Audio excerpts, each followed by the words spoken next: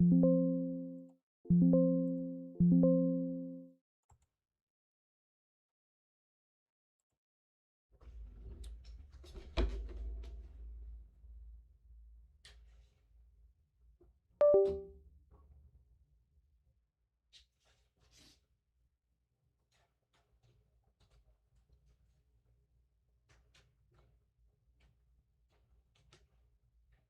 go. Jesus fuck.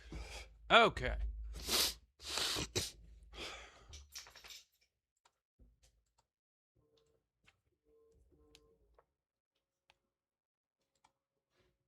Oh, stop that. There we go. We are Joe back. All right, chat. Let me know when everybody is back. We back. We're so back. Thank y'all for sticking around. I just got cords. Baby. Yeah. I got the rest of your bears. Yay. Yeah, we got bears. Oh, damn. I didn't need to do all that. That's hateful.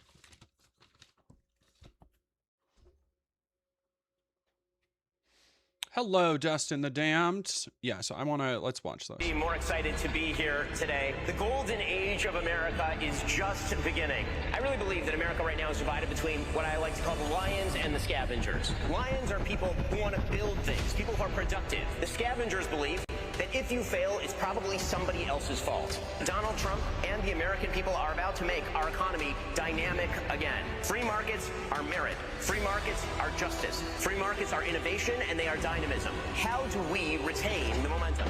And the answer is, we do the right things. The future of the country is not just President Trump. The future of the country is in this room. These young people here, it's the people who are in the audience. The future of the country is beginning right now. Ladies and gentlemen, Ben Shapiro.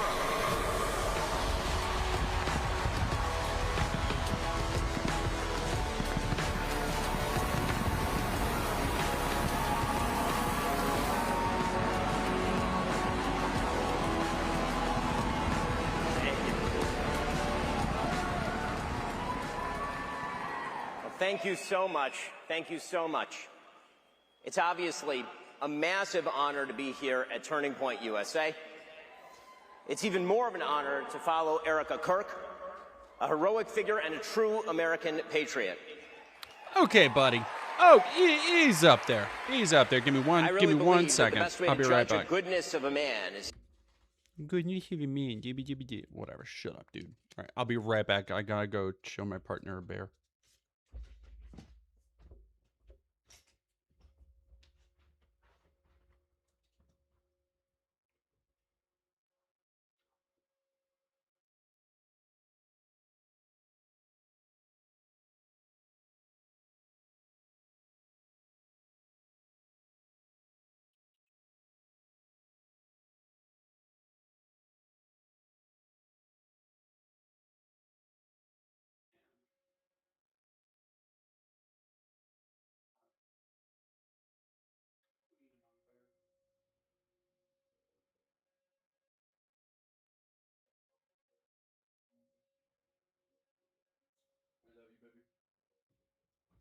This deck's gonna be so fucking cool.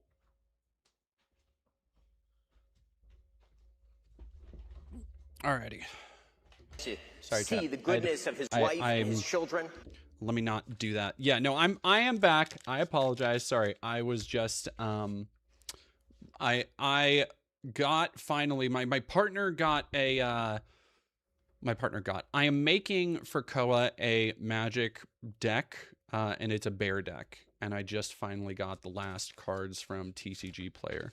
And I was showing them bears. So. And on that measure, Charlie was unsurpassed. Erica and her children are in all of our hearts.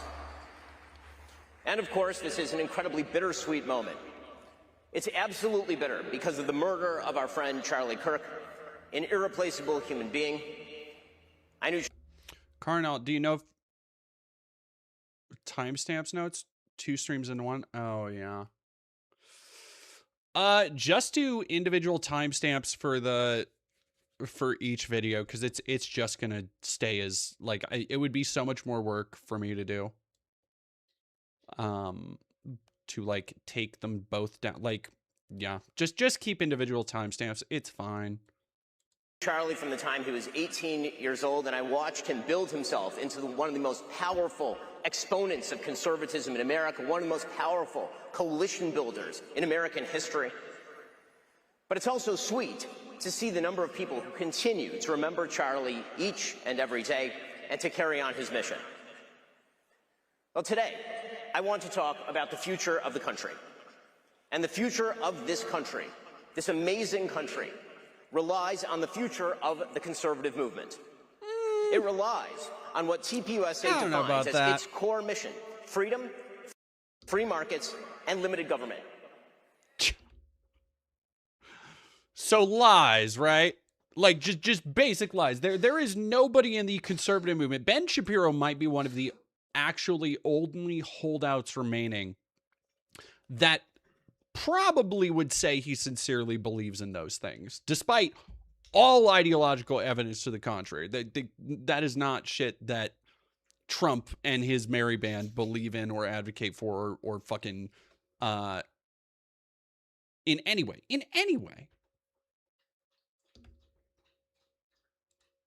And most of all, the future of this country relies on truth.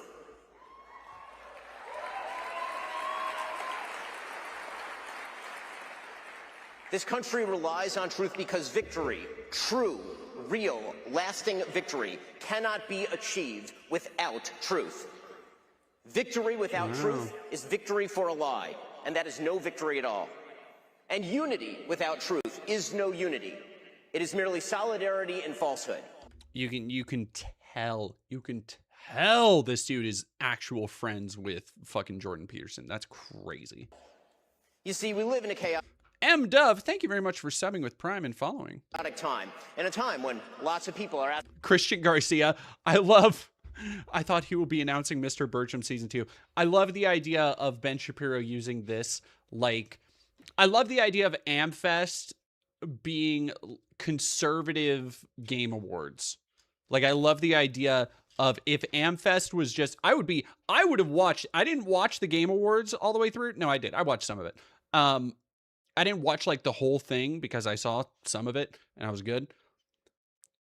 But I would watch every second of AmFest if it was, instead of a bunch of Nazis and nationalists and Zionists bickering with each other, if it was just every single one of them announcing their ill-conceived pet projects. Oh, that would be so good for me. If it was just like, and Angel Studios is now partnering with them for a movie about Margaret Thatcher that will be, directed by fucking Matt Walsh or something. I'd be like, he wouldn't do that because that's a woman. But, that's just an example off the dome. Asking lots of legitimate questions about the conservative movement. What ought we to think about the relationship between free markets and traditional virtue? Oh, yeah, Carnal, the conservative awards. Ooh, the conservative awards is so good for me. Robin's Aviator. No, seriously, imagine Ben Shapiro coming out onto, oh wait, hang on. Oh no, you got it. Good girl. You got your ball. Good girl. I saw my camera wiggle on stream and I was like, dog, no. Like the idea of Ben Shapiro coming up on stage and like a Jeff, who would be Jeff Keighley in that situation? Like a Benny Johnson? Like, that would be so good. Tell me about the Pendragon. Yeah, oh my God. What the fuck happened to the Pendragon cycle? Exclusive world premiere. And then it's just like, imagine if it had all the pomp and circumstance. They had the fucking fireworks coming out on stage and it's exclusive world premiere. And then it just plays an actual trailer for that shitty Daily Wire Snow White. Oh, that would be so good. Oh, yo, they released a trailer on December 2nd.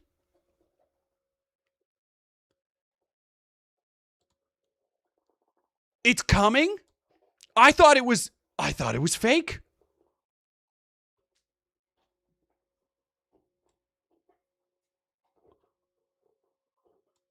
Oh. Oh, yeah. Ooh, yeah. Set to premiere January 22nd, 2026. My schedule is cleared that day. My schedule is fucking clear. Baby. Chat. And you know what? This is actually going to be a perfect warm-up because by that time, I will be dipping my toe into some other media crit, and I'll be starting my like deep dive into fucking Yellowstone. So this is actually a really good warm-up for that, I think.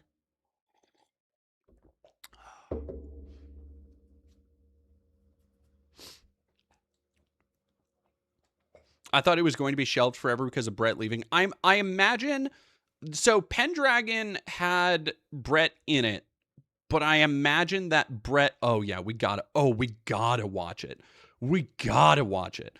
Well, she's only, she's like 5th credited, so she's probably like a side character anyway.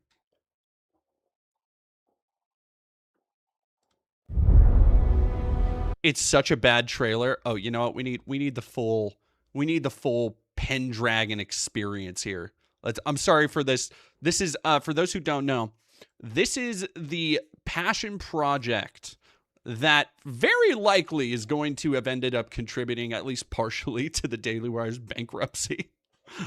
Because it was just a passion project from Jeremy Boring, the just brilliant cinematic mind, the auteur who gave us things like Lady Ballers. And so I did not think it would ever see the light of day after Brett Cooper left, after fucking everything else that's happened with the Daily Wire, but my body is ready, chat. What was it like, Merlin, to be alone with God?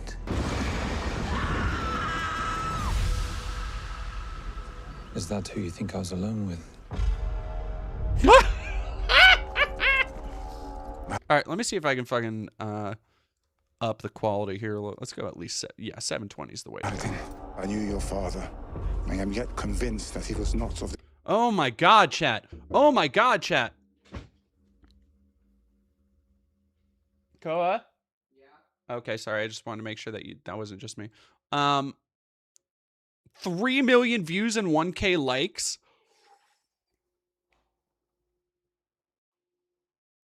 That's fucking brutal. That's fucking brutal. That's so good. It looks on par with Shadiversity's medieval short films with color grading. Yeah.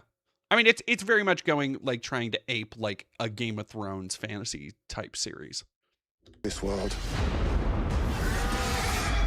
All men know of the great Taliesin. Who am I, Father, that the gods should war for my soul? Princess Garrus, savior of our people. I know what the bull god offered you. I was offered the same. And? There is a new power at work in the world. I've seen it.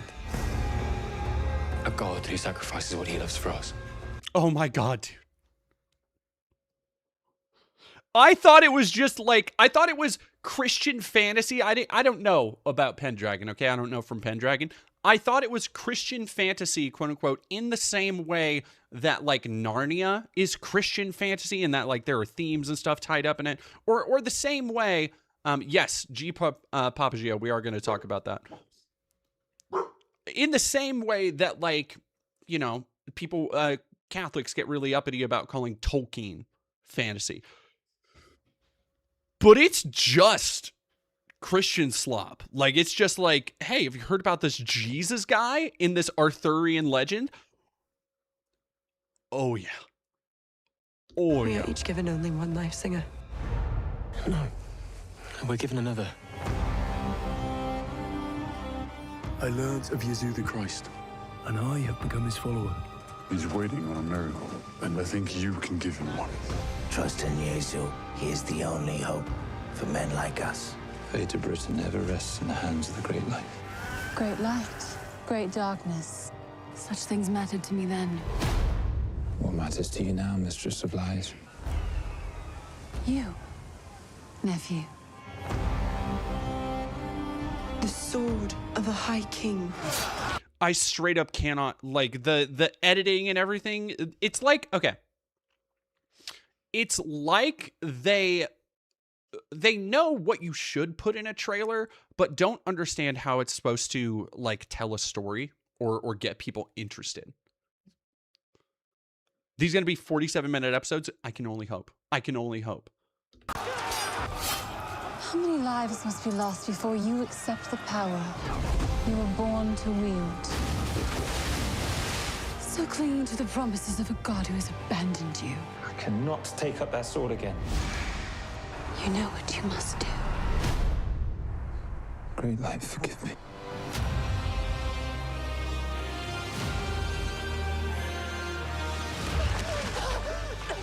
The time has come to be reborn.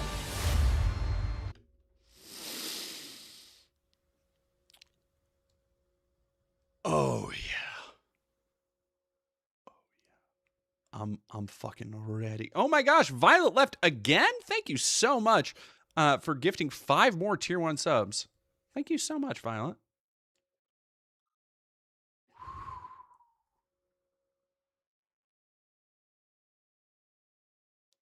I'm seated. I'm there. All right, let's get back to Ben Shapiro. How should we craft a pragmatic foreign policy that spreads our interests and upholds our ideals? What governmental means are appropriate to achieve political ends? No, Ashley Breads, I do not know what's going on. A good trailer should at least give you a hint of what the plot is. Exactly. Like, oh, I thought Daily Wire went under. No. Last I checked, so the CFO, Jeremy stepped down as CFO, and I think they declared bankruptcy.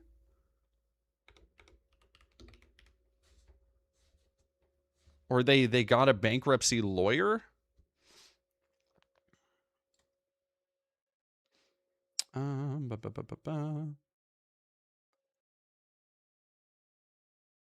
Right Response Ministries. Oh wow, that's our friend Joel Webbin. Let's go. Bankruptcy court ruling. So I don't think they're officially gone bankrupt, but they have sized back. They laid off Jeremy Boring, and they laid off a bunch of employees too. Yeah, okay, so high-profile departments, widespread speculation about stability. And a lot of that had to do with, again, if you remember, so I want to see Pendragon Cycle TV show cost. Hello, Buddha Debop.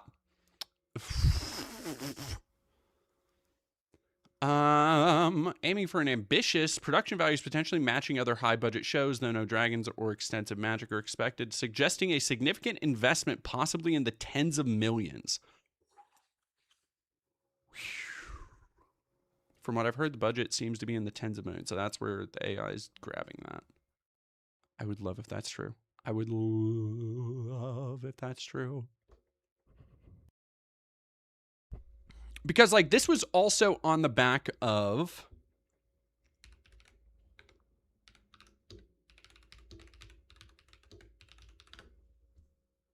Bentkey, which is somehow, oh, cool, they raised, oh, no, yeah, no, they raised the price by 50 cents. Of course they did. Man, $99 a year is fucking crazy. No additional cost. Bentkey Kids Entertainment. But there was, I want to say, there was millions spent. Yeah, here we go. Daily Wire to invest $100 million in kids' content to counter woke Disney fare that is brainwashing children. And I think, so part of that is wrapped up in stuff like the Snow White movie that never got finished. I believe the Pendragon Cycle is also part of that. And then them doing like even fucking what was their dog shit Bluey ripoff. Chip Chilla. Chip Chilla. Hell yeah.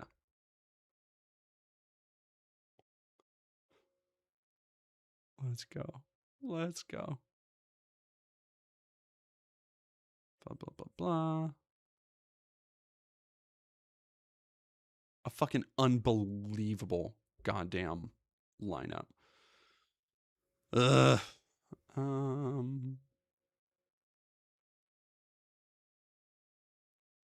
Shocking. Daily Wire says it is wholly owned by BentKey, which is owned by Boring, Shapiro Daily Wire co-CEO Caleb Robinson, and Ferris Wilkes, who co-founded a hydraulic fracking company with his brother that they sold for $3.5 billion in 2011. Bummer. God, whatever happened to Chip Chilla? Chip Chilla happened to Chip Chilla. It came out, everybody laughed at it, and people were like, oof. All of these questions aren't new, of course. They've been asked for as long as human beings have been talking about politics, thousands of years. And over the course of this conference, you'll hear a lot of opinions on a lot of these questions. I have my own perspectives on them, of course. You can hear them every single day on my show. My fundamental values have been the same for 25 years. Peace through strength on foreign policy. Traditional values on social policy. Free markets with regard to economics. But today, I want to talk about something even more important. How to discern those attempting to speak truth from frauds and grifters.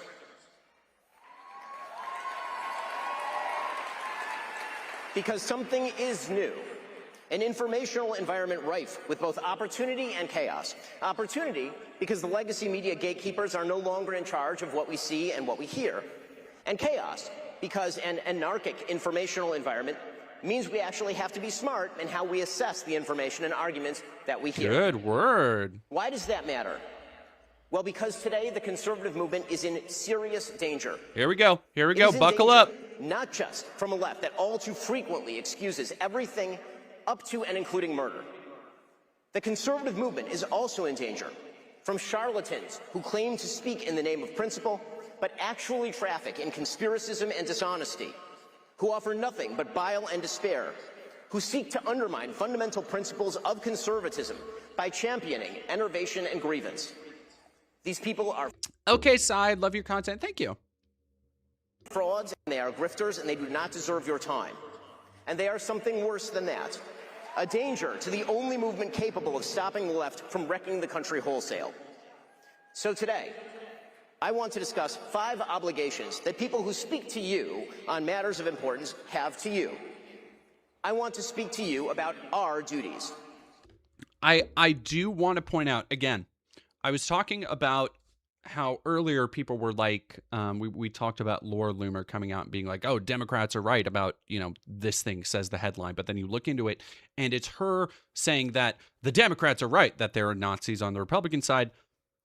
But it's not because of the actual Nazi criticism. It's because of that they want to realign any criticism of Israel and its genocidal project as being anti-Semitic. And I do not want to let it go uncalled out that what Ben is already doing here is saying that you have a responsibility to the things he's about to say. What do you want to bet? What do you want to bet? One of the things you have a responsibility to is going to be Israel in some shape or form. What do you want to bet? Come on. I'm just saying. Also, I think we're getting pretty close to the $100.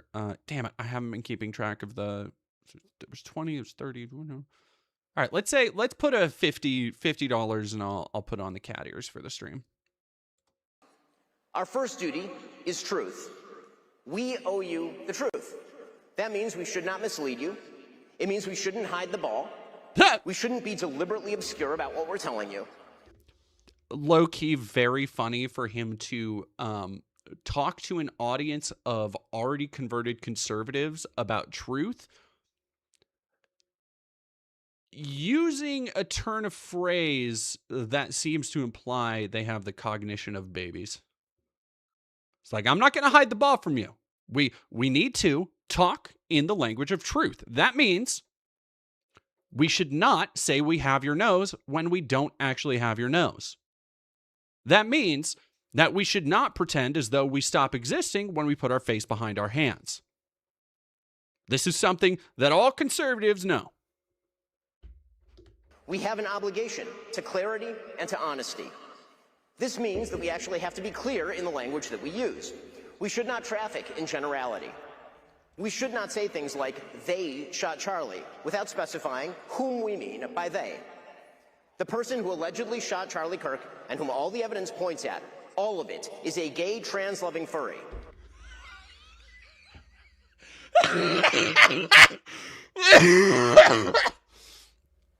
Oh, coming in hot with that ideological honesty. That's just... Yep. Okay, dude. That's... leading with truth. Obviously. He said that it's with such a... things are being said in conservative spaces that have never been said out loud before. And I love it. I really do. The Elex Heart, thank you so much for another 1, 2, 3, 4, 5. Thank you for gifting tier 1 subs to QRDAG, Komura of Hestia, Relini Days, Castrix Defiance, and Talria. And then Violet left. Let me call out those real quick. Thank you for Thranticus. Tired and Trans, spelled with a Z, like a cool chip in 1998. Zeth Needy, Whooprai, and Gallisprout. Thank you very, very much. Slappy Meats, what does 1 mean? Thank you all so much.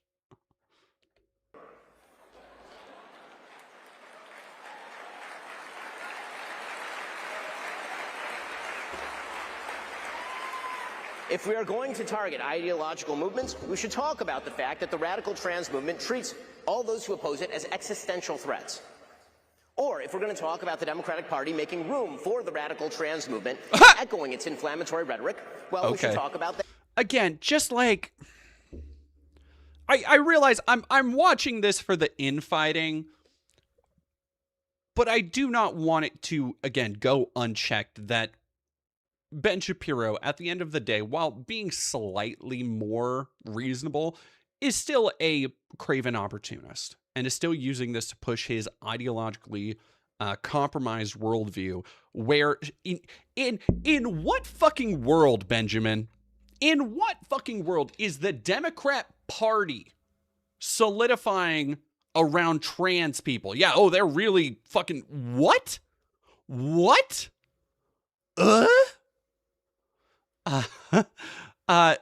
Telco, I said hi. Surprised you're not covered in scratch marks from those stilettos. So unfortunately, I did take my nails off. Koa is still loving theirs. I had an issue where I've been needing to type a lot lately, and I was unable to do it. And also, I might be too autistic to not pick at them, which sucks. But also, you got to get back to me so I can tip you, Cass. So send me that link in Discord. If you haven't already, I haven't checked. Corvid System 94, thank you for following. Those are specific problems, and they require specific responses. When people say they shot Charlie, however, they are instead trafficking in vagary that results in increased hatred without proposing any effective response. They are fostering despair and rage, and that makes things worse. We must also be honest about what people say and do, regardless of what that means coalitionally. It is the job of politicians to build coalitions. It's the job of those of us who try to shape public opinion to hold politicians to account and to hold them accountable to our values. We must not let fear of audience deter us from telling the truth. We must not let fear of other hosts deter us from telling the truth. So, for example, if Candace Owens... Ooh-wee. Ooh. He just comes out with it. I was not... Like, I thought he was going to be like, you know, if there's somebody who's been talking mad shit, we shouldn't support it. But he's just like, so this bitch Candace Owens, listen to this. Hell yeah, Ben. Hell yeah, Ben. Decides to spend every day since the murder of Charlie Kirk. Listen to that fucking mixed reaction. Let's go. We must not let fear of audience deter us from telling the truth. We must not let fear of other hosts deter us from telling the truth. So, for example, if Candace Owens decides to spend every day since the murder of Charlie Kirk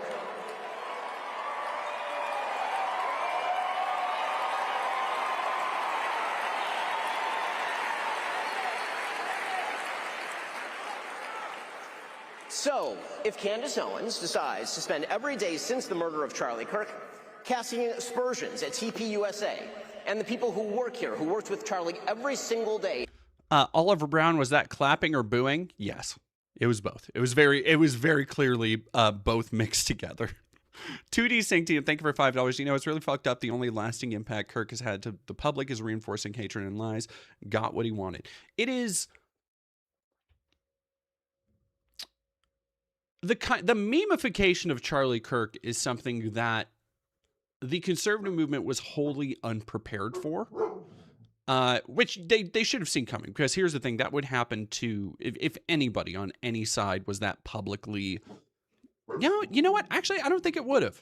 I think there's an element to how much conservatives tried to make it this cultural event, this touchstone, this Reichstag fire. You know, however you want to portray it. There was so much fervor around it, and so many people just didn't give a fuck. And then they were just told that, no, you have to give a fuck. Which, if there is one thing that will get any American on any side of the aisle to negatively polarize against something, it's telling them that they have to do something.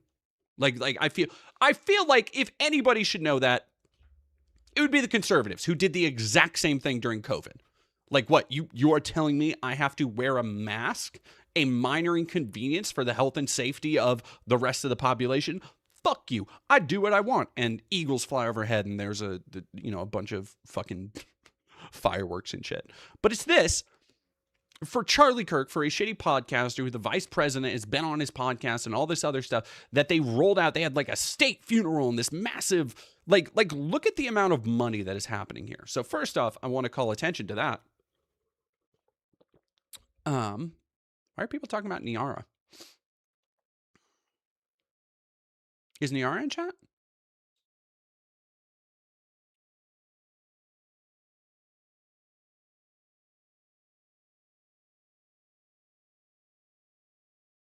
Yeah, no, Ashley Breads portraying Kirk as literally second to Christ made the public literally incapable of taking things seriously.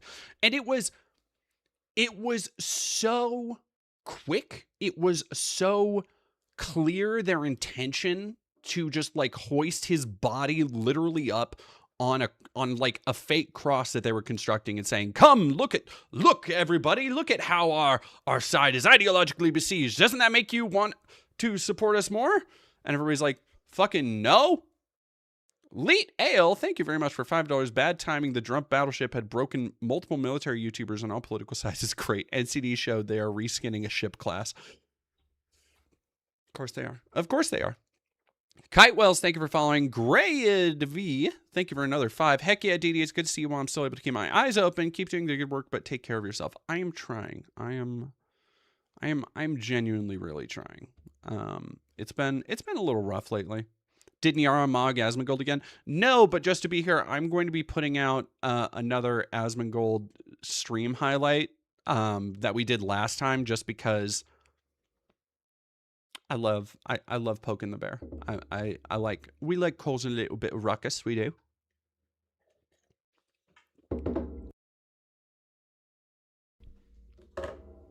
Oh, you? Yeah, you. No, you. No. You.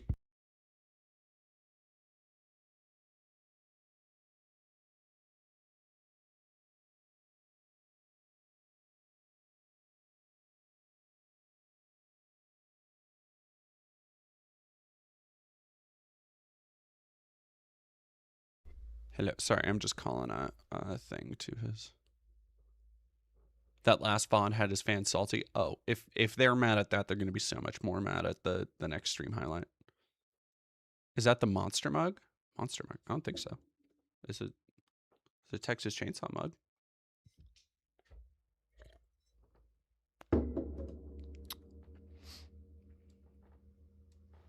his best friends, to cast aspersions at Mikey McCoy and Andrew Colvin and Blake Neff and Tyler Boyer and, yes, at Erica Kirk, and to imply or outright claim complicity in a cover-up over Charlie's murder, to spew absolutely baseless trash implicating everyone from French intelligence to Mossad to members of TPUSA in Charlie's murder or a cover-up in that murder, then we, as people with a microphone, have a moral obligation to call that out by name.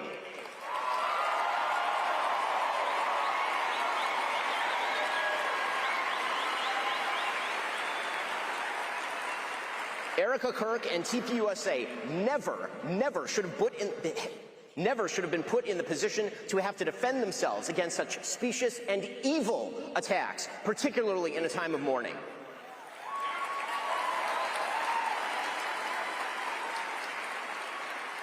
And the people who refuse to condemn Candace's truly vicious attacks, and some of them are speaking here, are guilty of cowardice.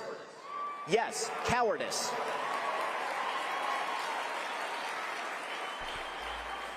The fact that they have said nothing while Candace has been vomiting all sorts of hideous and conspiratorial nonsense into the public square for years is just as cowardly.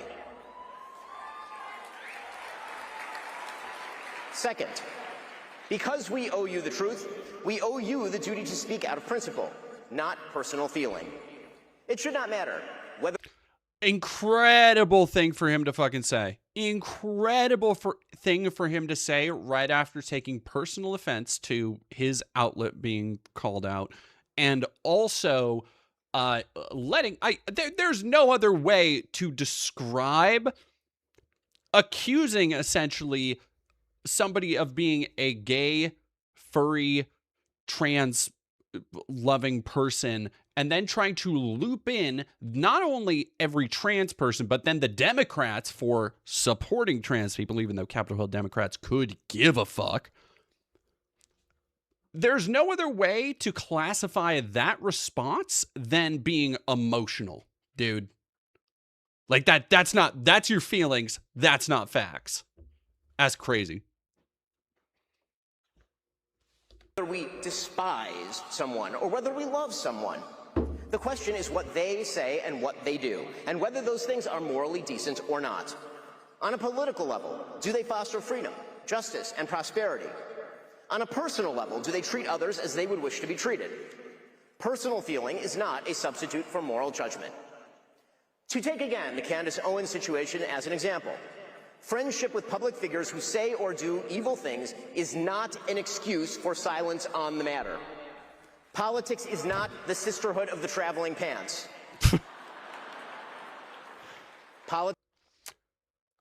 Ben,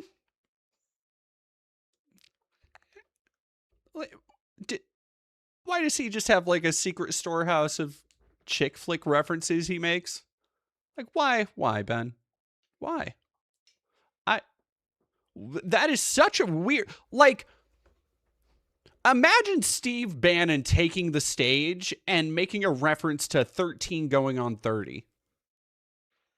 Like, what if fucking Stephen Miller just walked up on stage and starts talking about things and say, like, yeah, you know, that one time in How to Lose a Guy in 10 Days. What the fuck? What is a weird, it's just,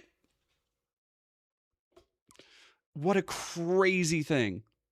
Obadiah Bumbly, thank you for $10. Xmas for hog haters. Did somebody do it? Not yet. Not yet. Hey, with any love, with any luck, somebody might do it themselves. Politics is about principle, and if you I'm hedging my bets. I'm not putting anything on Polymarket yet, but I got my fingers crossed that the stars will align for a real R. Bud Dwyer situation. That's kind of where I'm at.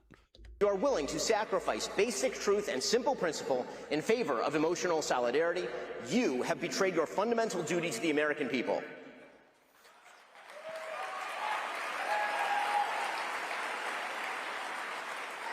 First off, I should break the omerta here and just be a little bit clear. The notion that people in our industry are close friends, like we all take holiday breaks with each other and go to each other's kids' graduations and stuff, is generally untrue. Some people do that, most of us don't.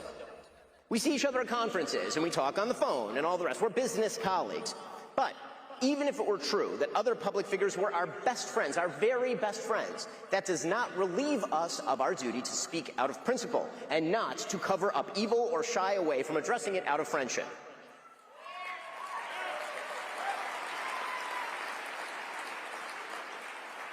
So no, Tucker Carlson, it is not an excuse to go silent on Candace's targeting of TPUSA.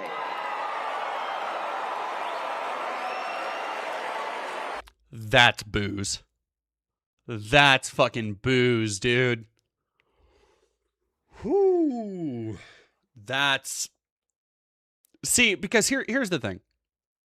Candace Owens is a fine target right now. And she's been made into more of a target. Going after Candace Owens is honestly low-hanging fruit, especially at the TPUSA conference run by fucking Erica Kirk, where she comes out like Triple H in his prime with the fucking sparklers and everything. Like, low-hanging fruit, easy target, I get it. Tucker Carlson took the stage this day. Like, 2 speakers after Ben. Calling out Tucker is insane. Tucker is, and I don't want to undersell this, but Tucker is a conservative institution unto himself at this point.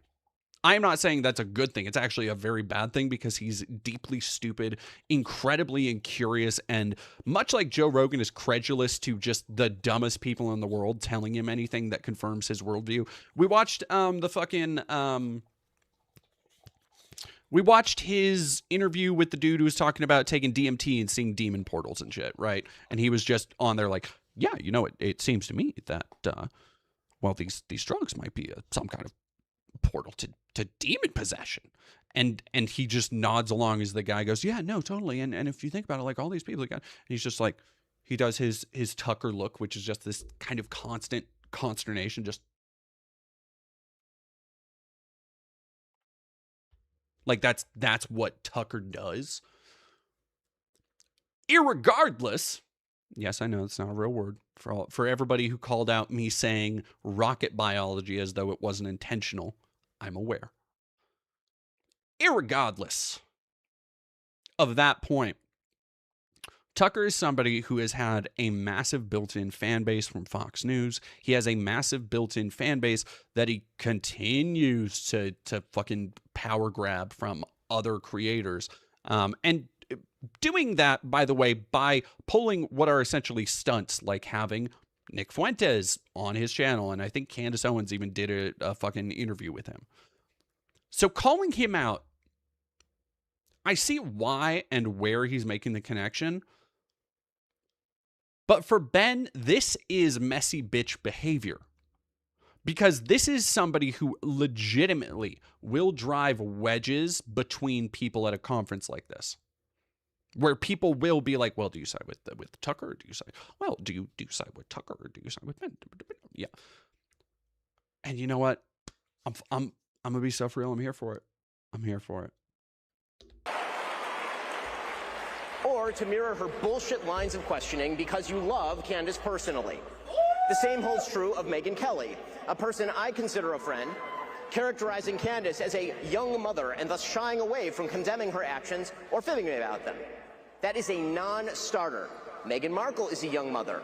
Ilhan Omar is a young mother. That doesn't matter.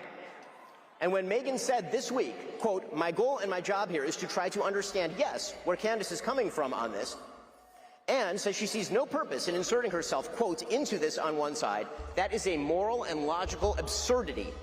There is only one moral side here, Erica Kirk's side. I don't know about that. I don't know about that, buddy. You had me in the first half. That's crazy. You know, the side of the widow with 2 children, whose husband was shot live on camera in front of all of us. Friendship with the person accusing TPUSA of a cover-up of Charlie's murder is no excuse for cowardice.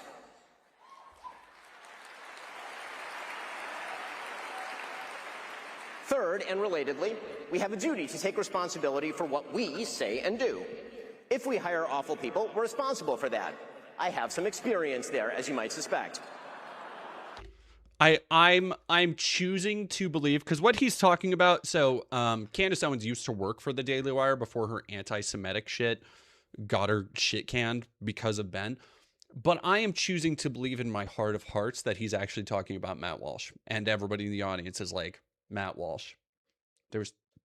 You'll notice if you look at a lot of lineups of these big conservative conferences, the Daily Wire heads kind of make their rounds there.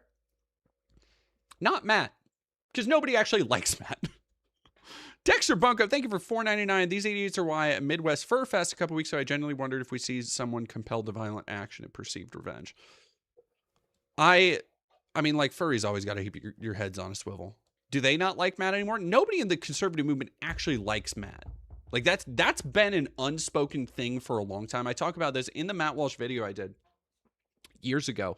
One of the things I kind of understood by the way, when they do the rare kind of, like Daily Wire behind the scenes, like videos or whatever, and it's all the castmates, he's just an unlikable shit. Like, he is genuinely just seems like a total fucking asshole. Like, there's no other way to really say it. Go watch some of the like videos I pull out where it's supposed to be like fun team building exercises, or it's supposed to be like, hey, we're here at the Daily Wire, we're cool, we're having fun, and Matt is just a fucking bump on a log and is just being like willfully obstinate in the way that a child is when they don't get their way. It's wild. That means that if we offer a guest for your viewing, we owe it to you to ask the kinds of questions that actually get at the truth. If we agree with the guest, that's fine, but we should own it. So, for example, if you host a Hitler apologist, Nazi-loving, anti-American piece of refuse like Nick Fuentes... Ooh-wee! Ooh-wee! That's just spicy meatball. You know, the Nick Fuentes who said that the Vice President of the United States is a, quote, fat gay race traitor married to a Jeet. The person who said... That silence in that fucking hall is telling.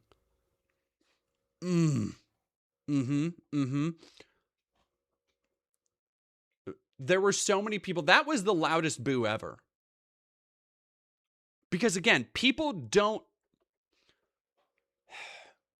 I don't think people understand how long Groypers and the Nick Fuentes contingent have been a part of events like this. How often they've been seen at these things for fucking years. And everybody just acts like they're not there, but they are. They have been for a long fucking time. So when he talks shit about Nick Fuentes, there are already a bunch of people who don't call themselves Nazis, who might feel ideologically separated from the actual open white supremacist marble statue avatar having dipshits who talk about, Western culture and return and all that stuff. They feel like they are detached from that, but ultimately they still watch Nick Fuentes because they think he's funny, or he's got some good points, or he makes some good points about this. There's people who are deeply ideologically tied to that extremism. And I don't think Ben understands that. Or if he does, he seems to think that it is this nascent or growing part of conservatism rather than a deep tumor that has been growing unabated for years now. Said that Charlie Kirk was a, quote, retarded idiot. The person who said, and pardon my language here, it's his quote, that he, quote, took Turning Point USA and fucked it, and that's why it's filled with groypers. If you have that person on your show and you proceed to glaze him, you ought to own it. Using the word glazing unironically is kind of incredible. There is a reason that Charlie Kirk despised Nick Fuentes, and indeed even chided Dinesh D'Souza for debating him. He knew that Nick Fuentes is an evil troll, and that building him up is an act of moral imbecility. And that is precisely what Tucker Carlson did. He built Nick Fuentes up. And he ought to take responsibility for that, just as he ought to take responsibility for glazing pornographer and alleged sex trafficker Andrew Tate, or for mainstreaming fake historian and pseudo-Nazi apologist Daryl Cooper as America's best and most honest popular historian. Hosts are indeed responsible for the guests they choose and the questions they ask those guests. He is just... Yeah, he's going nuclear. He doesn't give a fuck. And honestly, I think so many of these people have so many issues with each other that what Ben is kind of doing and casting off this idea of, you know, hey, we're not, we might be friends or we might be like coworkers, but we aren't like friends. We're not like tight like that. What he's doing is, in a lot of ways, I think he's going to be giving excuses to others to just be even more messy bitches than they already have been. And I like it. Yeah, I like the scorched earth approach. I really like it. Not that I agree with him or whatever, but yeah, the ideological inconsistency of conservatism, platforming people like Andrew Tate, taking him seriously, and people being like, well, no, Tucker Carlson being like, well, no, a lot of men resonate with this message because, Democrats don't want men to be men anymore and blah, blah, blah. It's the kind of ideological incongruity that has been called out ad fucking nauseum by the online left, by pretty much anybody on the left, even the more centrist left, of how it is so hypocritical to talk about how, yes, we want to protect women, we want to protect women's spaces, but here's our collection of sex traffickers we fucking like hang out with. So there is, like I was talking about, there is that angle that I think Ben is approaching it from, of trying to craft through brute force a more ideologically coherent conservative movement. The problem is, I think he is mistaking that any of the other people that are currently a part of that movement care about that instead of or in place of their own shit. Like, there are so many people here in conservatism who don't give a shit except for how they can use a controversy, how they can use, and we saw this with Charlie Kirk. We just saw the most fucking obvious example of this in how everybody jumped on Charlie Kirk's body to fucking cannibalize it before it was even cold. Damn.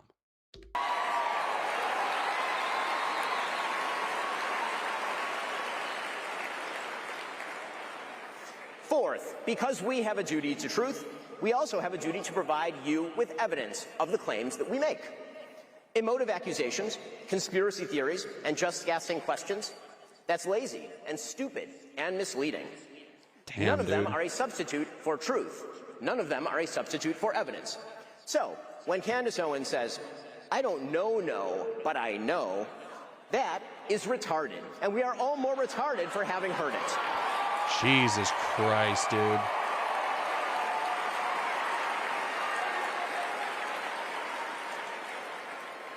When Steve Bannon, for example, accuses his foreign policy opponents of loyalty to a foreign country, he's not actually making an argument based in evidence. He's simply maligning people that he disagrees with, which is indeed par for the course from a man who was once a PR flack for Jeffrey Epstein.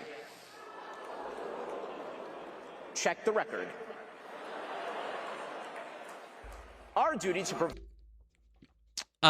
the Steve Bannon call out is also very interesting because Bannon is somebody who has had a consistent inside line to Trump and the Trump camp. And yeah, Dark Liliana, it got real quiet at that one. Again, you have to think of this in the context of this is a gathering of people who know all of these names, who have watched all this content, who talk about them. Like, this is like fucking team sports for them.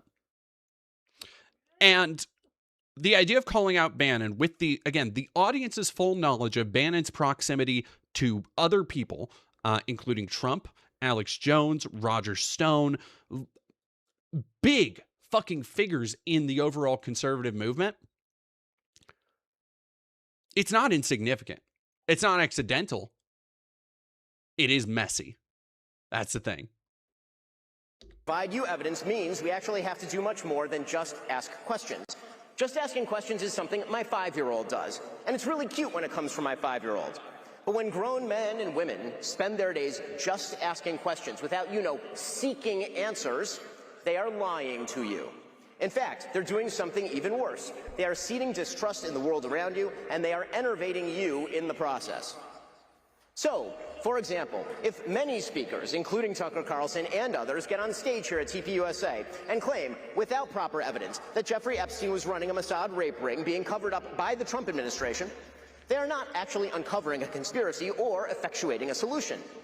Again, he's so fucking close, and then his Zionism gets in the way where he's like, yeah, obviously there's no ties between Mossad and Jeffrey Epstein, because that would be ridiculous, because Israel's the best country in the world. I'm Ben Shapiro.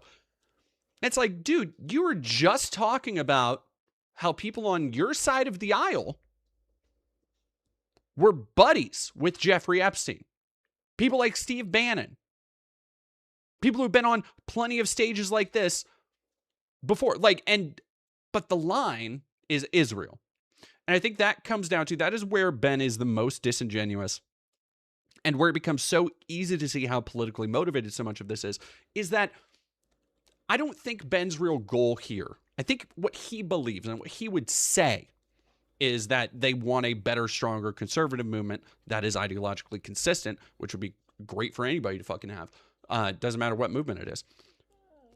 But what he's really getting at here, I think, is vengeful. I think it comes from more of a place of wanting to wreak havoc and wanting to expose people in a way that is not just saying, hey, these people are anti-Zionists. Because they are verifiably so many other things to come at people like Nick Fuentes and Tucker Carlson on, other than being a fucking Zionist.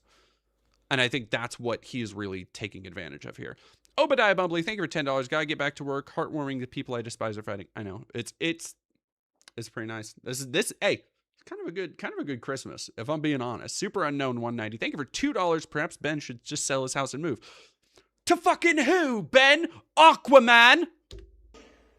I apologize if Harrison is in the H-Bomber guy's in the chat. They're claiming a special provenance to information they won't let you see, which builds their power and leaves you with none.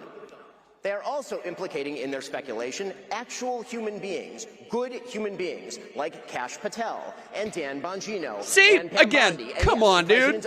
Come on, dude. Even if they're too cowardly to say President Trump's name. And that means you won't trust those good people in the future. You haven't gotten smarter, you've just been manipulated. When forced to demonstrate their evidence, these same people will often refuse to provide it. They'll claim ignorance. They'll pretend they're outside the system. And they don't have access to actual information. You know, he's they're kind of just chewing his questions. words. But many of these same people have direct pipelines to informational sources. So, for example, if Tucker wants answers to his questions about, say, Jeffrey Epstein, he could call the Vice President of the United States. He's quite close with him. But he won't, because that might undermine the empty speculation. None of this means there aren't actual real conspiracies in the world. Again, it's so frustrating to hear him lay this shit out, because it is objectively correct. People like Tucker Carlson and people like Candace Owens, they won't do the actual research. They thrive on the controversy of research, of presenting facts to people. And you can see this with Candace Owens' fucking grift, where she has made untold amounts of money off of, like, I can't even, looking at those YouTube views, she has been on a constant Charlie Kirk profiteering kick since he kicked the bucket. And it's very, like, it's blatantly obvious it's for money. And he is right about that. But the problem is, he does the exact same fucking thing. He also argues from a disingenuous point of view that helps him more than anybody actually else. More than actually, like, being truthful. He literally started the fucking speech by talking about how Charlie Kirk was killed, and he put emphasis on it being a furry, and Tyler wasn't even trans, but a furry trans gay person. Like, it's very frustrating to listen to. Of course there are. But actual conspiracies require actual evidence. Also, bold of him to be saying, yeah, Christian Garcia, 3 days later, Trump DOJ censoring and deleting the Epstein files. Bold of him to be talking about how conspiracies require proof. Trump is a good guy who's not implicated in any of this stuff. And then the conspiracy is just being exposed in the most bold way possible. Like, I feel everybody knew the Epstein files were coming out. I feel you could have hedged your bets a little bit better there, buddy, with coming to the aid of Trump. Yes, there was a Russiagate conspiracy, and we know the names of the people involved and what they did. We know Hillary Clinton and Fusion GPS and James Comey and Loretta Lynch and Adam Schiff. We know all of those people. Yes, there was a COVID-19 conspiracy. We know that Anthony Fauci worked to shut down alternative solutions from people like Jay Bhattacharya. But when people posit a conspiracy and then provide you no evidence, they are doing you a fundamental disservice, and they are making you stupider in the process.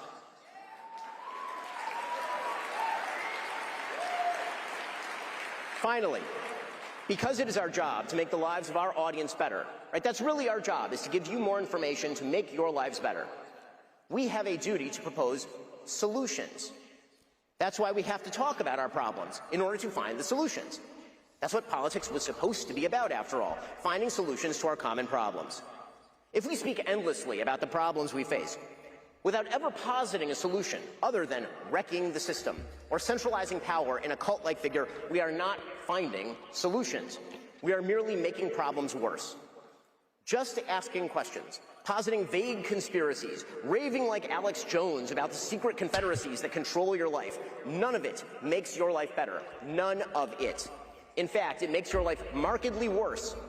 That's because if you truly come to believe that nothing in your life is in your control, you can't even take control of your own life. You despair of your ability to change your own circumstances, and then you fail. Wow, that's deep, dude. And you must not fail.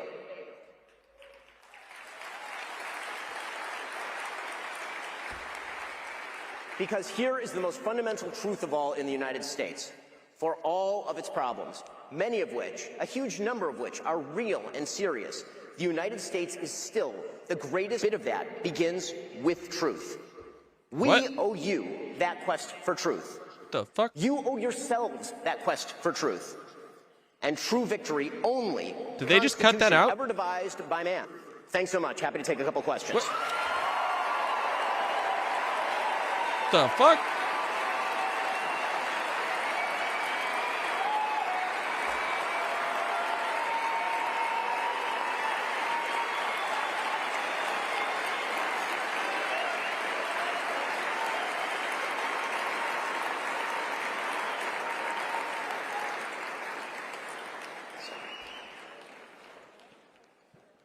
Hi, my name is Jenna. I'm one of the co-presidents of the Turning Point chapter at JMU. I have a question. How do you balance telling the truth with delivery and speaking to people who disagree with you? So I think obviously the truth comes first. We ought to be polite, but the truth comes first. And if you can tell the truth in a polite way, that's the best way to do it. But sometimes people perceive truth as impolite, and that's just the way of the world. You know, I rather famously have said that facts don't care about your feelings, and that happens to be true. You know, when you engage in a conversation, I've said this to a lot of people, when you engage in a conversation, it's very important to sort of determine the end of the conversation. If it's going to be impossible to tell somebody the truth in a productive way, you probably shouldn't engage in that kind of conversation, and you should make that judgment ahead of time. But truth always has to take precedence over politeness if the two come into conflict, particularly if you're talking publicly, as we all do for a living. I'm not talking about you're talking to your, kid, and they bring you a macaroni painting, and they're like, is it good or not? And you're like, no, this is terrible, and you stuff it in the trash. It is terrible, but, say that it's good, and then later you kind of put that. I understand. But when we're talking about politics and policy, obviously the truth has to come first, because if we can't agree on fundamental facts, there's no possibility for solutions.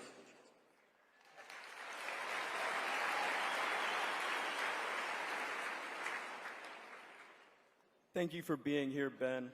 You cited during your speech truth as the most important tenet of American conservatism. Why, therefore, did you call irrelevant the Israeli attack in 1967? Oh my God, dude! On the USS Liberty with fucking Ben Shapiro. So this is a groiper. Almost certainly, because we're talking about USS Liberty shit. So, who gives a fuck? This is just Nazi propaganda. Watch Ben Shapiro's reaction when he doesn't even need to say the USS Liberty for Ben to be like, fuck, man. Watch this. Attack in 1967 on the USS See, Liberty, he fucking knows. Dozens of American servicemen dead and hundreds wounded. Here we go. So what I actually said is that if we're looking at modern Israeli-American relations, looking at an attack that happened mistakenly by multiple Navy reports, multiple Israeli reports, and all available evidence, and using that attack in order to undermine today's relations between Israel and America, that's irrelevant. As irrelevant as it would be to cite a piece of evidence from World War II or from 1776 to define America's relations with, for example, Great Britain or Germany today. That does not mean that the attack wasn't horrible for the Americans involved, that it wasn't bloody and terrible. The Israeli government paid reparations to the people who were killed. If you look at the actual military record of what happened on the USS Liberty, it was clearly a mistaken and tragic attack. The people who frequently cite the USS Liberty, however, are not talking about the specifics of the USS Liberty. I suspect that the vast majority of people who bring this up are doing so in order to suggest that Israel deliberately attacked an American ship because Israel deliberately wants to harm America. It is connected generally with a larger point. I wonder if that's your point. If the truth matters, damn, Ben, the Israeli okay. government must be held accountable for that attack. The American flag was flying on that ship. You do not mistake an American ship for a foreign one when our flag is flying. So, and we can spend the rest of the time talking about the specifics of the U.S. Liberty attack, or you can actually go look at the naval investigations that were done, multiple naval investigations that were done. The reality is... See, and here's the problem with Ben's insistence on, again, on one hand, he can be like, yes, there are obvious conspiracies for these ideological things I disagree with. On the other hand, when it's Israel, like, they came forward, they talked about it, they took accountability for it. Obviously, there's nothing else to see here. It's when it aligns with his interests, suddenly, oh boy, there's no more questions. Even if it is actually bullshit conspiracy that he pushes back on. It's that kind of like, yeah, he wants to shut down the combo more than anything. That people were flying Mirage planes for the Israeli military at the time. The USS Liberty was sailing in an area where it had essentially gone off-grid. The Israeli military mistook it for an Egyptian ship. They thought it was shelling Al Arish, which happened not to be true. In the initial attack, the American flag was knocked down, and then the attack went on for about 90 minutes. And then, as soon, you can hear this, by the way, on the tapes of the Israeli pilots talking to each other. As soon as they realize that it's an American ship, they call off the attack. They speed a ship to try and help the USS Liberty. There have been multiple unfortunate friendly fire incidents between Allied forces, including, for example, in the Gulf War, where U.S. forces were responsible for killing about 9 British troops during the Gulf War. It's an unfortunate reality of war, but you're not answering my question, which is, what is your broader agenda in asking the question? Because I suspect that your question is not limited to your specific ire over an incident that happened in 1967. Damn! Like, unfortunately, he's good at shutting him down. I think we should question any foreign country's relationship with our government. That's totally fine, but I'm just wondering why you serve American interests. Again, I'm perfectly fine with questioning any. This is all just regurgitated Nick Fuentes shit, but again, which Ben I'm knows. Wondering what your motivation is in bringing up a 6-decade-old attack as though it is the #1 issue in assessing the relationship between. Yeah, you can tell this is Nick Fuentes' groiper bitch, not just because of the USS Liberty bullshit.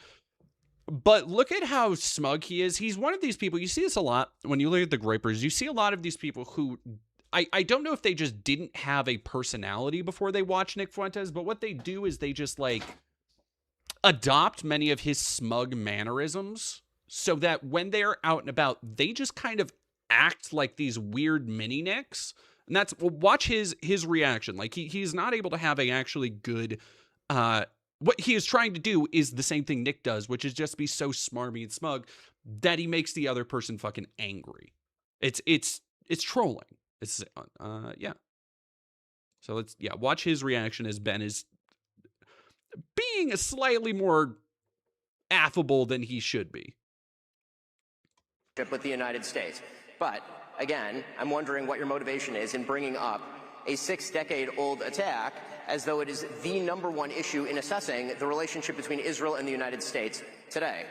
Well, many problems persist to this day, but it's interesting that you say 6-decade-old incident when there are many people in this audience who are alive for that attack, as if this is something that's irrelevant. Well, no, it's just not particularly relevant to assessing the relationship between the United States and Israel today, in the same way that in 1967, there are a wide variety of countries with which the United States had different relations. Okay, it's clear you're not going to actually answer the question, so I'm happy to move to this one. Damn. Yeah, good. Shut his fucking dumbass up, dude. Unfortunately, this will be the last question. Hi, my name is Natasha, and I'm a TPUSA chapter member at Loyola Marymount University in Los Angeles. So my question is, just with the divide in the conservative movement right now, what is your suggestion as to how young people can kind of come together and bridge that divide and just, you know, bring unity right now? Reality is that people were flying Mirage planes for the Israeli military at the Why time. is it The all USS fucking... Liberty was sailing in an area where it had essentially gone off-grid. The Israeli military mistook it for an Egyptian ship. They thought it was shelling Al Arish, which happened not to be true. In the initial attack, the American flag was knocked down, and then the attack went on for about 90 minutes. And then, as soon, you can hear this, by the way, on the tapes of the Israeli pilots talking to each other, as soon as they realize that it's an American ship, they call off the attack, they speed a ship to try and help the USS Liberty. There have been multiple unfortunate friendly fire incidents between Allied forces. All right, I think I'm good. I think I'm good on that. TPUSA, Los Angeles. Ugh. I think it might also be because it was live. What do you want? What? All right, I gotta see what lady wants real quick. Yes, I'm coming. I'm coming. What? Why? Why is it in there? You goof us? There you go. Goof ass? You goof ass dog? All right.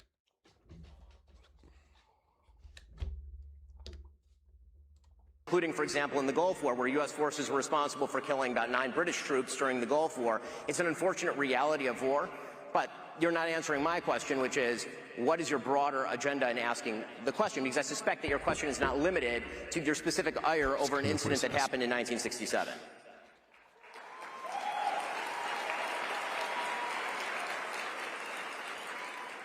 I think we should question any foreign country's relationship with our government. That's totally fine, but I'm just wondering why you serve American interests. Again, I'm perfectly fine with questioning any country's relationship with the United States. But again, I'm wondering what your motivation is in bringing up a 6-decade-old attack as though it is the #1 issue in assessing the relationship between Israel and the United States today.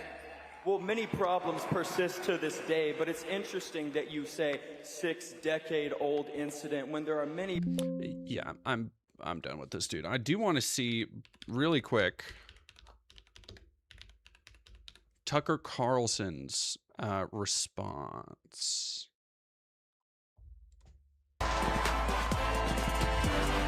And then we'll after we watch the Tucker bit, we will get to the Epstein redactions. Thank you very much, Claire Haldeman, for $10. It's really weird how conservatives and Ben in particular say they care about the truth, but also deny any historical context. Yeah, even if the Groyper guy also sucks. Yeah, like that's the problem, is that like Ben isn't wrong in how he's approaching the Groyper guy, but he is ignoring that he does a lot of the same shit. He takes a lot of the same tactics that he is talking about. He's just kind of Bogdan Dunn, thank you very much for joining. Oh, fuck. No, I do. I need to see Nicki Minaj's interview, because that shit is insane. Oh,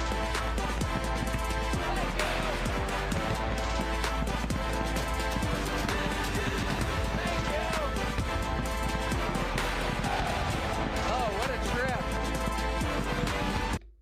It just, this, like,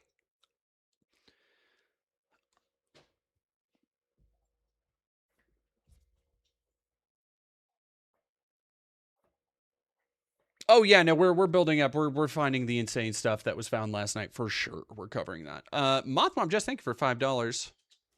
Yeah, Ben is still just a lying, disingenuous piece of swindling garbage. Yeah, I'm not saying anything else. I think Ben has more internal consistency than a lot of other people, in that he will call out shit and be a messy bitch about it. But at the end of the day, he still does all the same stuff.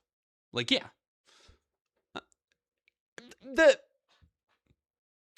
Just seeing this level, first off, don't let it escape you that they have so much fucking money. the conservative right has so much money that they're able to, and part of it is an influx in the wake of Charlie Kirk's death. So I'm interested to see what next year's Amfest comparisons will be like. I'm willing to bet probably going to be less in the fireworks budget. But all of that fanfare for this slovenly, fake brown hair dyed, overgrown Boy Scout who believes in interdimensional demons, who cosplays as some kind of lumberjack from a podcast studio. It's,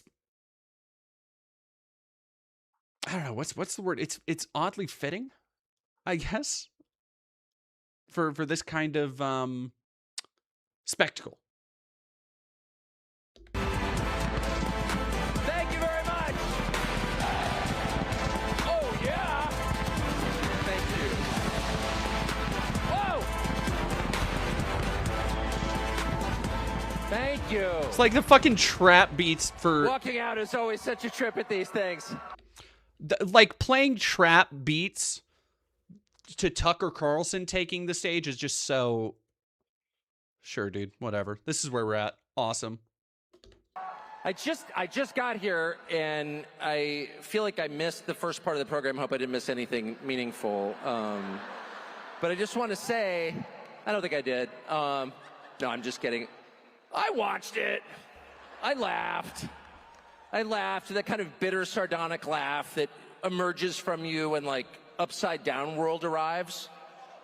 When your dog starts doing your taxes and you're like, wait, it's not supposed to work this way. To hear calls for like... Killing it with the crowd work, Tucker. Just really coming out swinging. It's like, he's, yeah, Granddad, you okay? He's like, he's trying to do like an, oh, egg on my face, like bit. But it rings really hollow. I think because of how on the nail, even Ben's own bullshit, but how on the nail he read Tucker and Candace for Filth and how they enable genuine bad actors like Nick Fuentes. Like calling them out as opportunists, it doesn't have any kind of credence when it comes from the left, right? Because they can just say, oh, well, they're liars. They believe in trans for everybody and like all this bullshit. But when it comes from somebody on their side, especially with somebody as massive of a following and a platform as Ben Shapiro, it's not a enviable position Tucker's being put in. Like you can't, and I think Tucker knows that. He's enough of a he's been to enough rodeos. He knows you can't just ignore that. All right, I'm gonna looking that up really quick. Transgender for everyone. Oh yeah, I saw this. That's cute. Deplatforming and denouncing people at a Charlie Kirk event. I'm like, what? This is hilarious. Yeah, this is hilarious. Actually, oh, those are the looks of people who are. As somebody who is, because I need to. Let me put it this way: the people who, and I talk as somebody who's gone to events like this. So many of the people who go here treat it like a Comic-Con. They are there to support their ideological side. That's it. And this has the expression right here has all the tenor I've seen. When somebody goes to a comedy show and the guy's bombing on stage, who they came to see. Because they're already there. What are you going to do? Get up and leave? No. You just got to sit there and kind of fucking take it and be like, I guess, dude. one of the clips I was listening to myself, thinking as I often do when I hear myself speak, which is never, because I never. Sure, buddy? Never watch myself, but at these events, they always play like the role of you. And I'm like, that guy is pompous. Woo! Sorry about that. we don't see ourselves clearly. But the prediction that, you know, at some point when Republicans took power again, which I did everything I could, you know, to help, and really felt that was important. This is rough, dude. I was right. But I really thought that the impulse to deplatform people, or even to use the word platform as a verb, which it's not, it's a noun, don't steal my nouns, deplatform and denounce. Why haven't you denounced somebody else? The whole like Red Guard Cultural Revolution thing that we so hated and feared on the left that we did everything we could to usher in a new time where you could have an actual debate. So what he's trying to do is be like, well, I thought we were not being woke. Like I thought we were you know, past cancel culture. Like he is trying to excuse his platforming of open anti-Semites, rabid conspiracy theorists, and clear hacks like fucking Nick Fuentes as being like, well, I thought we were just going to have an open, honest debate. I thought we were now Ben Shapiro is basically like the left. Like this is, and the problem is he's doing it to the tune of absolute silence from the rest of the auditorium. And that's the cringe part inside me. There is something every time he says something and he's trying to make like a pithy joke and it doesn't land. Like there is a shattering sense of quiet that comes with it. That is like it must be like going through ego death. I mean, this kind of was the whole point of Charlie Kirk's public life. And I think that he died for it. I really believe that.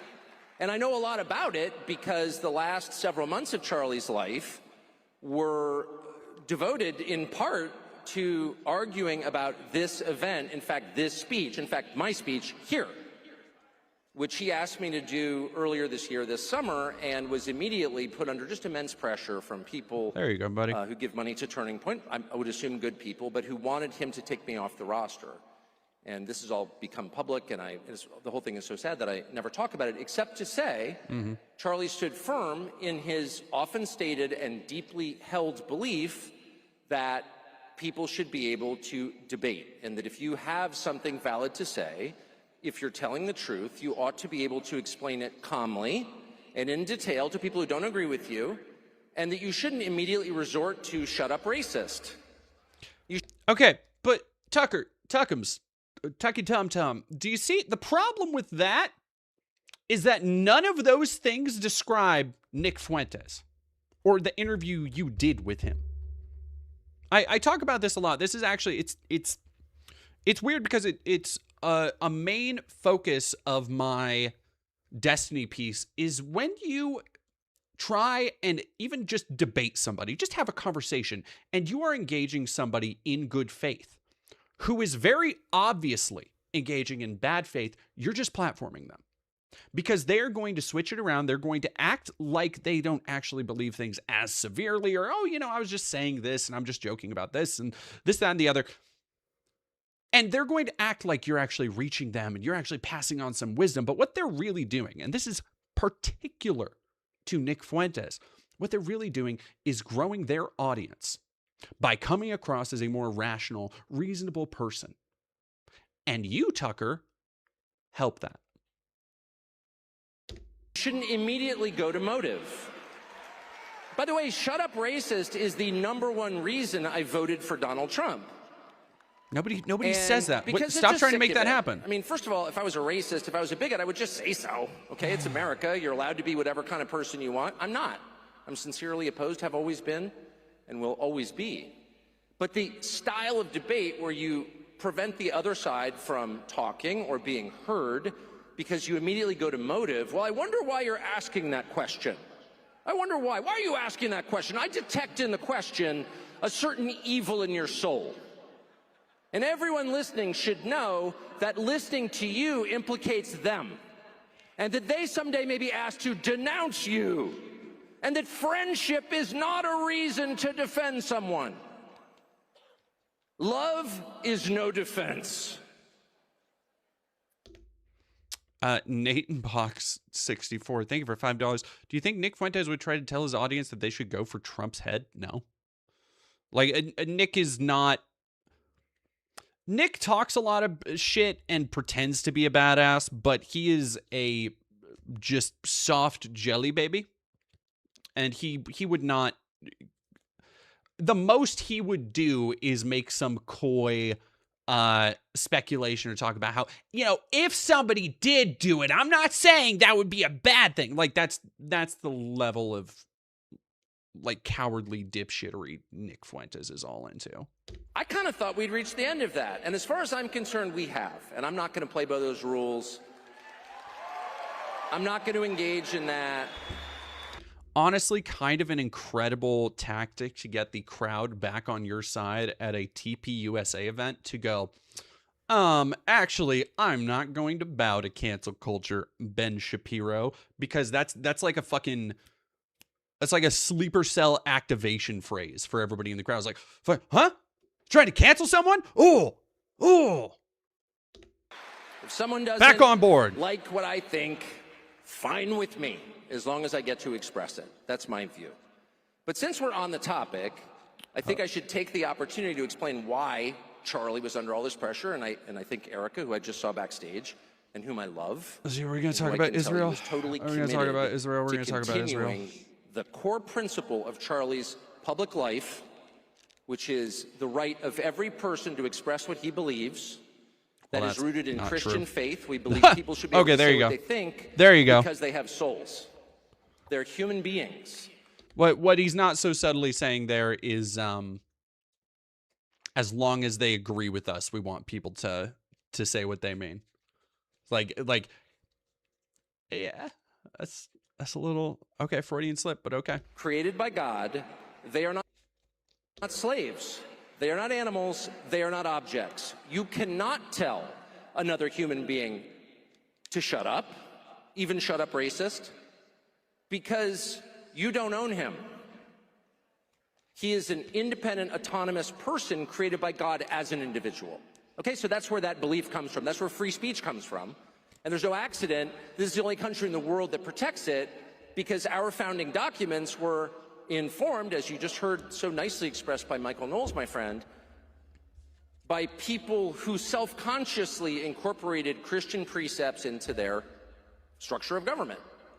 So Charlie was committed to that, but the people around him were like, you can't, because it's not that Carlson's wrong. My only point was I don't want a land war with Iran.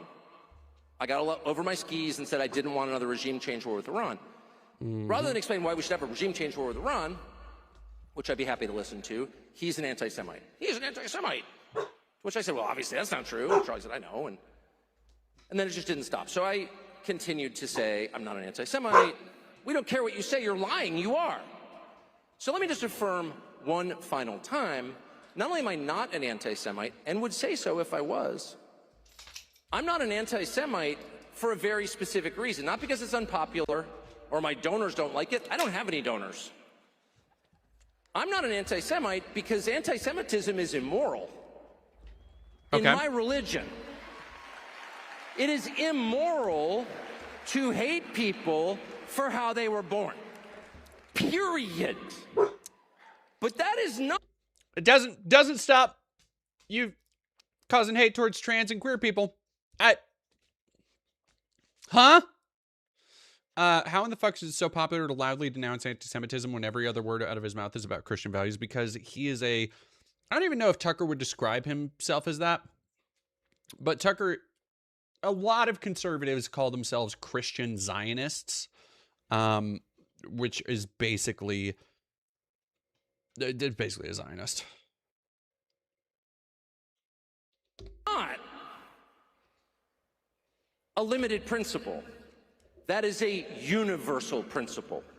It applies to every human being on planet Earth. You may not, you are prohibited by my religion, which is Christianity, from hating people for how they were born. Because God created them with his spark in his image. Because they have... There is a real sense of my I'm not anti-Semitic t-shirt is making people ask a lot of questions from Tucker right now. I'm just going to say. Souls. You can disagree with them. You can hate their ideas. You may even find yourself, and I do, I'll confess it, hating them for a moment. But you can't hate everyone who's like them.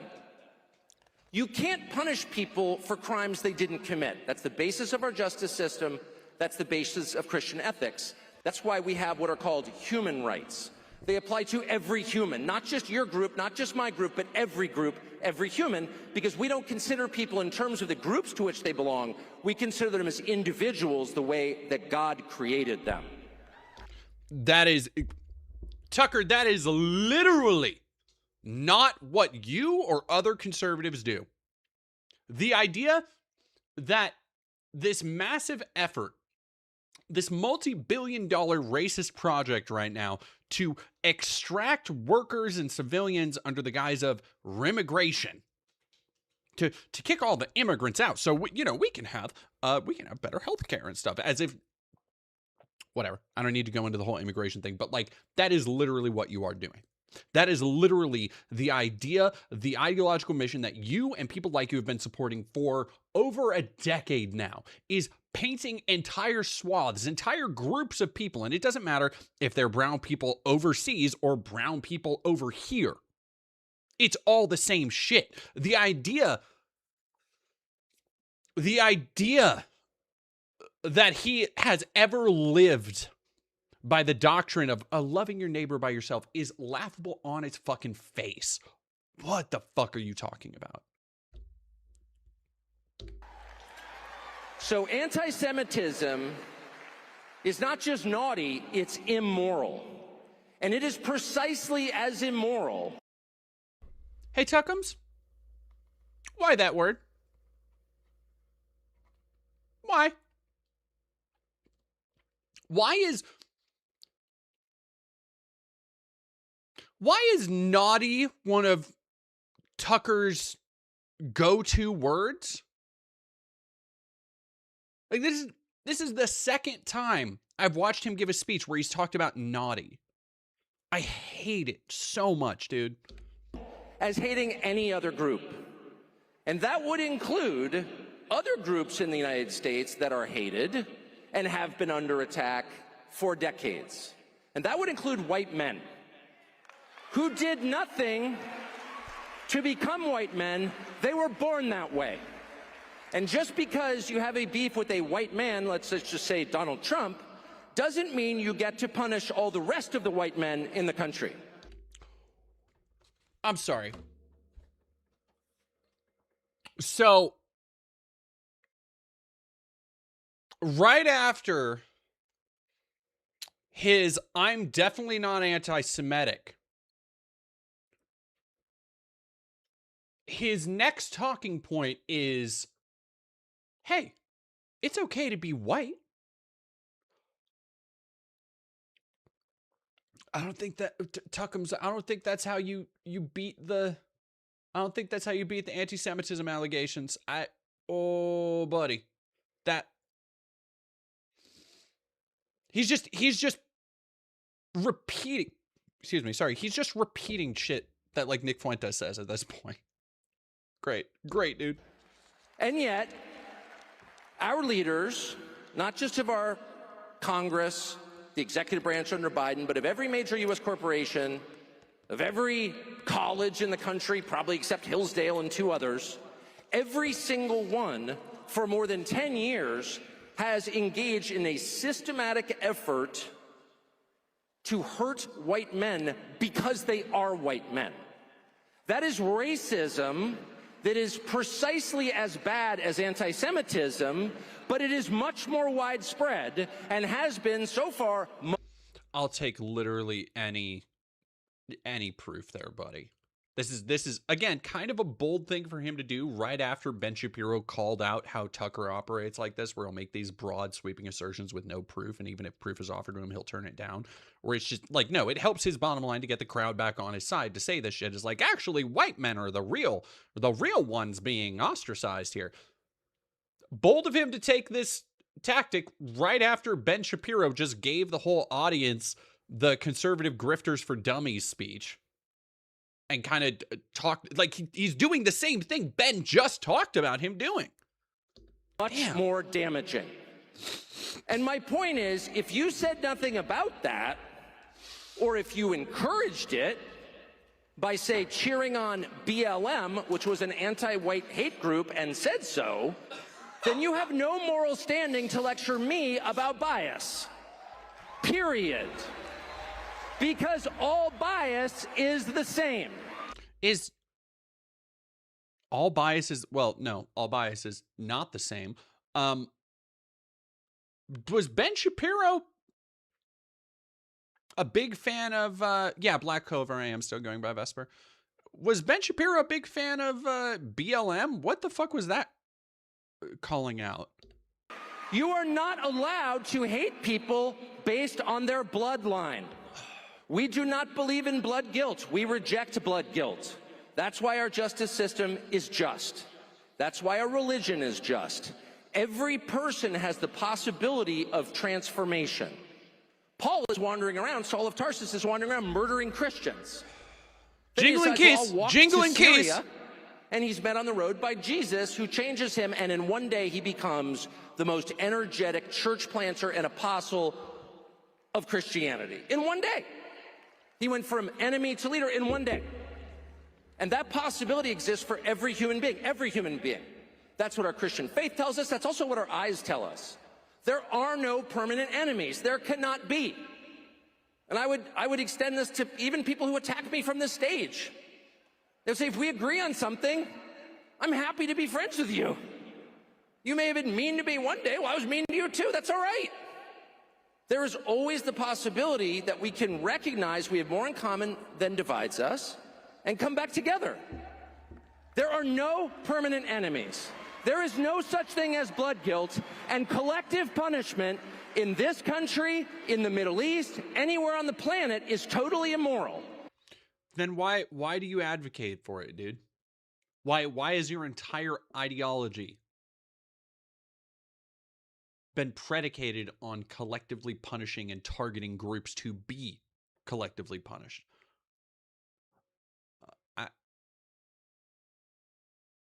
Like everything he's saying can be reformatted, refitted to apply to queer people, to black people, to immigrants, to all of these groups. But Tucker's field of view is so limited. He really only cares about how people talk about him treating Jews and how he cares about white people.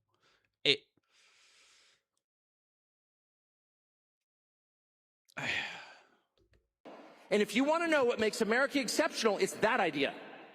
And it's our job to defend it. So I guess I would just say to the many organizations now, and particularly this applies to the Anti-Defamation League, which has cheered on anti-white hatred for decades, has attacked anyone who said anything about it, which has been one of the most aggressive cheerleaders for... I want to say, so I went into this thinking, okay, yay, Tucker Ben beef, this will be funny. It's far less funny now that Tucker is actually just doing white supremacy on the main stage. Like, now that he is spreading his conspiracies to thousands about how, oh, this anti-hate group is actually spreading anti-white racism because they...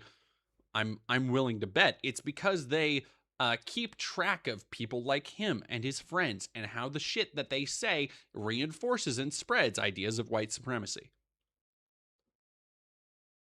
His shit is indistinguishable from actual fucking Nazis right now.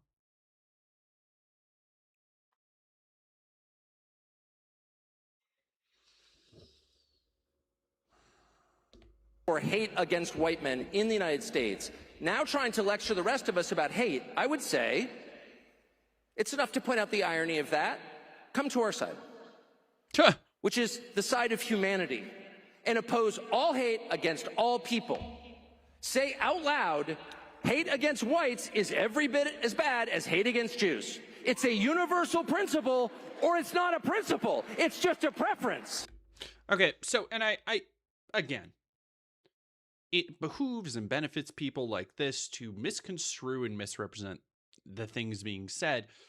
When he is talking about anti-white hatred, what he's talking about with the ADL is, like I said, somebody who just keeps track of actual white supremacists and white identity radicals. So to him, that is ostracizing people. Why? Because they're just a fan of being white. Even though if you actually look into the ideology and all the shit that those people advocate for, they are openly violent. Like they're bigots. When he's talking about, I can't even like imagine what he's actually talking about in academia and like this idea of being targeted by whites, but I'm willing to bet it's the same bullshit line about how, oh, if you're a white man, you don't get to speak up, or you're told that you have white privilege, and all this shit that these people who haven't been to school in 30 fucking years think about what happens in classrooms now based on what some dipshit said on Joe Rogan or whatever. And the difference between that is informing a white person that they have some kind of privilege is just a fact. It's not discrimination. There is no discrimination happening in academia that, oh no, white men somehow aren't being taken into account. Like, oh no, yeah, white men are being pushed out of academia. Now, if you compare that, and again, I want to acknowledge the disingenuous framing of any criticism of Israel as being anti-Semitic, which isn't true.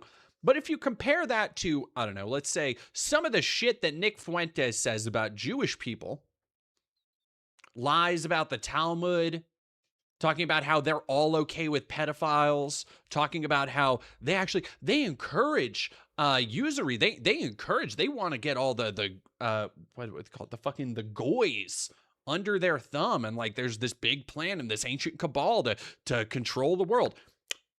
Little fucking different, Tucker. The tenor of those conversations is a little mismatched. If it's not a universal principle, it's not a principle, it's just a preference. It's just identity politics. And we've had enough of that. And that's the one thing that will destroy this country, certainly. The only thing that will save it is the understanding that principles upon which America was founded apply to every single human being always. So I just want to say that. By way of saying that I'm not just situationally opposed to anti-Semitism, I'm actually opposed to anti-Semitism. And I hope that the ADL will join me. I'll send them money, by the way, if they come out against hate aimed at anyone and everyone. I hope they will. But let me just say already do. What the fuck are you talking about? Where the conservative movement, whatever that is, the people who voted for Trump, the Trump coalition, and the supposed civil war going on within that group. I don't think it's real. I think it's fake. I think it's totally fake.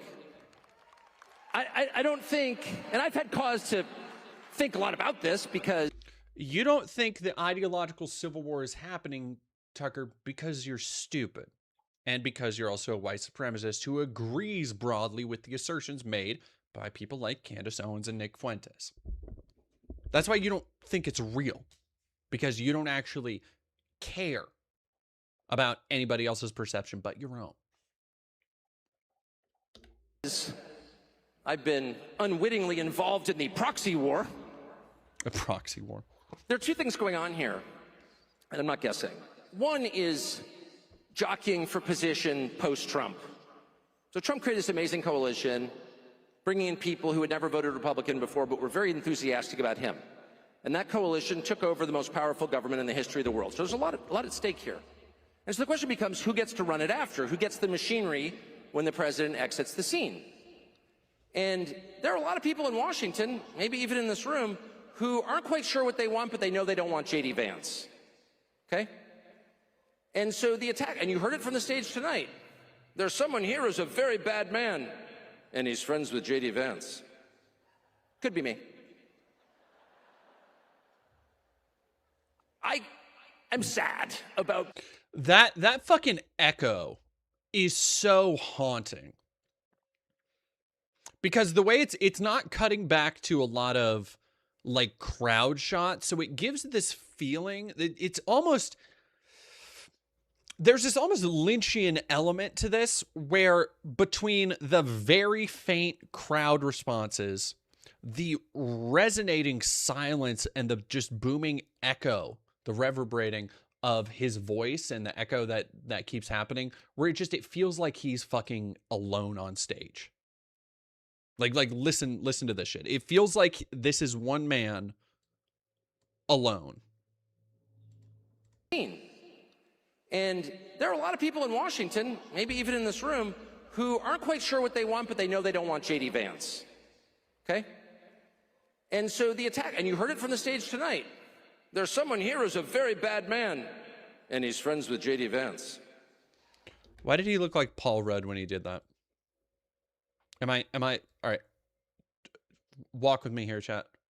Am I wrong? Am I wrong that Paul Rudd should play Tucker? Watch this.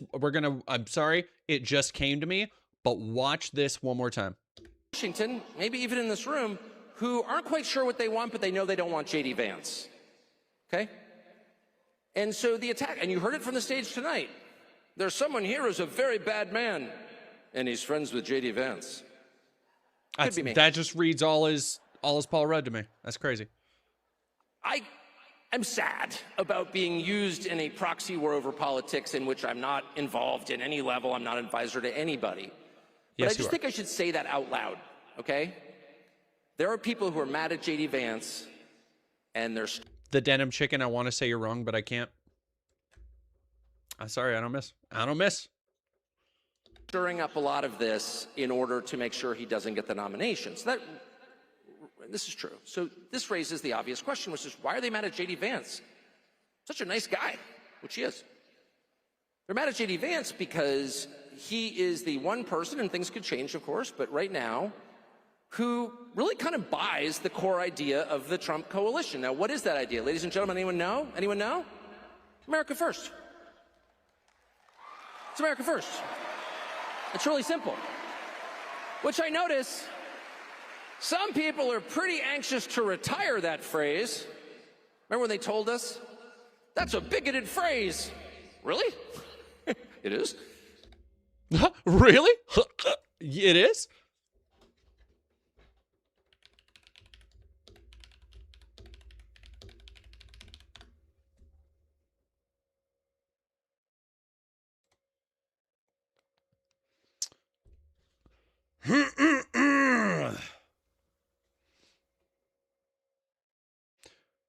The American First Committee was an American isolationist pressure group against the U.S. entry into World War II.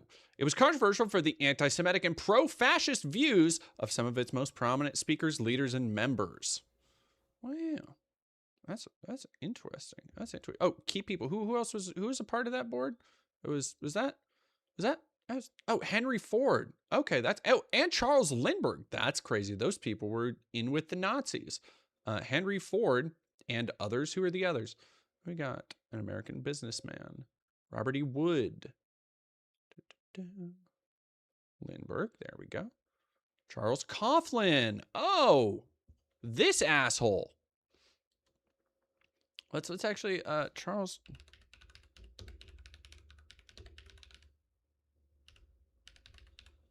Oh. After making attack, oh yeah, where's that? Oh, here we go. Originally, Coughlin was a vocal supporter of Roosevelt and his New Deal. Later fell out with Roosevelt. In 1934, he established the National Union for Social Justice, which is not as cool as it sounds. A political organization whose platform called for monetary reforms, nationalization of major industries and railroads, and protection of labor rights. After making attacks on Jewish bankers, Coughlin began to use his radio program, Golden Hour, to broadcast anti-Semitic commentary. In the late 1930s, he supported some of the policies of Nazi Germany and fascist Italy. Wow. Weird. Oh, wait, so that was just one dude, though, who was associated with the original America First movement. I don't know why people would. Whatever. Henry Ford. You know what? Let's look up Henry Ford anti-Semitism.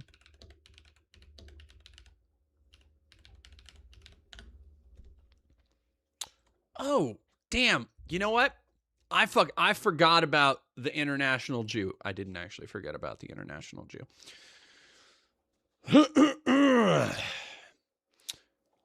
American automaker Henry Ford used mass media to spread lies about Jews to hundreds of thousands of American readers. In 1920, he began publishing a series of articles called The International Jew. It drew upon long-standing false conspiracy theories that began outside the United States, including Protocols of the Elders of Zion.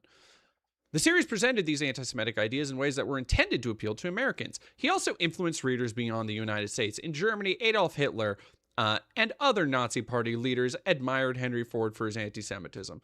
So, Tuckums, when people say the America First movement has some bad connotations, there's probably some reasons for that. Again, really just kind of giving up the game about how smooth-brained Tucker is, like the things that he is paying attention to. Man. And then they just decided to ignore it in favor of MAGA, Make America Great Again, which I'm obviously for. But how do you make America great again? By putting America first. Now, what does that mean? I'll be more precise. It's not a complicated concept. It's a really simple concept. The U.S. government, the largest organization in human history with the most well-funded military in history, ought to, in all the decisions it makes, put the interests of American citizens first. That's it. Oh! That's creepy. Sounds kind of fascist. You're going to invade Poland now? No, just the opposite. In fact, the original America Firsters were kind of against wars, and the current ones are too. Actually, again, saying this without, you know what, it might sound sure like real good and reasonable to anybody who doesn't understand history, who doesn't have the larger context of these things being said, but directly calling out the first America Firsters being against war when what they were against was American intervention against Nazi Germany, and then saying, just like modern America Firsters are against war, as the MAGA movement as a whole consolidates to basically provide any excuse they can for war with Venezuela. Fucking Venezuela, dude. So, that's a lie. it just means what it sounds like. The government ought to serve the people who pay for it, who elected them, in whose name the business of government is conducted. That's all it means. Bullshit. You don't actually now, believe that. There are two things to know about this idea. The first is almost everyone's for that. Like, what percentage, if you polled that idea? Yeah, in an abstract, but not the way you fuckheads want to do it, where all the power is then cemented towards oligarchy because, you know, tax breaks for the rich, like, you still shill the vastly disproven, idiotic notion of trickle-down economics because you have class solidarity, ding-dong.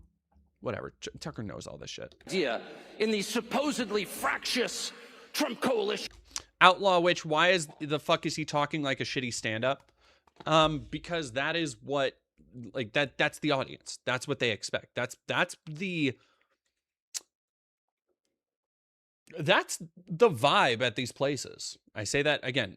I've never been to AmFest. I've been to CPAC. The vibe at these places is people going, like, people are day drunk in these halls. They go to see these people like it's fucking Ozfest or what's the name of the other, Bonnaroo or some shit. Have a good one, Bogdan and done. That's in the middle of a civil war. What percentage of people would disagree with that? Well, a few. You know, people whose names you know. Well, that sounds like America only. No, it's not. Just America first, simple. But like probably 95% of Trump voters would be for that. And I bet you like probably 70% of people who didn't vote for Trump would be for that. And if you calmed down and explained it to them, probably like 90%. Why? Because it's self-evident, like most true things. And moreover, and think this through for a second, there is no other legitimate rationale for running our government. We have self-government. This is a democratic republic. It exists for our benefit. Okay.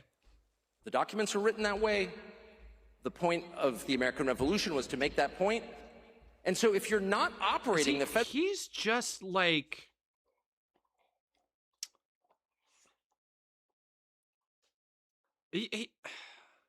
Why does he have the mannerisms of a cartoon character? Because that's Tucker. I'm done with Tucker. No. I want to do. We have one more. I can only listen to so much Tucker. However, special guest Nicki Minaj.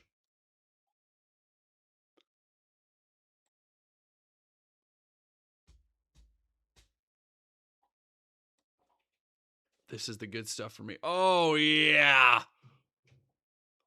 Oh, hell yeah. Rob Schneider rips Candace Owens and Nick Fuentes. Okay, sorry, it's just getting better. We gotta watch. Look at that fucking hat. He is so jazzed. Look at how excited he is to be on stage right now. Like, I can't deny him that. I can't not watch him.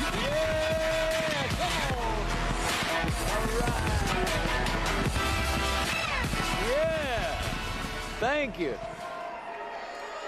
Turning Point USA, you can do it. Thank you. It's great to see the future of America here this evening. Oh my God, dude. America's going to do all right. I can tell you that because the future... That's...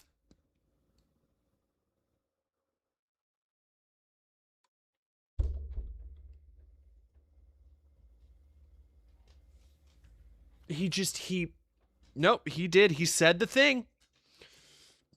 He said the thing. He sure did. Canadian Goose.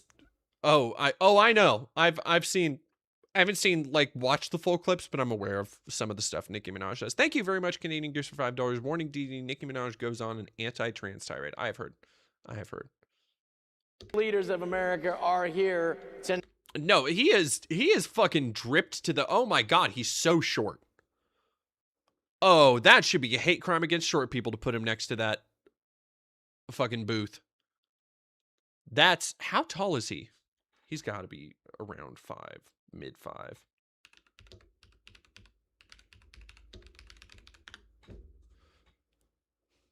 Dog, I don't miss. Yeah, we're doing the files later. That's crazy. I will say he's fucking swagged out. He is bringing it. The like red velvet suit, dressed up like a fucking 70s cocaine pimp going to church. Night. I don't know about you, but when I voted November 5th, 2024, I voted for closed borders. I voted for affordable groceries. I voted for lower gas prices. I voted for no... You know what I will say about Rob Schneider, at least, is I appreciate this. He's not doing the dog shit, like, horrendous style of a Roger Stone. Like, he's not trying to do this old-timey, foppish dumbassery that, like, this performative... I don't know. I have to just... At some point, the obsession with old style just comes across like autism, for lack of a better term. He's not doing that, and he's also not doing what I see a lot of other comedians do, which is just, like, try and dress young or try and dress cool. I will give it up where it is. I think this is a fucking slick outfit. I'm sorry. more censorship. I voted for no more men in women's sports. First big applause line. See, that's all you needed to do, Tuckums. You wanted to get them on your side? That's all you needed to do, dude. Saw the new Joaquin Trier movie. Really great. Thank you for $1.99, Nathan Bucks. I am looking forward to it. And I also voted to blow up small boats off the coast of Venezuela. Actual bloodthirsty psychopaths. actual bloodthirsty, craven monsters. Alleged comedian Rob Schneider is a good way to put it.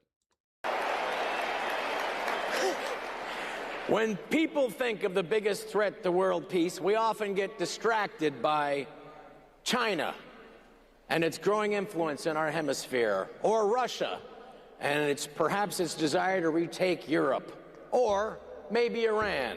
But thankfully, we finally have a president who understands the real threat to world peace: Venezuela. You know, Venezuela. It's kind of next to Argentina, I think. I'm not exactly sure, but it's definitely below Mexico. Probably. Slappy Meats, is he doing a type 5? It's looking more like a loose 20. Which, look, there are two ways you can take that if you're familiar with comedy. One is that it is going to be excruciating, hellish, and cringe-inducing. The other, which I'm much more of a fan of, is that it's just going to be a good time to point and laugh at how unfunny it is. Like all Americans, I pride myself on not being very good at geology or geography, whatever it's called. But it doesn't matter because we have the greatest, most powerful military the world has ever seen, and that's why I'm being ironic, and that's why it's so important to demonstrate our military superiority by blowing up small single-engine boats off the coast of Venezuela.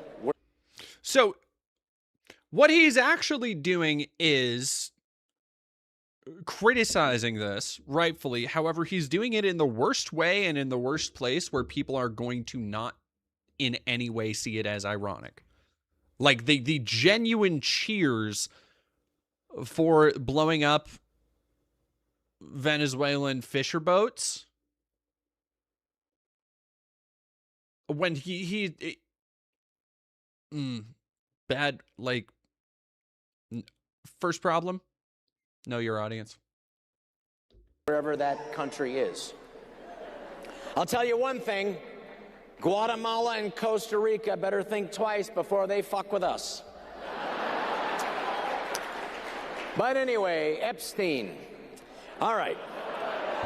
I just heard that Candace Owen has proof that the Venezuelan boats were blown up by the Zionist state of Israel.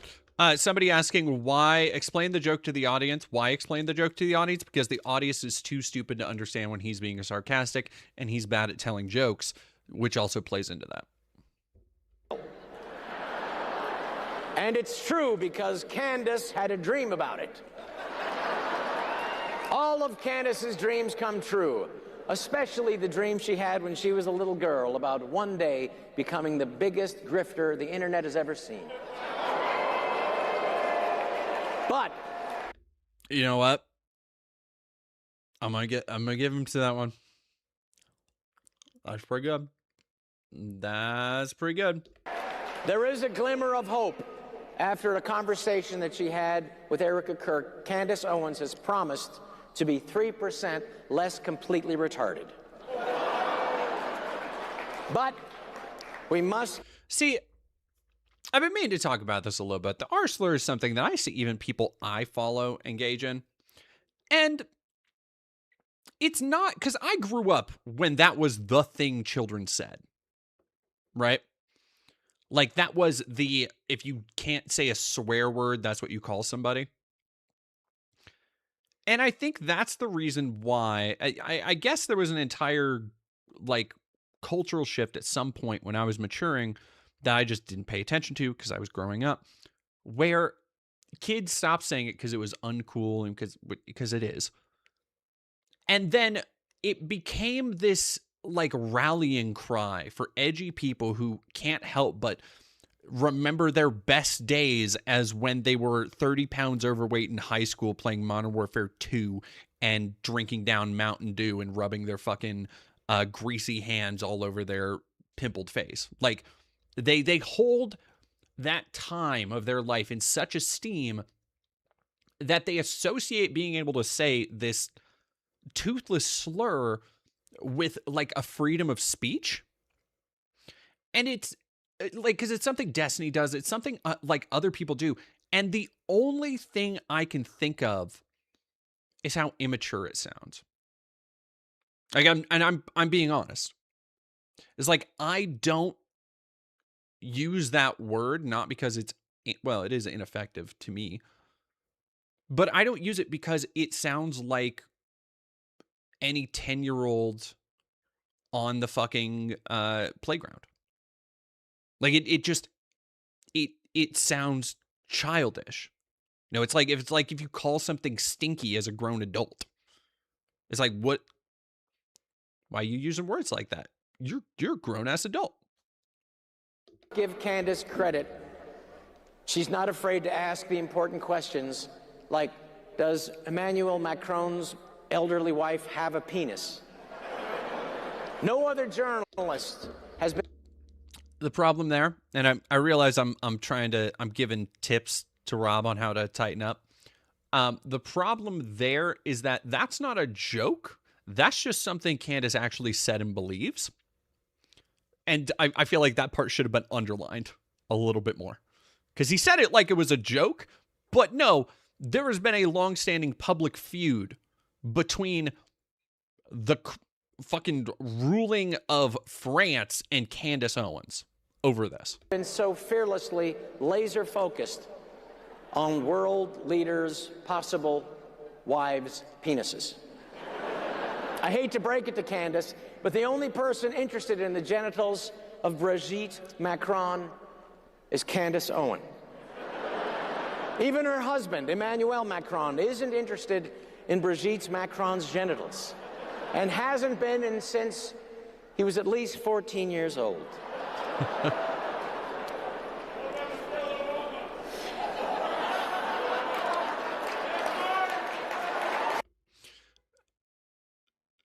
If you, the 14-year-old thing, actually funny.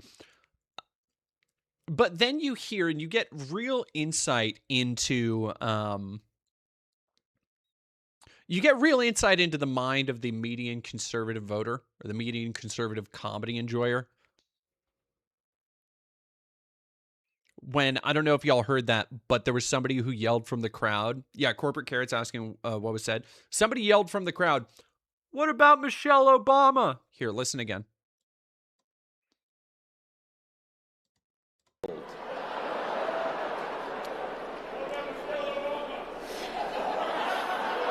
Which caused a laugh from the crowd, because as much as these people want to sit and be like, "Oh, we're not radicals, we're not crazy," every single one of these dumbass motherfuckers probably buys into the conspiracy that Michelle Obama is a trans woman. That's what they're referring to. It's high quality shit.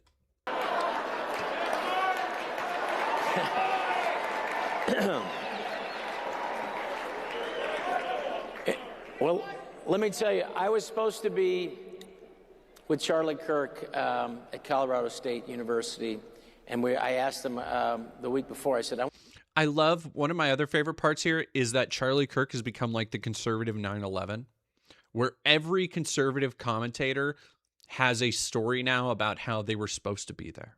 They were going to be there. They were going to, they had just met him 2 days before. They missed a flight out to get there. They like, of course he did. Everybody remembers, apparently, in the conservative movement, how close they would have been to Charlie Kirk the day he was shot. Pretty good. I want to go to the craziest place we could go together. Like, what's a crazy university? And he said, well, we'll go to Berkeley. And unfortunately, Charlie was taken from us, and I had to go to Berkeley alone. And it was crazy, but it gave me hope because of the fearless kids who showed up, even though they were crazy Antifa rioters.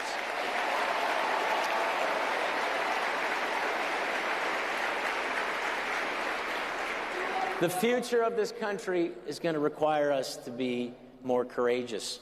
And my hat's off and my heart's out to those wonderful kids at Berkeley. If you want a little taste, if I were to To borrow a page from Rob's style of comedy, if I want to make a joke right now, I would say, actually, your hat's still on. Ba-dum-bumps.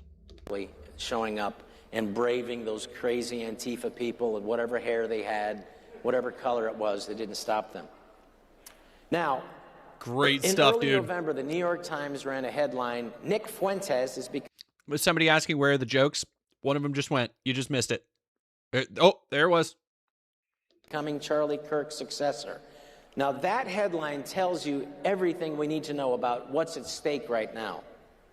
The void Charlie left behind is real. And if we're not careful about who fills it... Yeah, and her name is Erica Kirk. How dare you refer to her that way, Rob? You know who's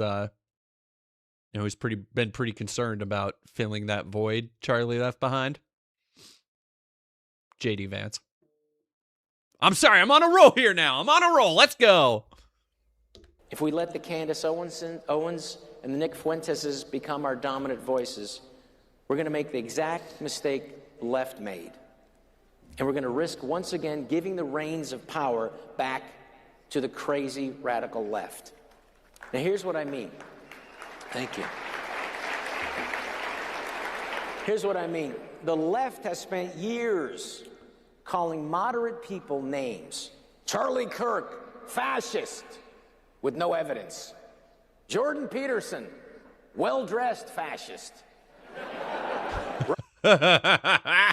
Okay. See, in making fun of, there's so many times.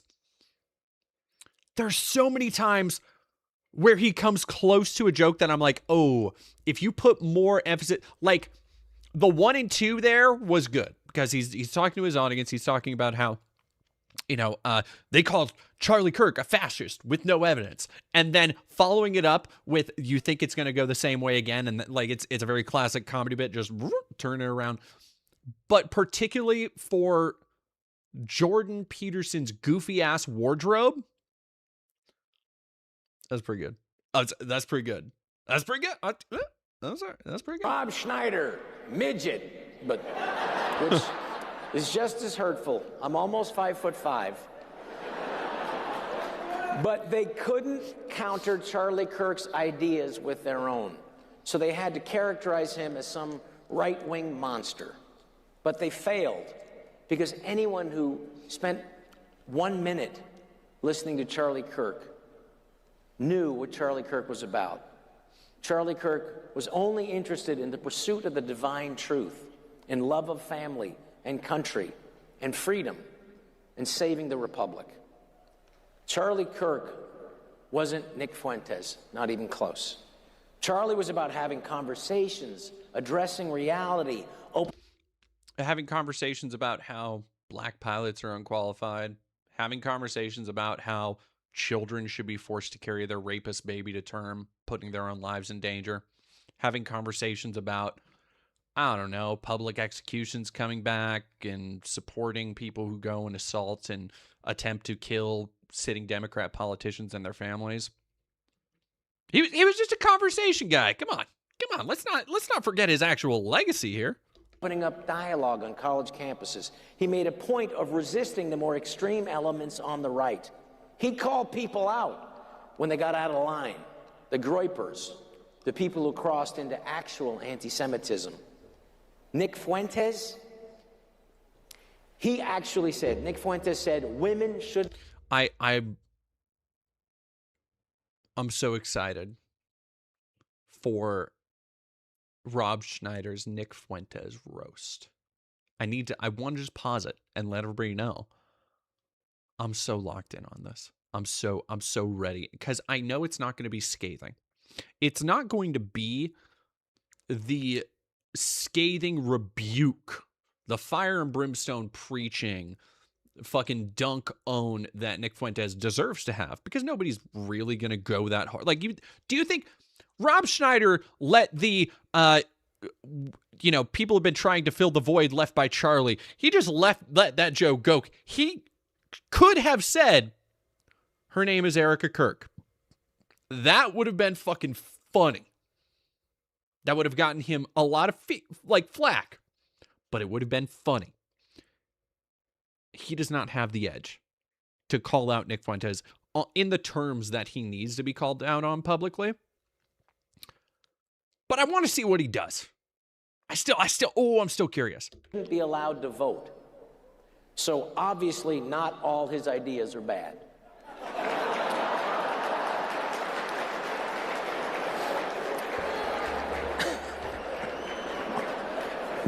You needed a joke in there.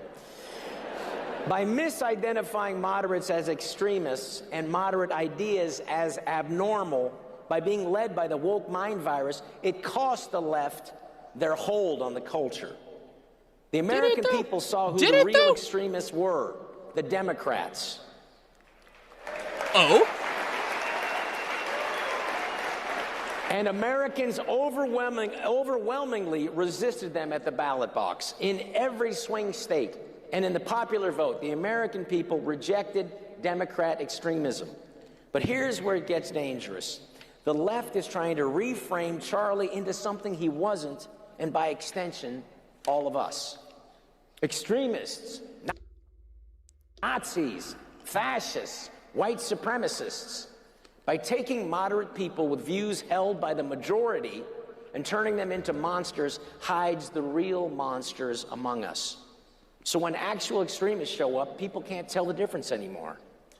Now here's the warning. If the right doesn't learn from the left's mistakes, if we start embracing our extremists the way the left embraced theirs, we'll go down the same path they did.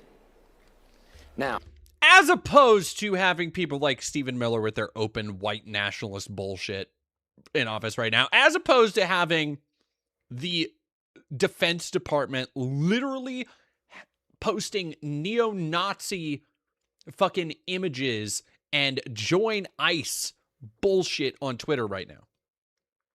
Like, what do you think? What contingent of the modern conservative movement do you think is level-headed or not radical? Meanwhile, the fucking left, the Democrats on Capitol Hill, fucking vote for all the conservative shit. We can't get them to hold you motherfuckers to the fire for anything.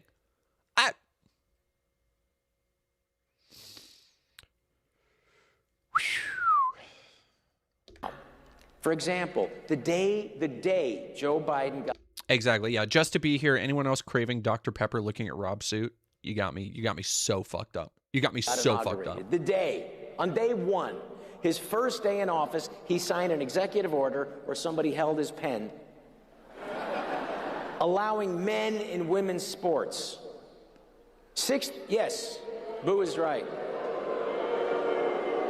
67% of Democrats... More people, to give you a taste of the tenor of the conservative movement, just going by audience applause,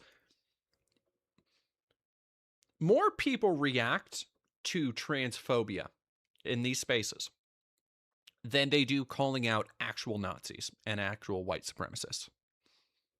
And that should tell you everything you need to know about how actually radical or balanced they are. Now, they don't care about the bad actors, most of these people, because they agree with them on so many fucking things. He does kind of look like he's built like a soda can. Democrats oppose that policy. El Salve, if you don't mind, could you zoom in closer with your eyes for a second? I generally think they're very beautiful, please. Thank you. I'm not wearing any makeup, but I guess I can kind of look at the camera for a second. What do you want? I don't know. I hope that was good enough. Unless you need me to like mog. Like that. Is that more you're looking for? Or you just want kind of a like that? 67% of his own voters didn't want it. The left got led by their extremists. They pushed positions their own voters didn't support. Dog, name one leftist extremist running for office. Name fucking one. Like, just I'll take anything. What?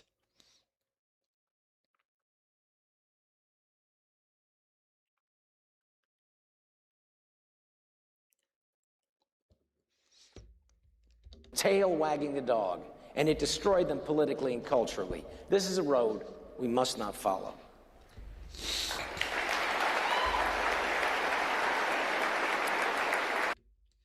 Thank you so much, Canadian Goose, for another $5 Canadian. They get so butthurt being called racist. If you don't want to be called racist, yeah, like stop being racist.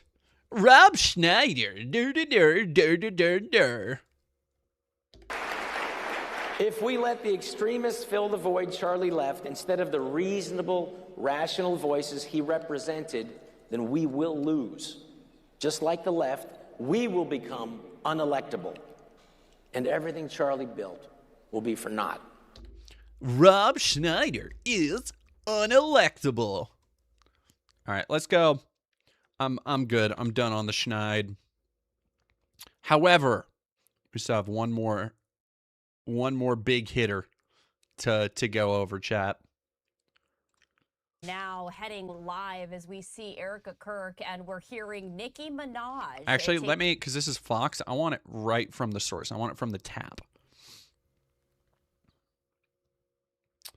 Let's go right side. There we go.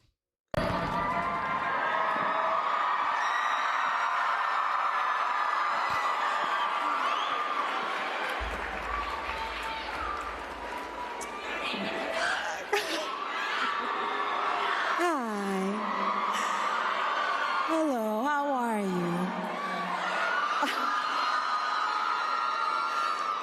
So Erica Kirk's fake ass smile, when 6 months ago that woman would have been like, no, I don't like those people's kind of music.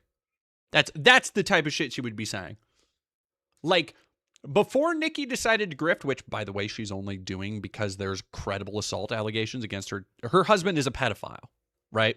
I mean, here, let's, because there's reasons for all this shit.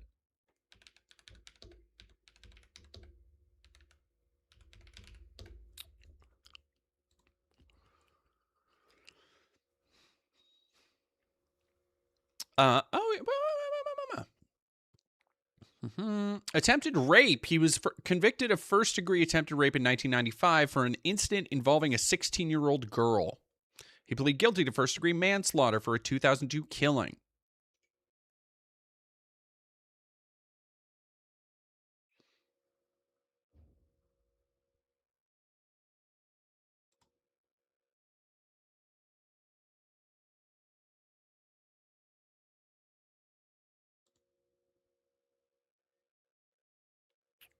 So, if you're wondering, damn, Nicki, why the sudden turn to being with Trump? It's because these motherfuckers run in packs. For those of you who know, Charlie was very good about having a surprise for every AmFest. And we are so blessed to have you. We are so grateful. Every time I see Erica Kirk, her makeup gets worse, but her shirts look more expensive. How is that possible? How is that possible? I ask you this, with all the money she's getting. How? I mean... Thank you. I'm honored to be here. I am honored to be here. Thank you for having me. She's a fan, she's a fan, she's a fan. Love you guys. So we're just going to dive right into this. You had some fun words for Governor Newsom. I have to read these tweets because they're amazing and they are so funny.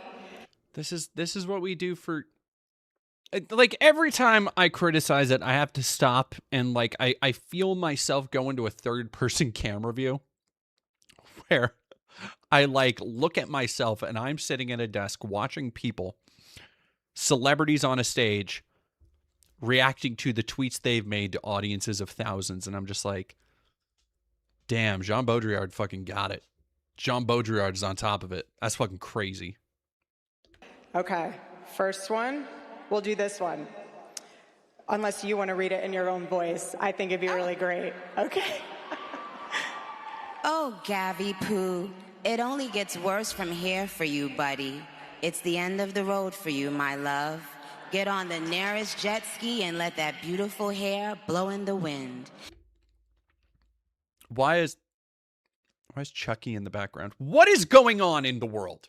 Am I hallucinating this? Y'all can't see that.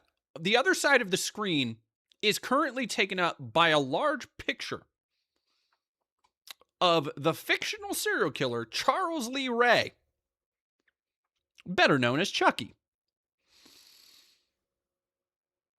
Why?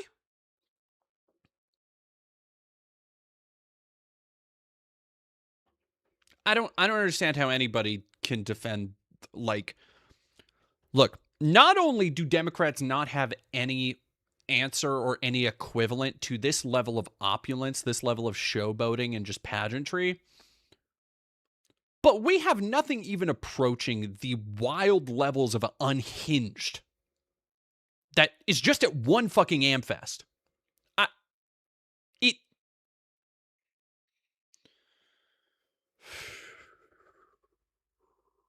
It'll make you happy. It might be. I can only imagine it's part of her tweet. Happier than this race that you will not win. Enjoy life. Peace.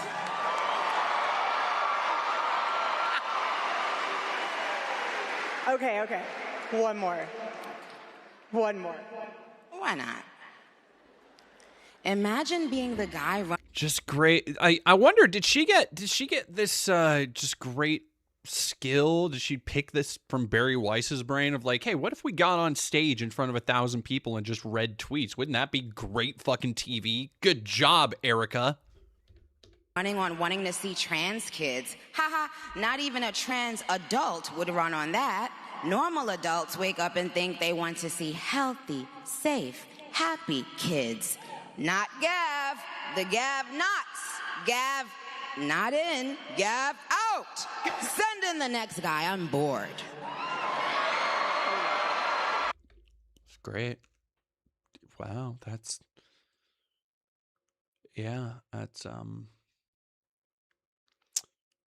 huh? Yeah, really fucking clever, dude. Magar, thank you for $5. Bride of Chuck E. I mean, hey, what's another word for Charlie? Chucky. Makes you think. Makes you think. Do I hear a horror sting whenever the camera focuses on Erica Kirk's face? So one thing this is something, I don't know if this is, I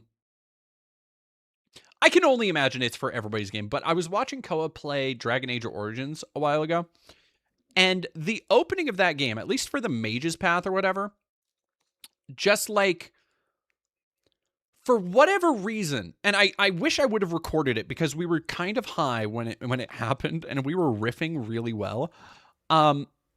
But for whatever reason, there are random like dramatic stingers throughout. It's the Shade Stinger. It's the Shade Singer from RuPaul, where it's just like it's the thing that when somebody goes or like they'll play that little song and like do a little zoom in. That's what I hear in my head. So I'm just going to let you riff. Like, I want you to say whatever you want to say to Mr. Newsom. Dear Newsom. Give me a sec. Oh, fucking got him. Got him. Hey, quick. Who's dead?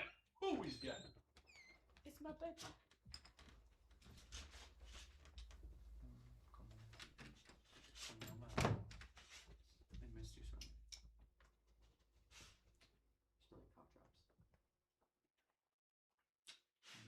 You like that? I'm doing a little cough drop action. Cough drop kink. Whatever. Let me make sure I turn my audio off. I did not. What? I didn't say anything. You're hallucinating. I didn't do anything. Are you hanging out or heading out?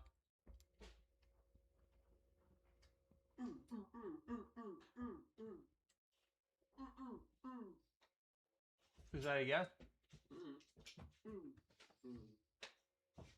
Would you come over here and give me a kiss? Kiss me with that mouth. Ew. I got a kiss from a lady. That was gross.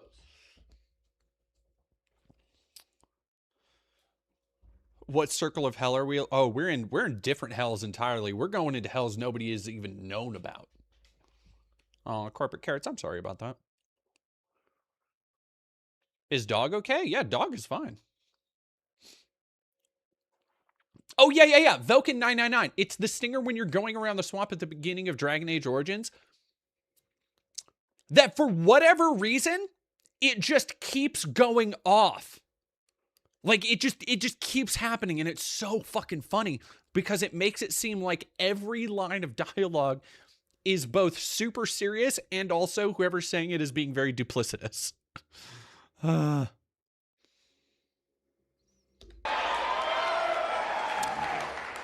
We don't have a problem cleaning up the scum if we have to. Please tread lightly. That's what I would say to Gavi Poo. So with the funniest part to me is that these are two women with literally nothing in common. Like they have nothing to like what I just want to see what are they going to talk about? Oh, trans people. They're going to talk about trans people, and yeah, and Tony threatening violence. Yeah, okay. The swamp of suspicion. That's pretty good. regard to the current administration, what has been maybe the biggest surprise for you, or something that you just really has been put on your heart that you've learned about our president and our just to be here? Bonk upon you, bonk upon your family, bonk upon your whole bloodline. How dare you talk about how Nicki Minaj is thick at a time like this? Because you're not wrong, but that's beside the point. It's not what we're here for, okay? our vice Even though you are right, like she's kind of nice with it, I'm not gonna lie. president. Well, I have the utmost respect. And the way she's enunciating, I've heard Nicki Minaj speak before. The way she's enunciating, however, is like, I want you to close your eyes, and what she's doing first off, she's doing the voice. She's doing the voice. Non-white people in the crowd, back me up here, right? She's doing the voice. She's doing the voice. I'm not being racist. That's not a racial thing for me to say that. She's doing the voice. Second off, if you listen to it, the cadence she's hitting is... I want you to close your eyes. Do we have anybody in the chat who's really into ASMR? Because what Nicki Minaj is doing is like a ASMR video. Yeah, exactly. Thank you. Ashley Bread, she's speaking like she's reading a bedtime story. Slappy Meats, I do ASMR. Oh, I know you do. The vocal fry, yeah, of course. Yep, code switching. There you go. See? My assumption was you meant the trad wife self-infantilizing voice. It's a little bit of that. It's more the white code switching voice. Yeah, ATWA absurd. She's in white people mode. Yeah, exactly. White people mode is a great way to you half expect her to start clicking her nails into the mic. Oh my gosh. Okay, I'm going to go into this. I'm going to approach this with an open heart, open mind. Hold space for me, chat. I need this to be a safe space because this might end up being my ASMR. I'm just going to try and listen to Nicki and see if how we can fix America. Maybe we can help America heal together if I can fall asleep to the sound of her voice. That you've learned about our president and our vice president. well, I have the utmost respect and admiration for our president. That's kind of working for me. I'm not gonna lie. I'm not gonna lie. That's kind of working for me. So, hey, you know what? I've been converted. I've been converted. I see the appeal of the ASMR stuff. Pinky Punk 33, thank you for $7. Just chipping in a bit. I do when I can. Thank you so much, Pinky Punk. Keep up the good work, DD. Somebody said DD ASMR videos. When I'm going to either today or tomorrow. I'm recording an ASMR video. I don't do OnlyFans commissions very often for obvious reasons. And I explained that to somebody and they're like, oh no, it's chill. I don't want like anything really sexual. I just want like a 20-minute ASMR. And they sent me like reference videos and stuff. And it was all stuff on YouTube. It wasn't anything like, you know, weird or kinky or like anything that would have made me uncomfortable, or if it gets out there, I'd be uncomfortable with it. So I'm like, okay, yeah, sure. I'll fucking, yeah.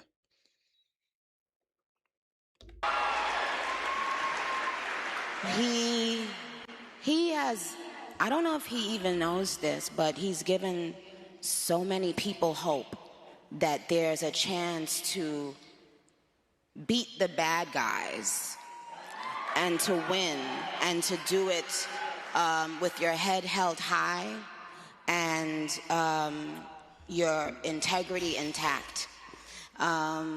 He's from Queens, New York, like me. So, but what it's shown me personally is sometimes, you know, even in the worst feeling times in your life, you think that you're never going to come back from it. But you do.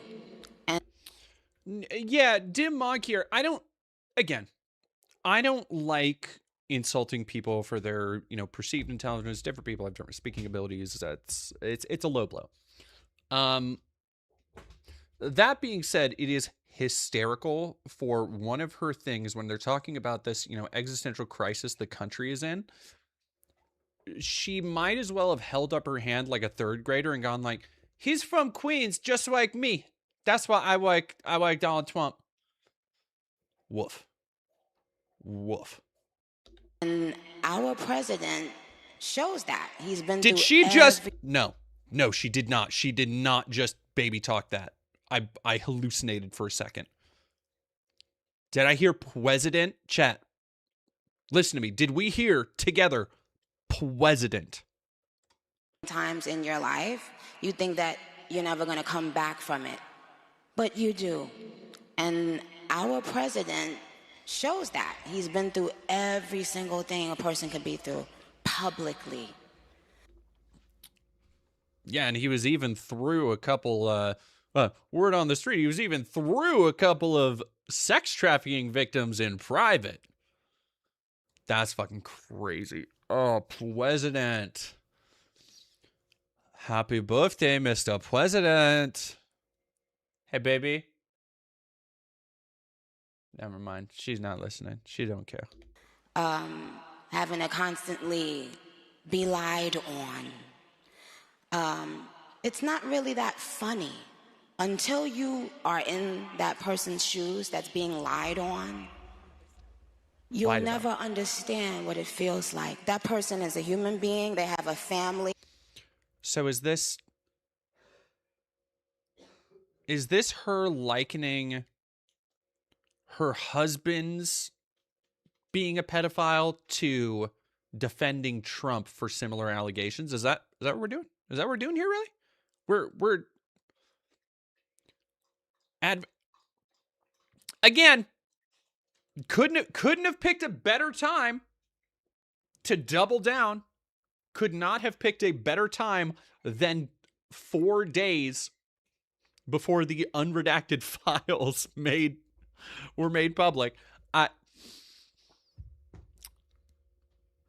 Great. Like it's great to know how hard so many of these people are going to have to work to shirk the ties that they have publicly formed to this ideological movement. Now that it is all but inevitable, it becomes synonymous with sex trafficking. Yeah. Who has to read those lies And that's not, and it's just not fair. But this administration is full of people with heart and soul. And they make me proud of them. Our vice president, he makes me, well, I love both of them, but they're both powerful men, smart, strong, all of that, but both of them have a very uncanny ability to be someone that you relate to. I can relate to them. When I hear them speak, I know that they're one of us. Like, the idea of listening to Donald Trump speak and your first reaction is just like me, for real, damn, is I can only really describe that as psychiatrically concerning. I feel like that's a worrying portent. I feel like I know that they're not. Don't you guys agree? They haven't lost touch of the world. You know, they're still connected to the world and what's happening in the world with the younger people and older people. Okay, 029. Talking about the VP right in front of his GF. That's crazy. That's crazy.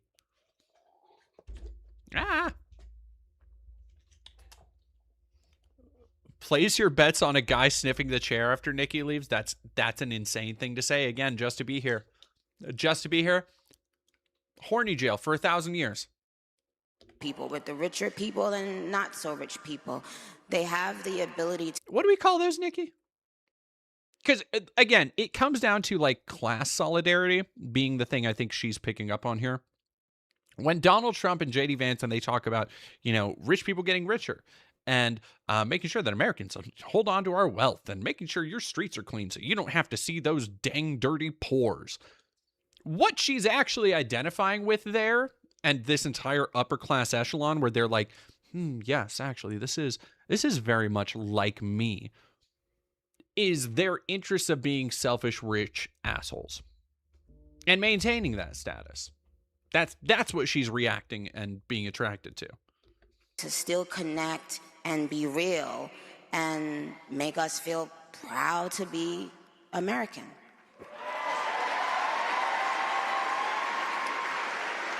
So why now have you been involved with speaking about politics? What was kind of the turning point for you? Yeah.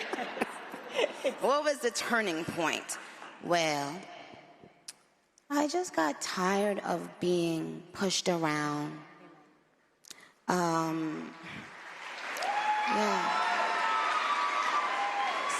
The Bastille. I mean, I know. Thank you.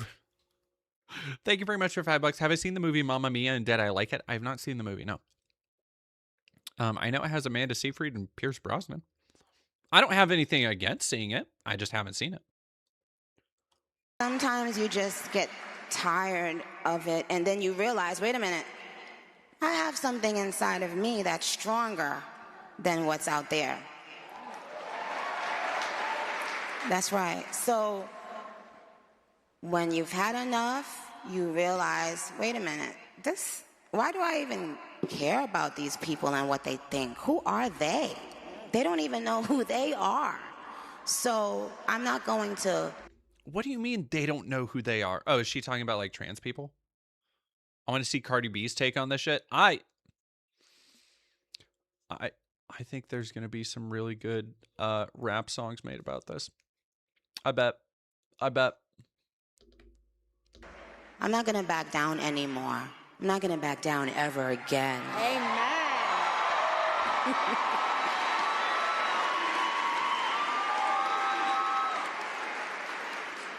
Yeah, also people calling out the very astute observation that, like, if you are on a stage in front of thousands of people talking about how, oh, I'm not going to be silenced, I'm not going to be, like, you very much obviously do care.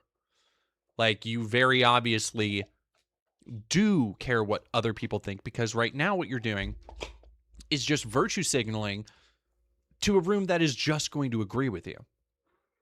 But what actually happened there is that she is unable to take the criticism being offered to her. It infringes too much, makes her either reflect too much or makes her feel like other people are trying to push her around, tell her what to do. And how dare those dang dirty pores on social media?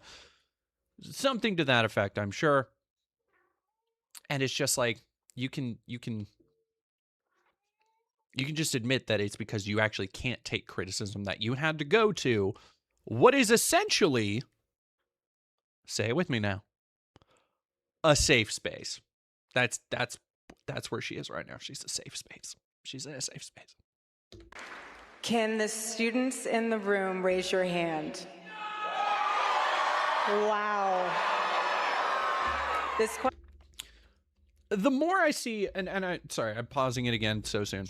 The more I see of Erica Kirk and how she acts and reacts, particularly with other people, when she is not just taking over a stage or speaking from a podium alone, she comes across as so incredibly fake in a way, like the way that she smiles is so, it reminds me of like third grade teachers trying to trick small children into doing something. Like look at her, watch her as she's like emoting. Question is for you guys. So you guys are very courageous and bold on your campus. Nikki, I know our students feel this way, but why do you think speaking your mind has become so controversial? Because people no longer are using their minds, their brains. So right now, just imagine, we're not allowed to have a different opinion anymore. We're not allowed to think out loud anymore. Again, it's this self-persecution complex bullshit. This is all the same shit that Tucker fucking talks about.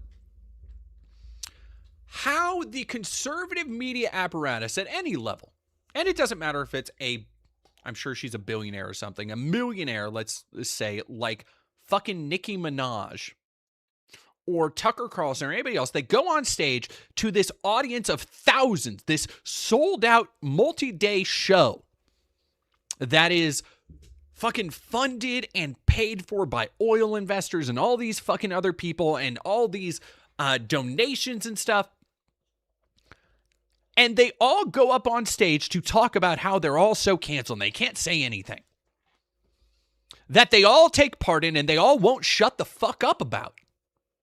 And then they go online and talk about how they can't say anything. And they go on stage at other shows and they get invited on to talk panels and how they're being silenced.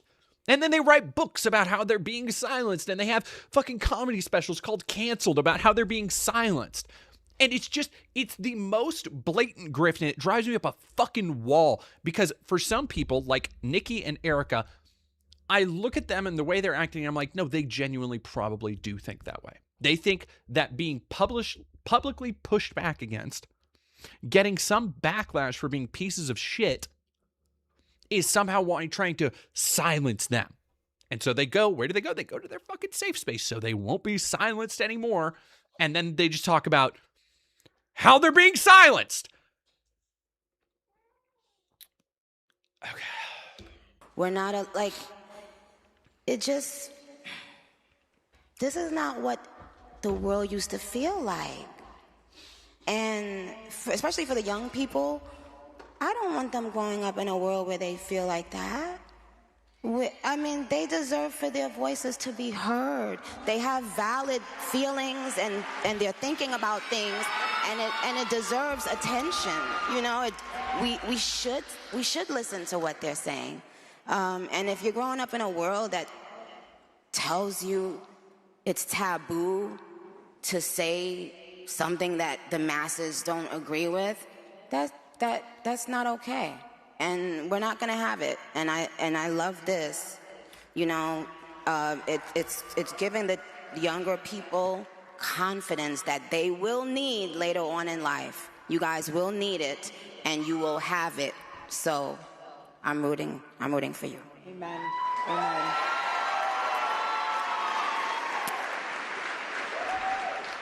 Again, Charlie would always say it really does not take skill to be courageous. It takes a choice.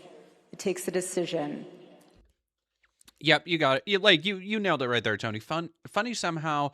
The masses don't agree with their shit, while at the same time they have a majority support. Yeah, no, it's the same thing with Asmongold, where it's like, no, secretly everybody agrees with me, and everybody actually thinks the exact same way I do, but they're too afraid of being canceled to speak up about it. But also, we're always being canceled for saying stuff, and it's like it is a worldview entirely predicated on not making sense, and I think so many people don't realize they skip over that step of the fact that it doesn't make sense because they want it to make sense so badly that they don't realize it's nonsense.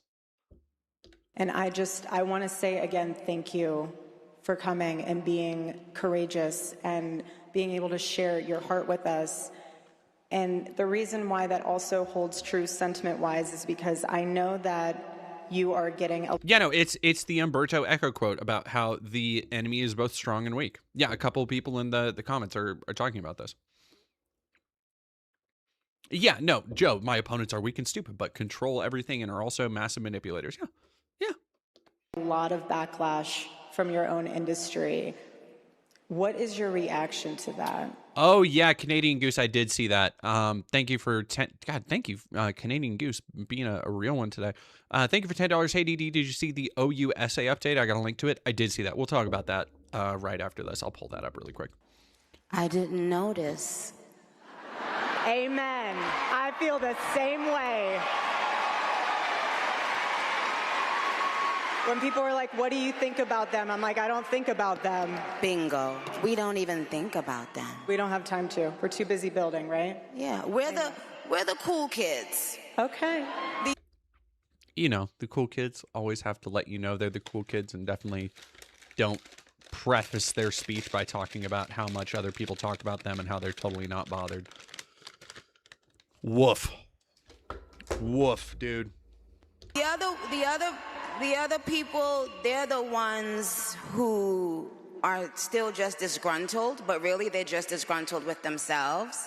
They are angry with themselves.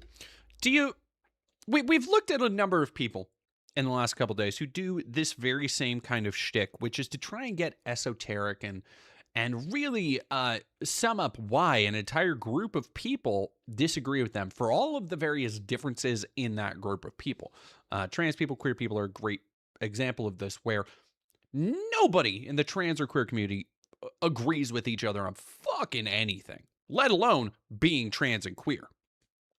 Yet, it is easier for them if they're able to say, well, all of these people, they're all on SSRIs or my favorite, because there's no pushing back against this argument because it's not based in any reality. It's based in their beliefs. My favorite one is that, well, they don't have God in their life, or they just feel like a corruption of the soul, or they're just pure evil and they're filled with rage. And like you hear this from Matt Walsh and Alex Jones. We've heard similar things from Tucker. We're hearing it from Nikki. We heard it from Asmongold, where it is easier to paint an entire group of people as a zero-sum game of their minds cannot be changed on this. They are just like this, and there's nothing you can really do to help them.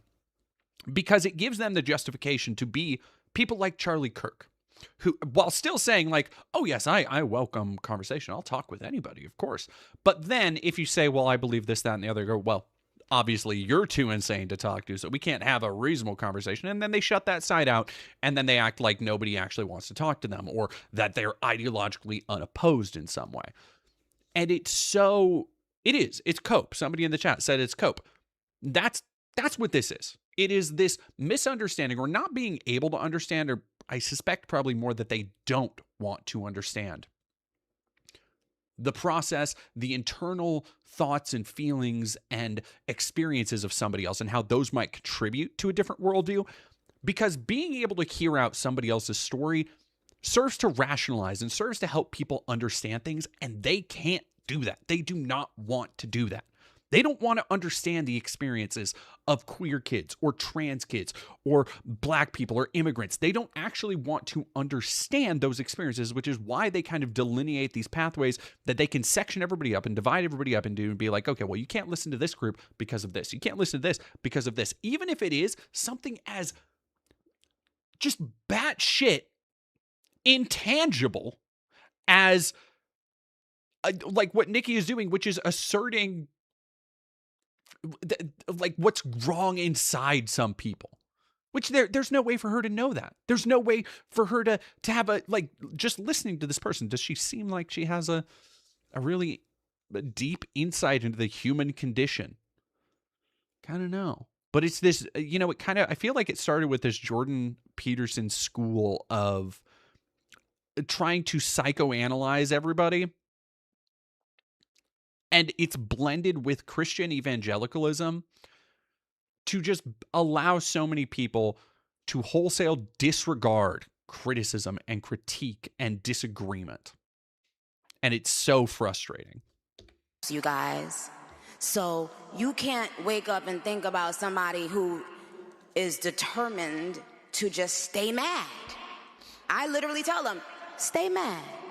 Amen. Stay mad. Because we're going to stay joyful, yep, and peaceful and iconic. Iconic. It's peaceful right after a, again, not so veiled threat against Gavin Newsom. Okay. And smart. Yes. And we're going to stay thinkers. In a world that doesn't want us to think, we will think. By ourselves, on our own. We will continue to think.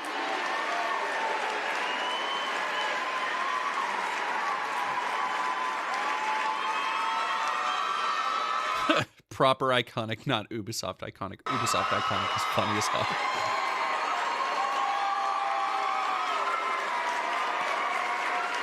This is really working for people, huh? This is something I know that's really important to you and on your heart. And I personally want to know what inspired you to speak out for the Christians that are being slaughtered in Nigeria. Well, and that brings me back to our great president and this administration and our great country. That we take for granted that there right now in this world are people who cannot worship God as they please, where they please. We take it for granted because we have it. We can't even imagine not having that right. Yeah.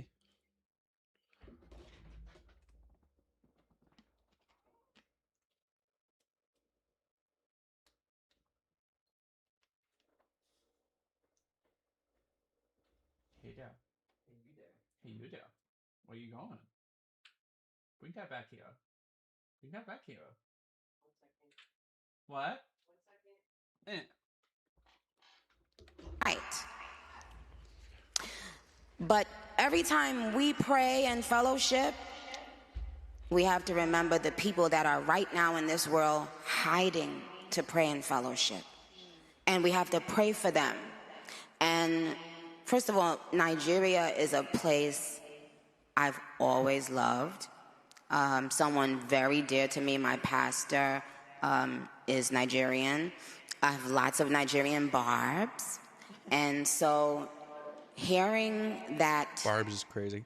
People are being kidnapped, and while they're in church, people are being kidnapped, people are being killed, brutalized, all because of their religion. And that should spark outrage. All right, let's see. Oh yeah, I don't want to do that. Let's do.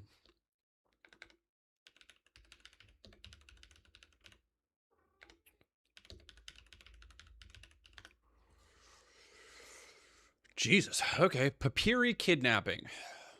Uh-huh. Okay, so they're now free, and they were free of 2 days ago, so that wasn't at the time. Secured the release of the remaining 130. Jesus Christ. More than 250 children's staff were abducted.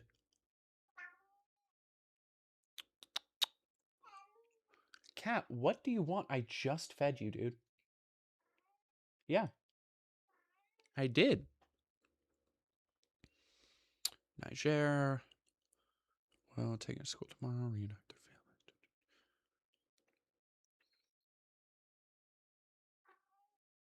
family.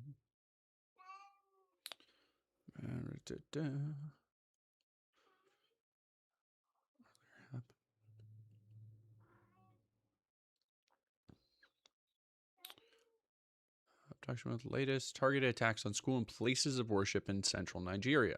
The attack on St. Mary's was preceded by mass kidnappings just days earlier. On November 18th, 2 people were killed, 38 abducted in an attack on the Christ Apostolic Church in Kwara.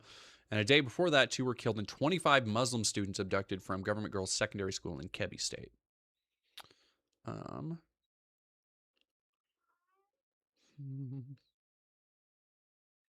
It is not clear who is behind these kidnappings. So while this does suck and is fucking horrible,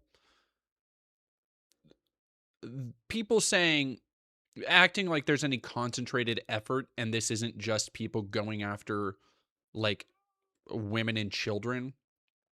Like they straight up would not care about these things if it wasn't Christian. Like all of this shit is because they can say, oh, they're assaulting and they're hurting and abducting Christians. If 100 children were just abducted in Nigeria, most people don't, like these same people don't give a fuck.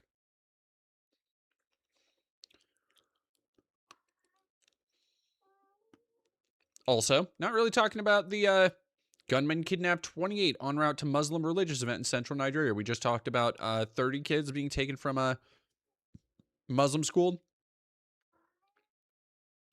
So, kind of seems like a multi-faith issue, but that's not the way it's going to be portrayed. In the great America. And that's what it did. And again, we're not backing down anymore. We are not going to be silenced by the bullies anymore. Okay. Yes, I heard you the first time. Nadia Yvette. Oh, Nadia Yvette. Hey there. How you doing? Okay? Know that. Hear that. Receive that, bullies. We won't be silenced ever again. We will speak up for Christians wherever they are in this world. Amen. Amen. But again, not about the Muslim children who were taken in the same region around the same time period. It's just like she couldn't even pull out the Tucker thing of like, well, we believe in everybody. We don't think it's right to be racist against anybody. It's just like, nah, if you're not Christian, fuck you. Cool, dude. I don't know if you can see this at home, but she's getting a ton of standing ovations. I love you guys so much. Thank you guys. So going along that thread, can you tell us about your relationship with God? Because I think a lot of us want to hear. Sure. Well, my relationship with God started, well, when I was a toddler in Trinidad. My grandmother, if things got spicy in the house, like if the kids and grandkids were arguing or fighting, she would make all the little kids go in her room and make us say and say a prayer. So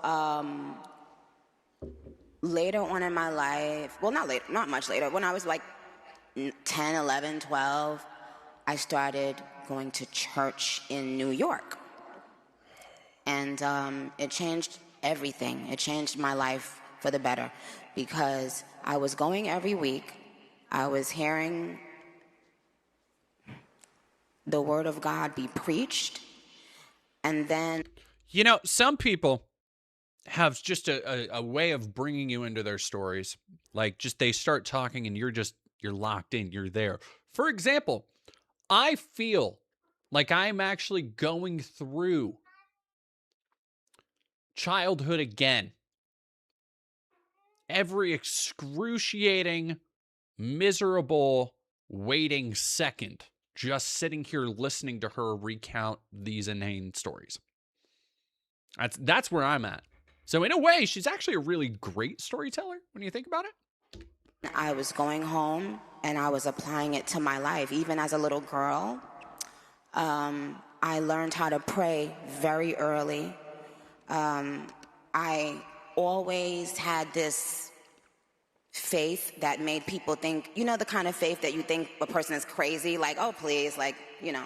But I had that faith instinctively once I started hearing about God and, you know, just getting more into the Bible. I got baptized when I was about, yep, amen. I got baptized when I was about 13. I got baptized. And I have just always applied those teachings to my life. I try to. And that's the thing. We're not perfect. We try. Sometimes I would wake up and feel so far removed from, not God, but from fellowship. You know, I was like, oh my God, I used to go to church on Wednesday, Friday, and Sunday every week, like literally 3 days out of the week. And then later on in your life, you become busy and you start thinking, oh, well, you know, God is in my heart and, you know, but then sometimes you can be in an industry as well that pulls you away even more. So lately, I've been feeling like, you know, like if you haven't seen a long-lost best friend for, you know, for a long time and then you bump into them again, that's how it's been feeling for me, like just going back to God and praying and talking to him. And, you know, and he said to me, where were you? Where have you been? I've been waiting on you. And since that moment that God had that conversation with me, I've been in such a better space. Because now it's just, I'm thinking about, is God pleased with this? Not if the bullies and uglies are pleased. But if God is pleased. I'm sorry, we're going on 3 hours. I legit just tuned out. I'm so sorry. Kelsey Soloway 5468. Thank you for $5 Canadian. She's doing that thing liars do, which is talk about the topic and add all these extra details that don't matter. Yeah, she's doing the thing where it's like, and then, you know, like adding all of these extraneous details that are highly specific is the key for so many people when liars who are not good at it are lying about something, because it's usually details that people don't generally remember. Like it's too specific and it just works so well. It's the thing Brianna Wu does all the time. When Brianna Wu talks about, oh yeah, no, this lady just talked to me when I was in the bathroom and just happened to say exactly what confirms my already held worldview. Isn't that crazy that she just said to me everything I already believe? It's just like, it's not.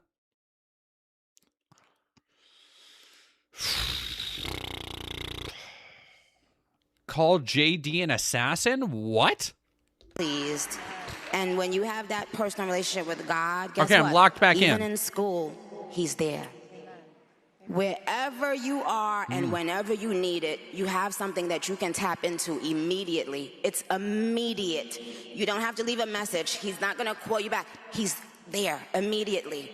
As soon as you call on him, on the first ring, he's going to answer. And I want you guys to remember that. You're young, and first of all, I want to say I'm proud of you guys. I can't help but tune out. To be so young, for you guys that are in college, to be so young and to care this much, this early in your life, it tells us how smart you are, and it tells us that there's hope for our future. So God bless you. Congratulations, you guys. You're amazing. Congratulations. You guys are amazing, okay? Know it. Feel it. Yes. Yes. Proudly. Be it proudly. Be who you are proudly. Amen. Yes. So, what have you, I mean, you're an amazing mother. What have you seen that has been a struggle for young women today? And then also, since both of us have little boys, I would love for you to also talk about the male side of that question as well. Okay, well, something that I've noticed recently is that for little girls, I think that no matter how you look, we should be trying to instill into them to be proud of how they look. Recently, in the media, it's almost been like a push. All right, sorry, give me a second, chat. I can't get it. You got the whole thing on yesterday? I didn't try it on.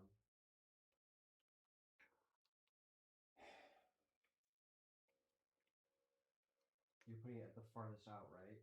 Yep.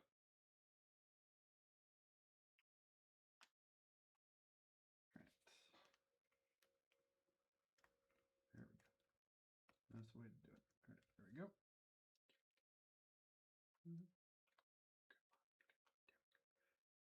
All right, there we go. I'm getting it. There you go. And one more. And one more. And one more.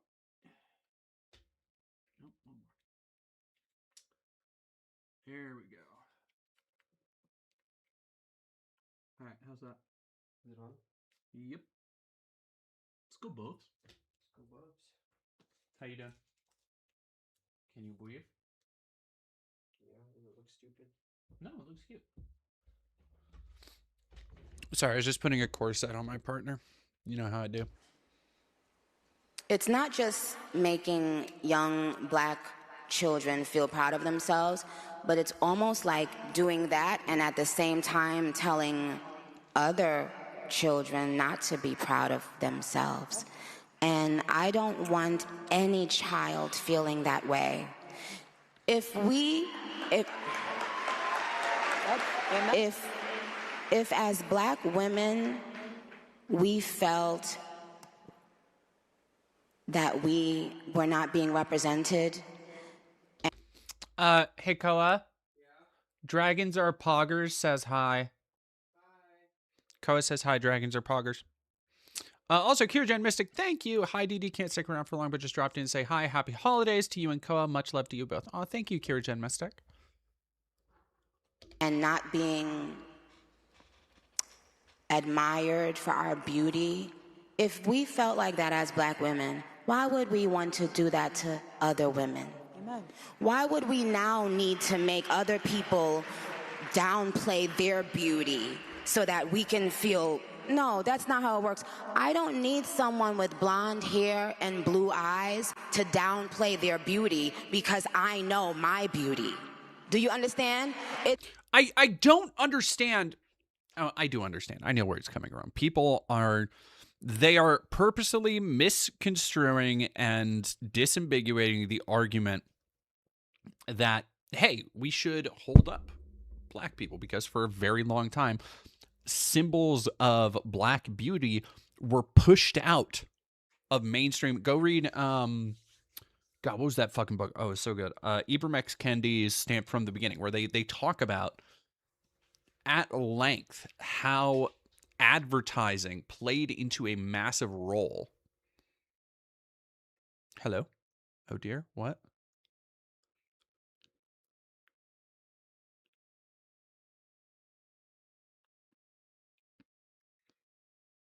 People still... Okay, people are... Okay, yes. People are still talking in chat.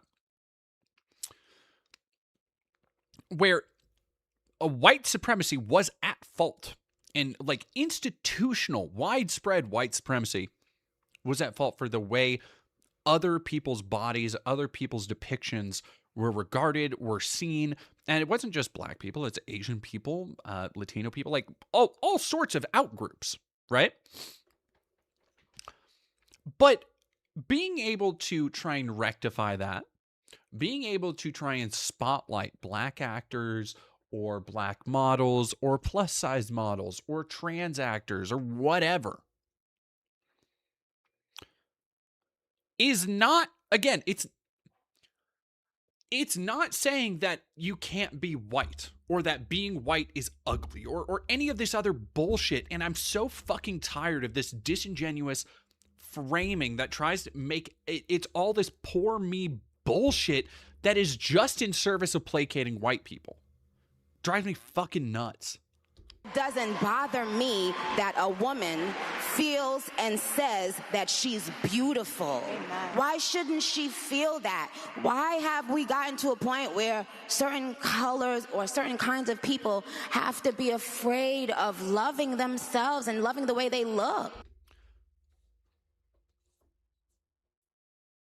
Now, some of you already know how the rest of this conversation goes. This is a fucking buck wild thing to say when you are also undergoing a public transphobic crash out. Like, just an insane, completely incongruous set of beliefs like we've been talking about. She's that Keith David character in Community who's addicted to encouraging white people. Oh, that's so funny. This is not even on at all. What do you mean? You did like none of it. No, I did. What are you talking about? It's like you undid it. I did not. Okay, well, just take it off. No, it was hooked. Take it off. It was hooked. Just take it off. Okay.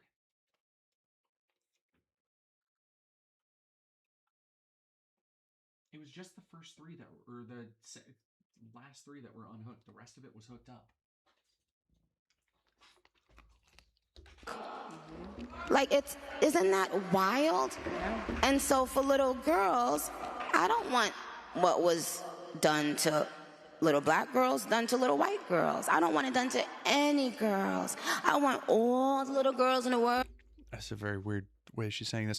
Dexter Bronco 4212, thank you for $20. Gotta bounce as well. The videos make me feel dumber anyway. Merry Christmas. Thank you very much for $20. I understand it.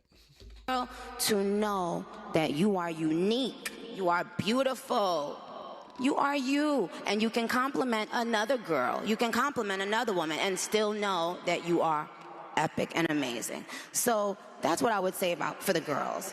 And I know I know my adults understand clearly where I'm going with that, where I'm getting, I don't like that. I don't like people making other people feel badly about themselves in any way. Again, just hold some of these front of your mind for a second.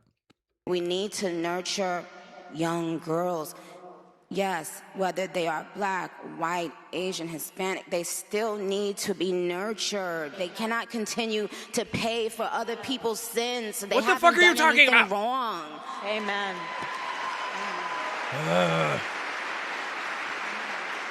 And what do you think about for young men? For young men. And for young men, don't be new scum. Yes.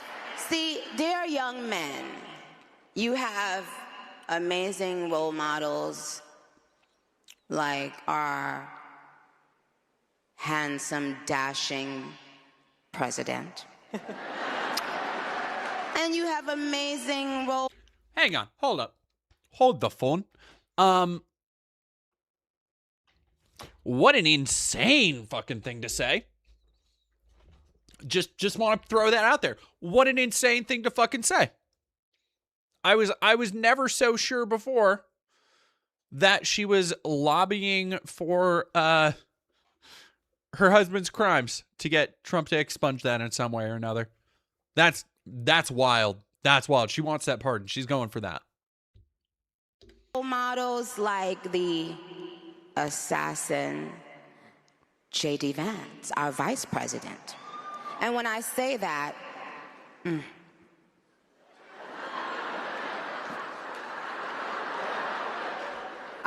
trust me, there's nothing new under the sun that I have not heard, so you're fine.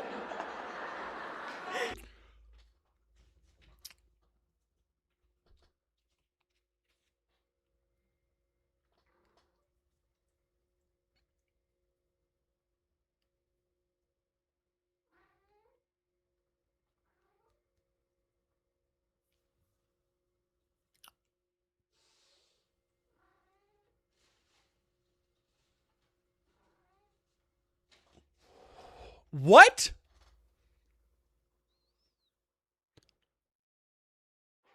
What?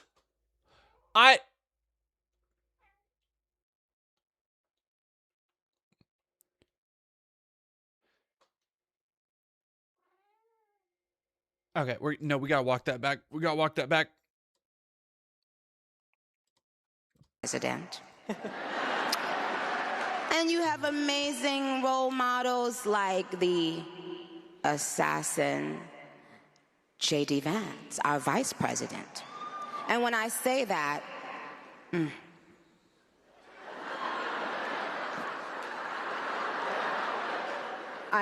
trust me, there's nothing new under the sun that I have not heard.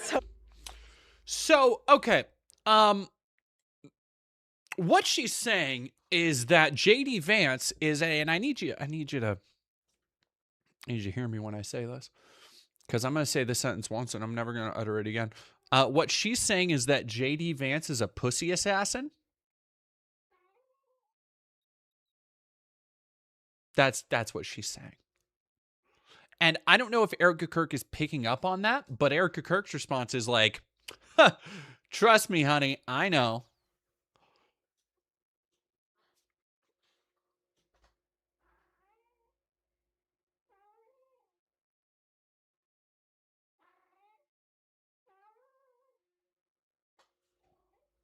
What, do you want? Just come over here, dude.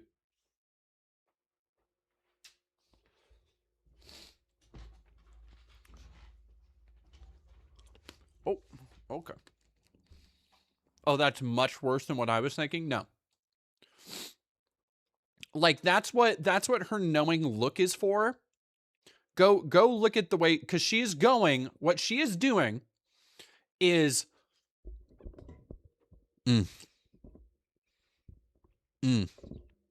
which is something you see people do when they think somebody is fine, when they think somebody is attractive, and they go, And that's what she's doing for J.D. fucking Vance.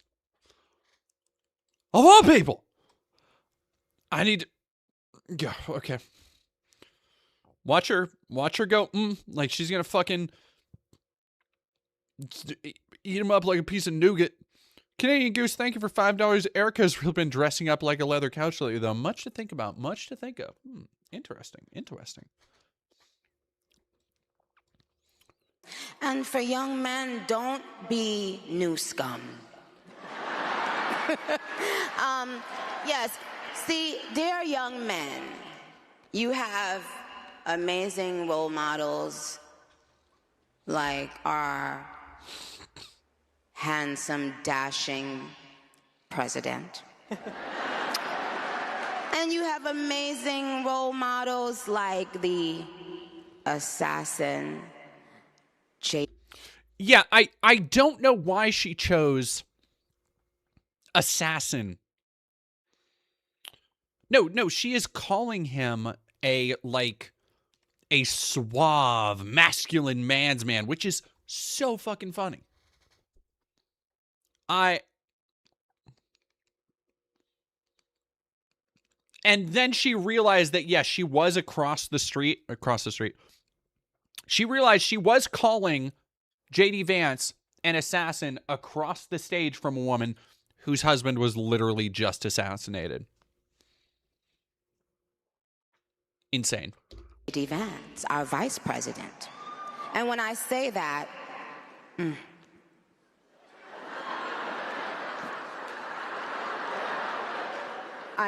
trust me, there's nothing new under the sun that I have not heard, so you're fine. Yes, we did. I love you. I love you. You have to laugh about it, truly. I have been called every single thing, and you know what? God is so good, you let it roll right off your back.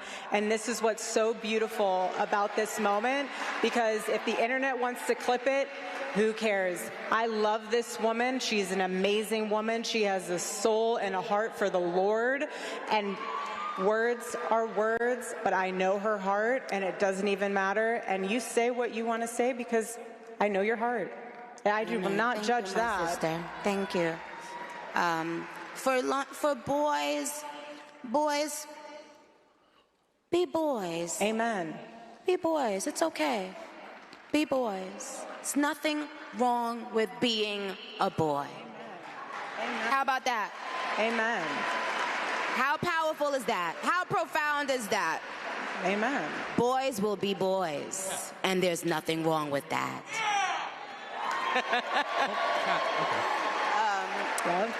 Boys will be boys, and there's nothing wrong with that. Really dark to consider in terms of boys will be boys is so often used to literally hand wave away sexual assault and rape and murder. And then we're going to talk about the Epstein stuff in a minute. And again, just this like, okay, dude. Yeah, that's what I want to say. What's something the media and the world in general misunderstands What about do you want, dude? Oh, I think people think maybe that I'm mean, or, maybe when you have a strong presence as a woman, it's easy to just box you into one box, one category of mean or... Again, also very funny to be talking about like basically feminism on a stage where you're talking about how men need to be more manly or whatever. Whatever, chat. You know what? I'm kind of good. I think I'm kind of good. I think I kind of get it. I get the gist. Oh,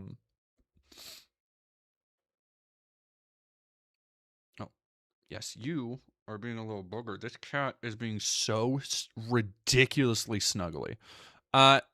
There's that. Oh, yes. So the OU Samantha Full Nike essay. So the instructor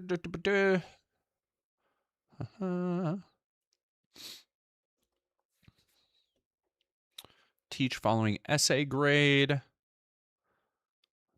Where's bring on the Epstein file? Yeah, all right. Give me 1 second, chat.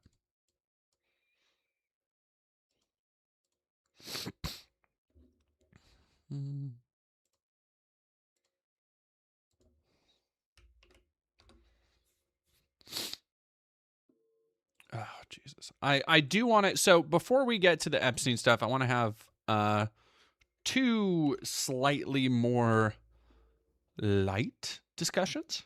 Melanie and I will be watching the... This is terrible for me. Oh, God, the sound is so... Thanks, Twitter.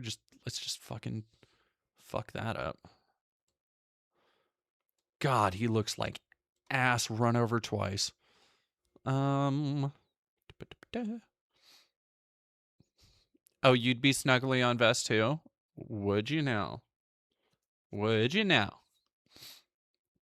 Hey, Dragons are Parkers. The quartering lost weight? I don't think so. I'm just judging with my eyes, so I can't say for sure.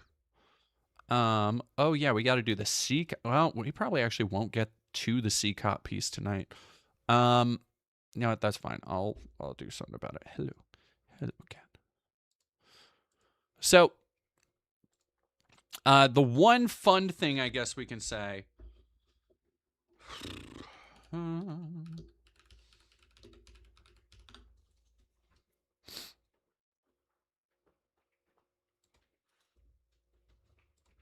Hey, where you going? Where you going? Text me. Okay.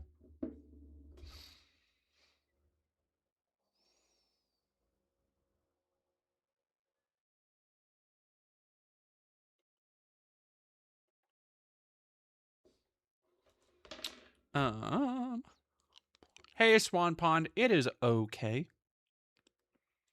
Yeah. Melanie and I will be watching the football game tonight, and Hannah Claire will probably be going somewhere family-orientated. I can't watch football with you guys? You can. Wow. I would love that. Oh, yeah, that would be fun. Wow, thanks, Melanie. I and would not love it. Yeah. We just... So what is a lot of people have been talking about is that this is very obviously ham bone trying to flirt with Melanie Mack, and Melanie Mack turning to her friend going, help me. Don't leave me alone playing football with this. Playing football. Don't leave me alone watching football with this fuckhead.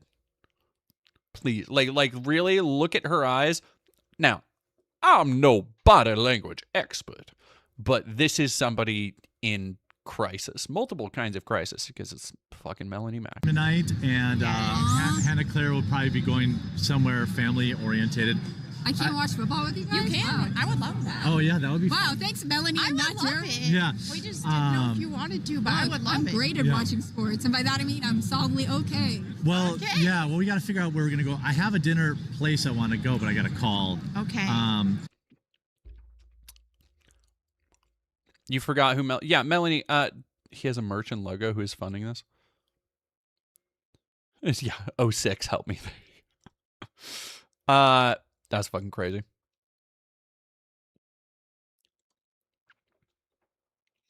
One second.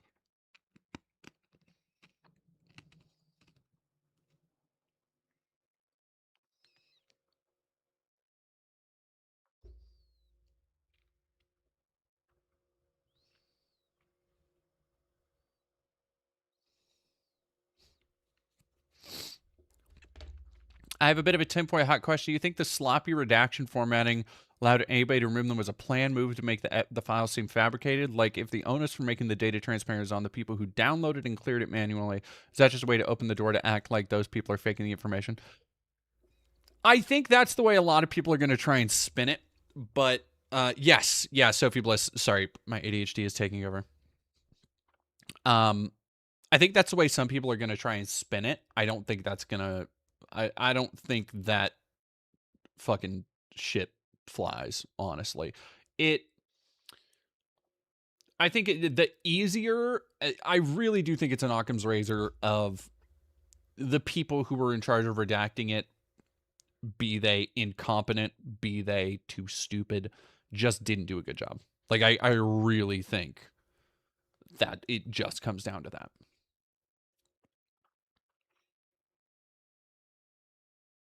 Yeah, and Melanie Mack is somebody who was asking, Sophie Bliss, I think, was asking, Melanie Mack is the one who has been hospitalized twice for forgetting to drink water and eats butter off, like, just off of the stick. Just off the stick.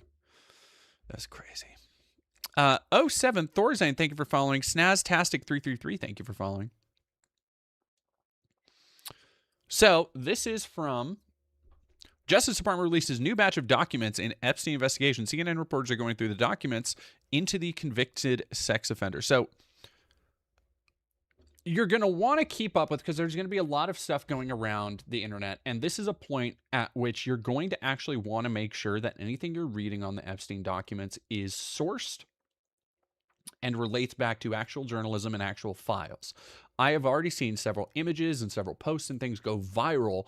Like, there's a picture of Trump with a young Ivanka on some kind of plane, and people are trying to be like, oh, this was in the files, because very few people are going to spend, like, going through thousands, if not tens of thousands of files.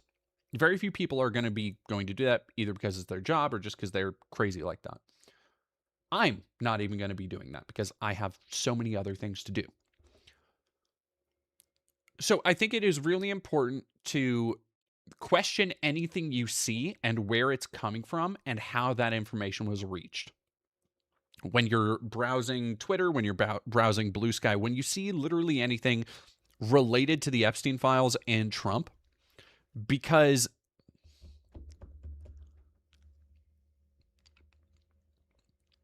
the truth around these things is genuinely important.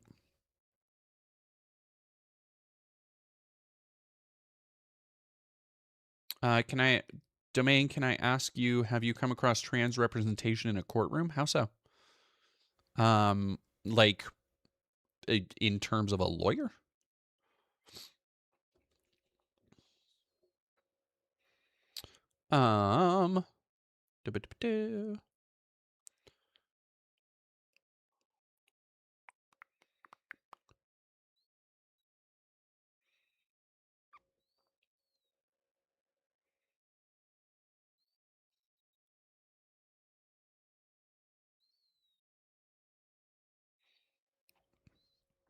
my autistic ass got saved by your people. They're trying to fuck autistic people and trans people at the same time. I am not sure what that means, Theo Turkus.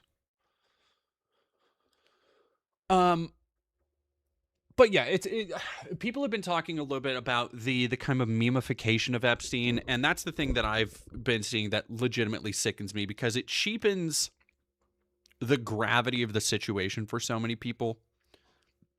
I think turning Epstein into some kind of meme, which, look, it's the fucking internet. Nobody takes any of this shit seriously. Or a lot of people don't when they should. But treating Epstein as some kind of meme or as something to be clowned on or joked about is really, it is doing the work of people like Trump for them, where they want to make sure other people also don't think predating, trafficking, and possibly even murdering, sexually assaulting actual children is a crime, or is like one of the most morally depraved and reprehensible things you could possibly do. And every time you see somebody joking about this shit, every time you see somebody making these, jokes about like, oh, this is like, MTV Cribs, but here's Epstein, like all that bullshit, or even the fucking like Charlie Kirk Epstein memes, solidifying Epstein as this kind of pop culture joke is sickening. I think it speaks to a very real kind of moral depravity that the internet prides itself on and has forever. But I would caution people to not really engage with it and not take part of it, because what has happened here, the far-reaching implications of the evil that Jeffrey Epstein was connected to are unknowable. They are myriad. They are legion. And I don't think we will ever know the full extent to which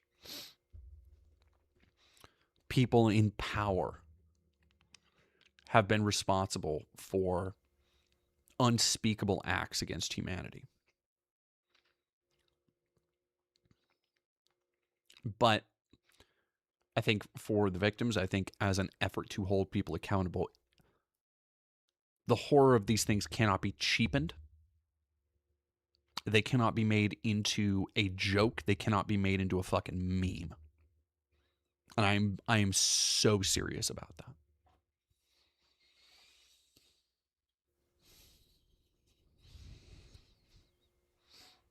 Yeah, people did it. People did it with the fucking Diddy shit, and like, it that stuff pisses me off. I am so fucking.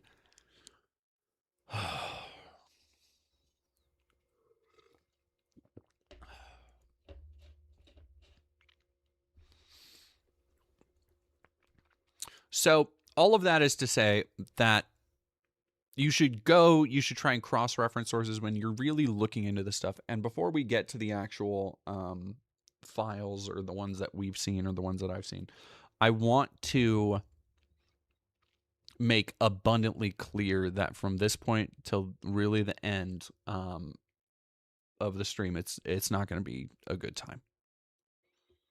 Like look, we had some fun bits with Nikki. We had some fun times with Tuckums and Benny Shaps and the rest of those assholes. We had some good yuckums with Rob Schneider, but this is what I feel everything has been really building towards, but this is in a very real way. This is the heart of human darkness that we are venturing into.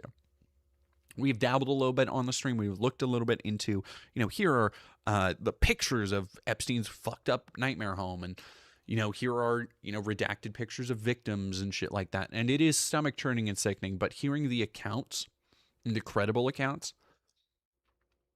putting people to actions it's another thing entirely, because the things we're going to read through, I want you to picture. I realize this is fucking hard to do, but I want you to see them every time you see Donald Trump. That's what I want for everybody. Whenever that bloviating sack of worm shit has another pompous, self-serving press conference where he fucking fillets his little toadstool dick for the rest of the world and we all got to sit and fucking take it. The only thing people should be thinking right now is that he is a pedophile rapist. That's it. Have a good one, user. So there's a multiple, there are layers to this and the kind of rolling out of Epstein, in that a lot of people, I was talking about this earlier, and a lot of people have talked about the Streisand effecting of this, and it really is like a Streisand effect nesting doll, where first it was Trump's and his entire DOJ's reticence to release the files and the insistence that there's nothing in the files. And just like all of these inconsistencies and things that people are like, well, this actually doesn't line up with what we heard here. And that drew so much more scrutiny. That like, it was really the few sharks there are on the Dems and the Republicans. They smelt the blood in the water and they went after them and we got them released now. But then they said, oh, okay, well, there's actually some redactions because there are some politically sensitive targets. And then that turned into, well, why are hundreds of pages just completely blacked out? Which, again, caused another kind of Streisand effect, which is what we're looking at now. And now it turns out that not only did they very obviously try and make it seem as though Jeffrey Epstein's connections were like one-sided to Bill Clinton, but they were selectively editing out and after the fact got caught editing out and cutting out multiple files that had references to Trump. Even stuff that wasn't like heinous. They were like, oh no, Trump's picture is in this. Better get it out of here.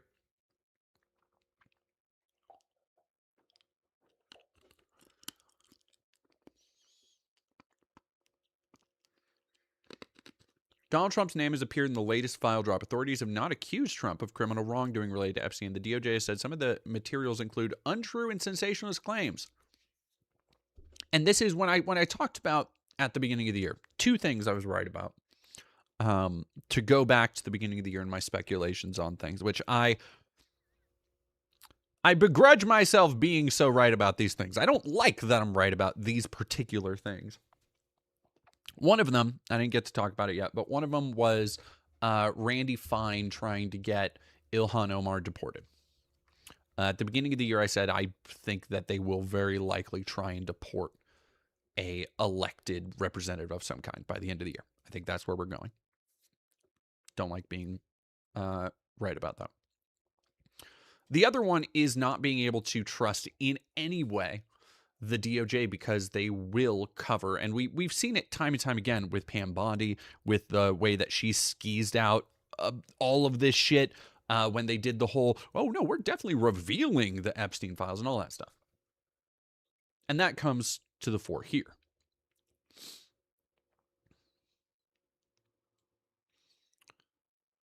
Huh? Theo Turgoose, did you hear about how JFK has a big issue with trans people but likes eating stuff? What? No. You mean RFK. RFK Jr. I don't want to look up that. What do I even look up for that? Never mind. I'm good. That's a nightmare for another time. Elsewhere in the documents, there's a series of emails storing correspondence between Maxwell, Epstein's convicted accomplice, and a person with the alias A that appears to be connected to the British royal family. Wow. Evidence of pursuit of co-conspirators. The latest documents include evidence that prosecutors sought to investigate and potentially charge more people. Series of FBI emails from 2019 cite 10 co-conspirators.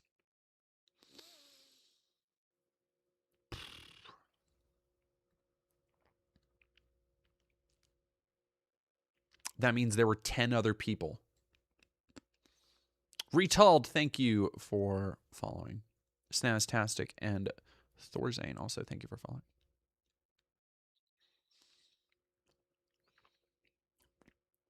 Yeah, PC Cooper. That's the thing, is that a lot of redacted documents, the PDF files, not talking about Epstein and Trump, the actual files themselves. A lot of people are going through those now because there are thousands of redacted pages and shit. Trump in the investigations. There is a 2021 subpoena from the Maxwell case to Mar-a-Lago seeking any and all employment records relating to a redacted individual. Late Virginia Guffrey, who worked at Mar-a-Lago, there was a 2020 email noting Trump flew on Epstein's plane 8 times. DOJ says one letter is fake. Included in the document is a letter which the department now says is fake, signed by Jay Epstein and addressed to another infamous convicted sex offender, disgraced ex-USA gymnastics doctor Larry Nassar. Quote, "We share one thing, our loving caring for young ladies and the hope they'd reach their full potential," the letter says. "Our president also shares our love of young, nubile girls." And the real mindfuck is, this lines up with the weird fucking message that they talked about having secrets. You remember the birthday message that Trump did. But also, it doesn't match, like, there are inconsistencies with how, like, Epstein signs his name, with the way he writes. I don't know if this part was fake, but it absolutely, like, it could go either way. And that's the real problem with the DOJ right now, is that I do not trust somebody at the DOJ to say, yes, they are real, or no, they're fake. Because it could be either way. Juliana, thank you. Holy shit. Oh my God. Thank you so much for 1, 2, 3, 4, 5, 6, 7, 8, 9, 10 Tier 1 subbies. Hell yeah, Juliana. Thank you so much. You're the fucking the goat of goats. You and Violet are tied for most subs this stream. Thank you so much. Racial Engendered, Oelk, the Six Boy Mac, Queen Lily's Bloom, D Machier, Burr Jose, Tech Site, Island Universe, Jolly Rotten, and Trans Fox Girl 1312. Hell yeah. Thank you, thank you.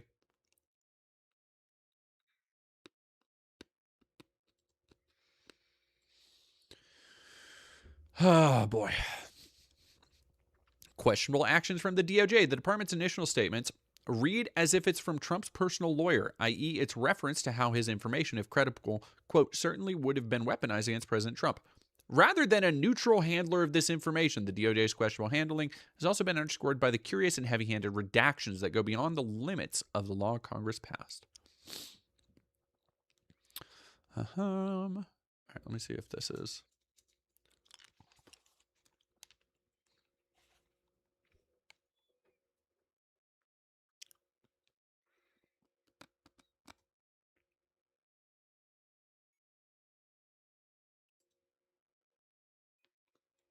President Donald Trump's name is all over the latest batch of Epstein files. Oh, right. I can't hear that because my thing died. I'm sorry. Oh, here was the one that was fucking crazy. We're told by his inmate, Nicholas Tartaglione, that his cellmate Jeffrey Epstein tried to kill himself. After being removed from the cell and placed in another unit, Epstein sat on the edge of the bed and began moving forward as if he was attempting to fall over headfirst, stopped and attempted to fall again, according to the lieutenant.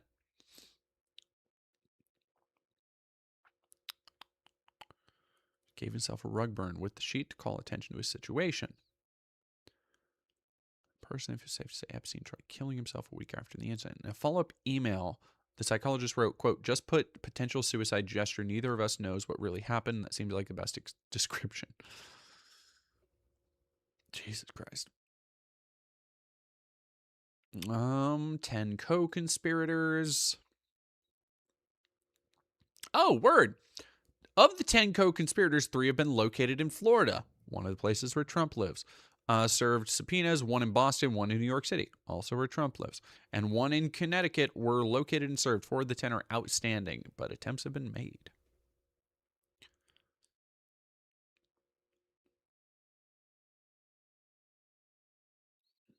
Epstein's lawyers claims he couldn't sleep in prison for 3 weeks, needed water and toilet paper. Don't give a shit.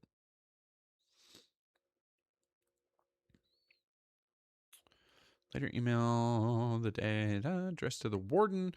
The prison supervising staff attorney recalls a conversation with 2 of Epstein's attorneys, quote, primarily in relation to his request for access to water in attorney conference. Also makes a reference to Epstein, quote, requesting a razor to shave the day he was returned to the special housing unit. Quote, he has not slept well in 21 days because of not having his CPAP machine. Oh, fucking cry me a fucking river.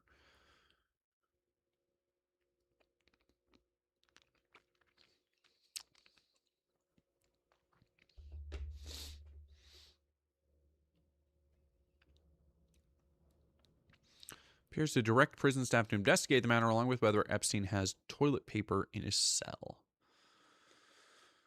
Releasing DOJ documents without explanations make it difficult to determine authenticity. Little to no context make it difficult to determine whether or not they were all authentic.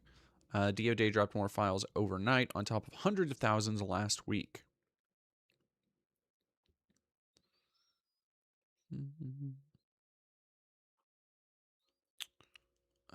Not all of which can be verified. Different aliases. All right. So here we go. This is from 4 hours ago. A trip to Peru. Email exchanges between February and March show Epstein accomplice Maxwell and a man identified as A, or the Invisible Man, planning a trip to Peru that involves girls. Andrew Mountbatten Windsor visited Peru in March 2002 on an official visit. That sounds Prince Andrew. That sounds like Prince Andrew.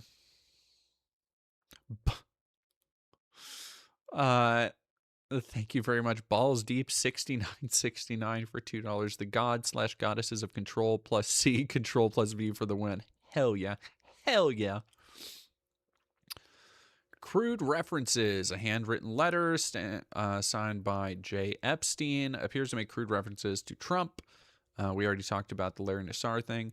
New email indicates federal prison officials plan for Epstein to share a cell with Caesar Sayoc.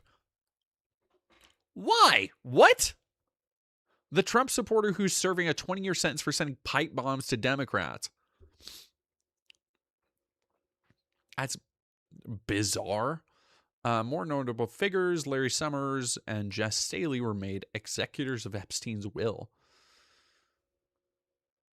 Names of federal prosecutors and law enforcement officers who were involved in various investigations of Epstein were redacted from the files. That can be the standard for when their positions are not senior or public-facing enough to warrant revealing their identity. From a survivor, as the DOJ releases the files, Haley Robson, a survivor of Epstein, told CNN she would love to see Trump impeached over the handling of the probe. Honestly, at this point, like, simply the dog shit handling of everything is reason enough. It's reason enough.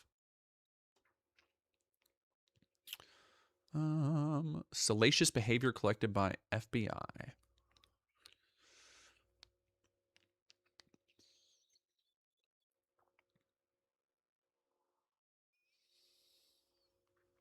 As part of a 2008 non-prosecution deal, Epstein served 13 months in a Palm Beach County jail with a work release during the day for state prostitution charges over his involvement with underage girls. Like, if you want a look, just think about how depraved it is. That this rich motherfucker was so well connected that he was caught and charged in 2008 with sex trafficking children.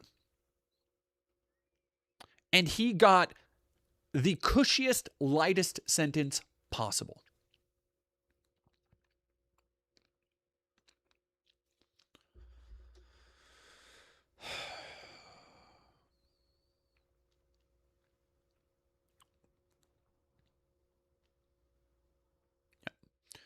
The department did not specify which claims are untrue. Hundreds of the documents are merely reprints of media reports mentioning Trump and other prominent figures.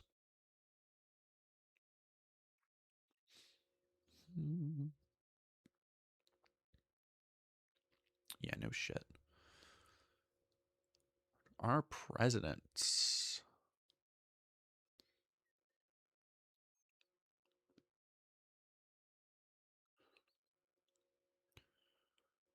Yeah.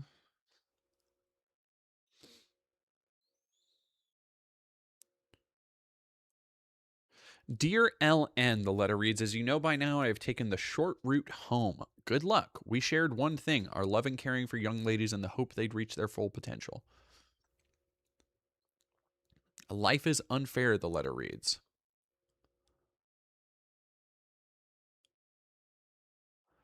It, like,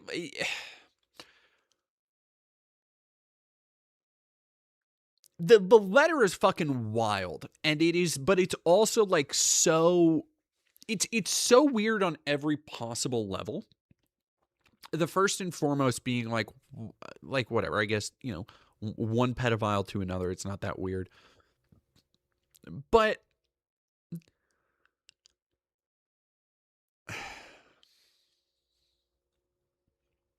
the letter was postmarked 3 days after Epstein died. Prison staff are authorized to read and inspect outgoing mail, which can cause delays.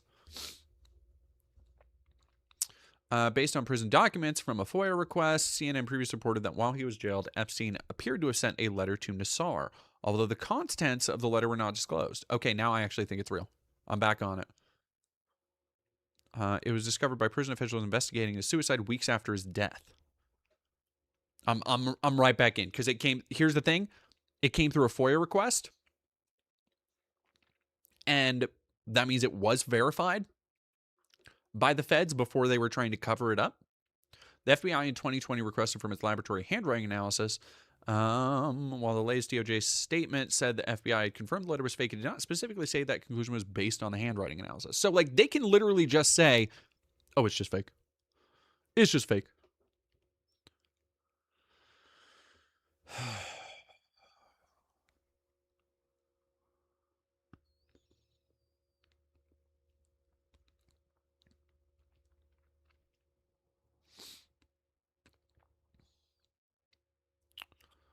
Using the dirt they had on Trump as a weapon, yeah.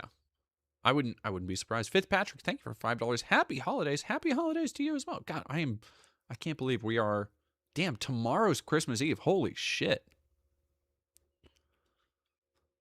Da-da.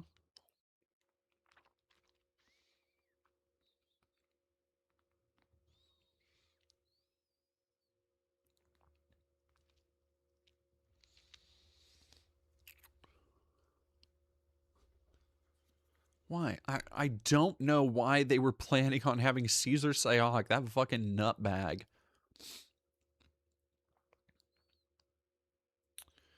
There we go. Identified as Andrew. Okay, if it's Andrew, that's crazy. All right, the Invisible Man, AACE at dial.pipex.com to GMax. Real clandestine. I would love to do them all, but fear there will not be enough time. Christ.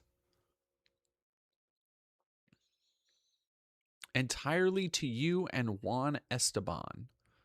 Jeffrey Epstein, J.E. I'm going to have more time after tomorrow to know what will happen and when I'm in Peru, so I will be in touch on Friday. From Juan Esteban. A small group of friends.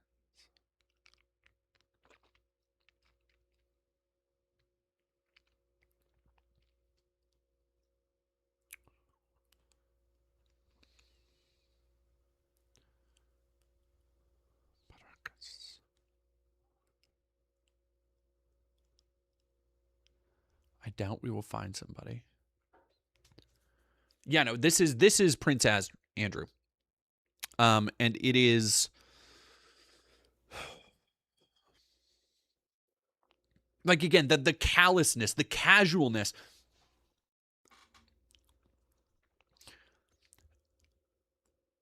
This is not the casual way you talk about sex trafficking people if it's something you haven't done before.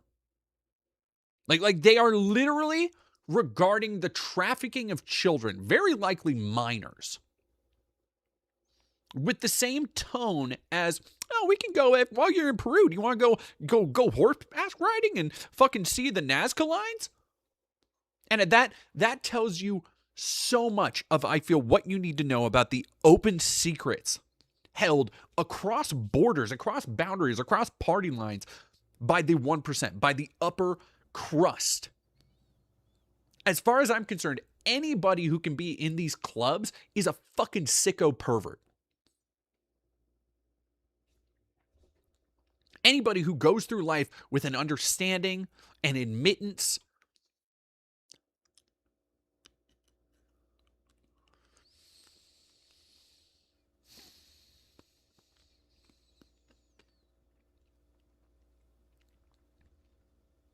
more than 30,000 docs were released overnight. Wrote that traveled on Epstein's private jet many more times than previously reported. Trump was listed as a passenger at least 8 flights between 93 and 96. That's a lot, dude, including at least 4 flights on which Ghislaine was present, who was the handler of the sex kids. Nary Lassar thing. Yeah, okay, so that's pretty much all it from today.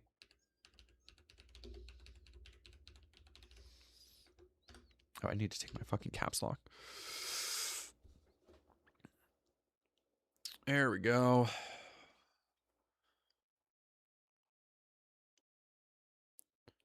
What are you doing? What? You fucking what? There we go.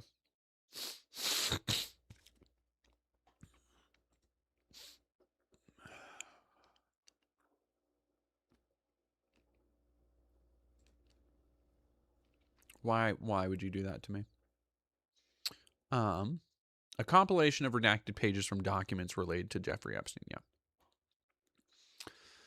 Can be undone with Photoshop techniques or by simply highlighting text to paste into a word processing file. Dog.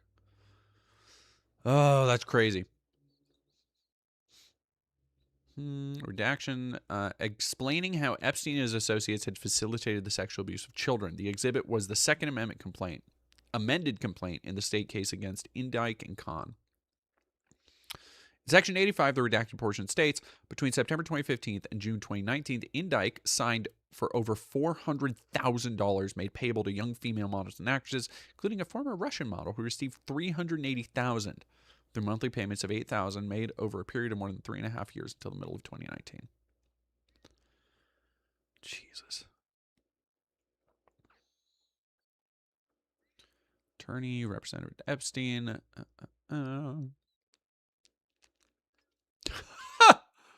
Oh, would you fucking believe it? Oh no. What? Oh no. Stop it. Indike, an attorney who represented Epstein, has not been criminally indicted by federal authorities.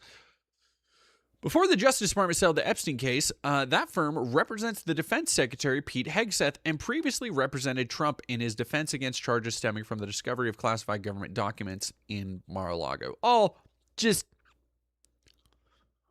All above board, all totally normal and good. Great fucking society.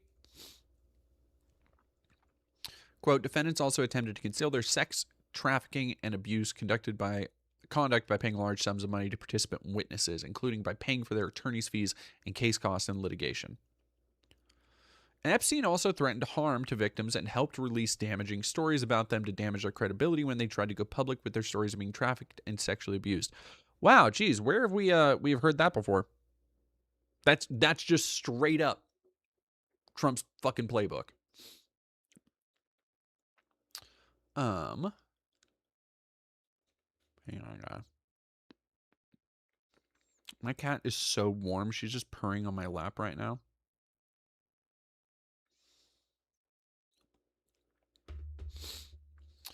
Cypress supported.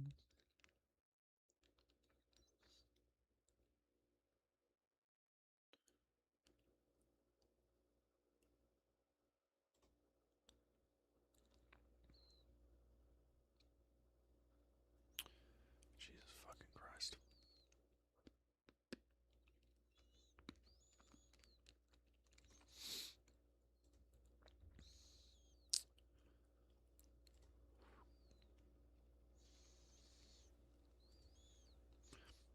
So I think this is one that got unredacted, or is that later?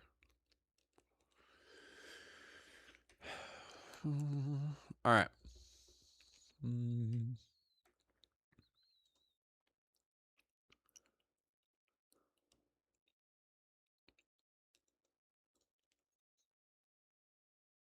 AKA name is, all right, threat to life false.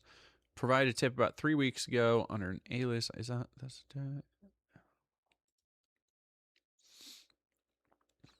detective, sex trafficking task force called me. I talked to him for about 20 or 30 minutes about my being sex trafficked by my uncle and Jeffrey Epstein in 1984 when I was 13 and pregnant. I told him some other important information about other high-profile individuals involved in my sex trafficking and the murder and disposal of my newborn daughter because I gave birth to her while I was in the middle of this sex trafficking ordeal. I cannot remember the detective's last name, nor do I have a number where I can contact him. I would like to have his name and contact info, and I would also like to know if there will be any further follow-up.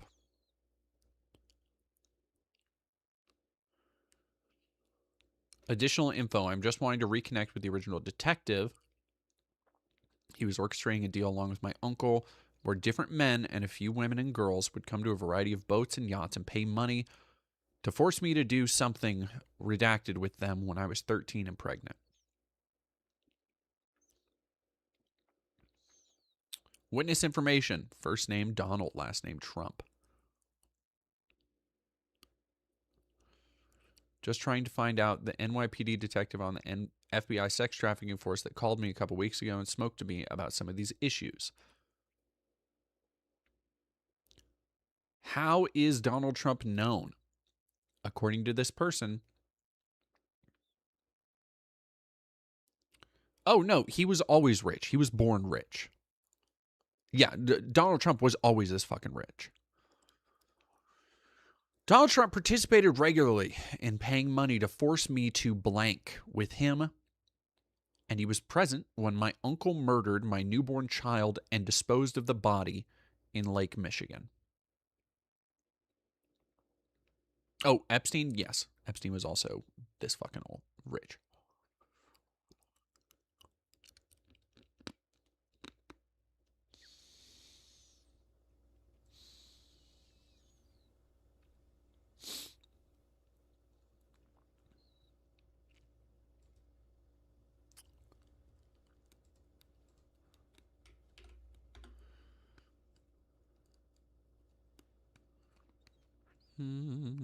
Not that.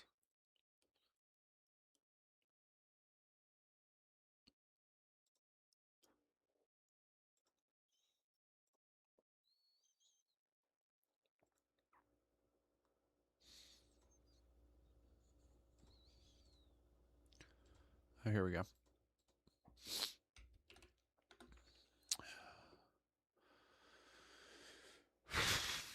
So this is the other big one that I think is worth calling to. That, along with the other one, I feel is genuinely fucking damning.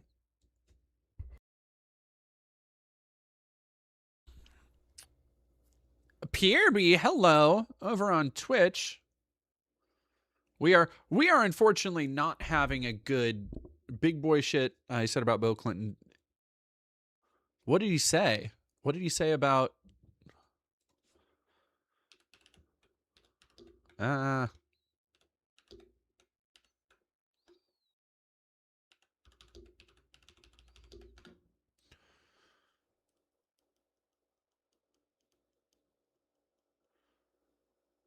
Jesus Christ.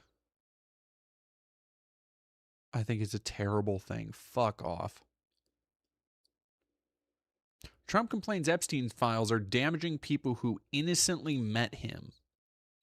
Naomi Francis says, hi, PRB, you're pretty. Juno Deer also says, hi, PRB. Broken silence on this, blah, blah, blah, blah. Complaining innocently met the convicted pedophile could have their reputations destroyed.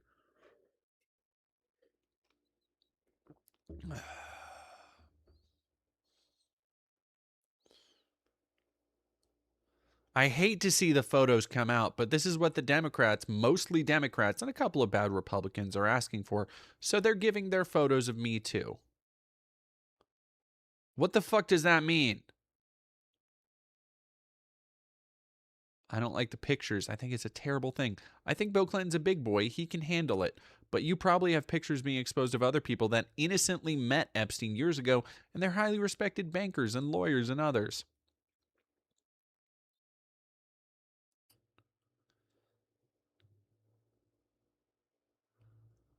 Trump, who has tried to dismiss the Epstein files as a hoax, also tried to cast them as a distraction from his party's achievements. Quote, what this whole thing is with Epstein is a way of trying to deflect from the tremendous success that the Republican Party has, which is why they have to fucking cook the books and lie about GDP.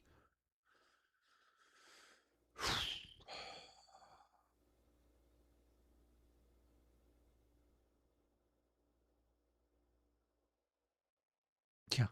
Uranus said there is widespread suspicion the department was using selective releases to imply wrongdoing about individuals who have already been repeatedly cleared.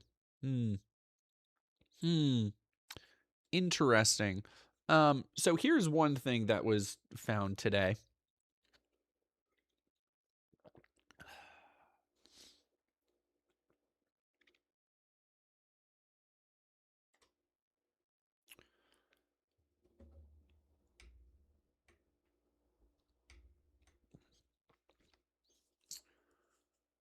Date 10/27/2020.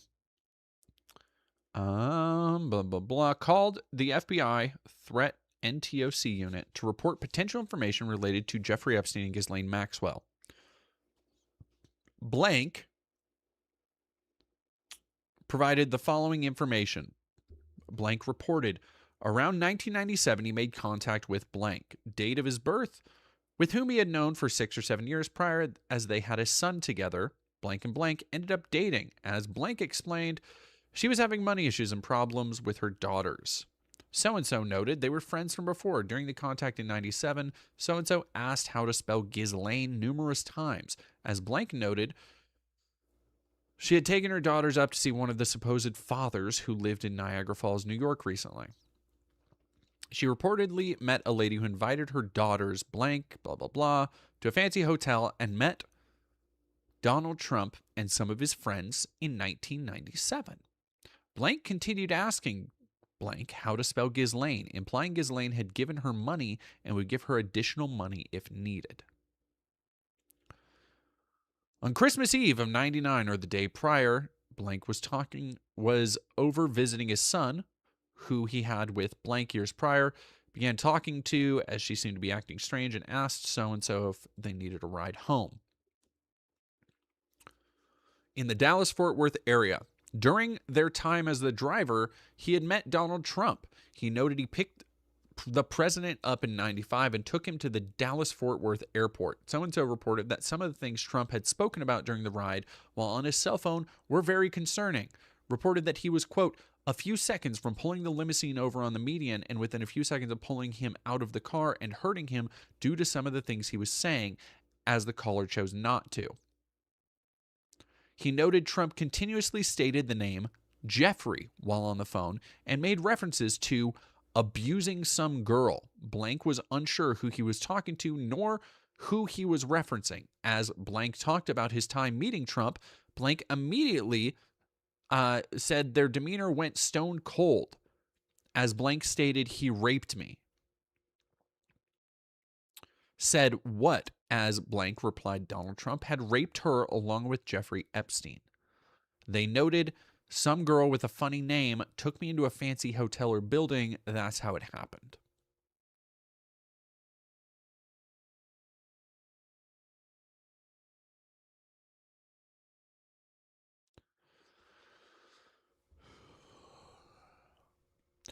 First person advised second person to call the police regarding the incident, and they stated, quote, "I can't, they will kill me." On Christmas Day, she contacted this first person, saying she had in fact called the police about what they had talked about. They did not hear from her until 1/10/2000. They reached out stating she was dead and noted she was found with her head, quote, "blown off" in Kiefer, Oklahoma. Officers on the scene and blank stated there was no way it was a suicide. Coroner stated it was a suicide. They later stated blank committed suicide because blank had gotten cocaine from a Mexican drug cartel. They feel it was a murder for the cover of Ghislaine Maxwell.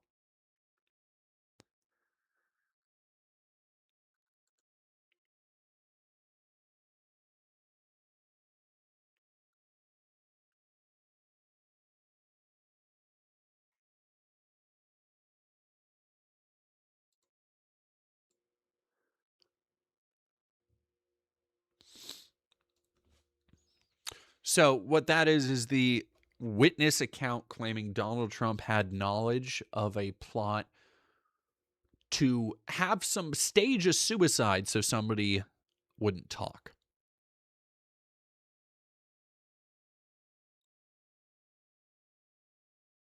And people will still credulously be like, oh, well, maybe Epstein did kill himself.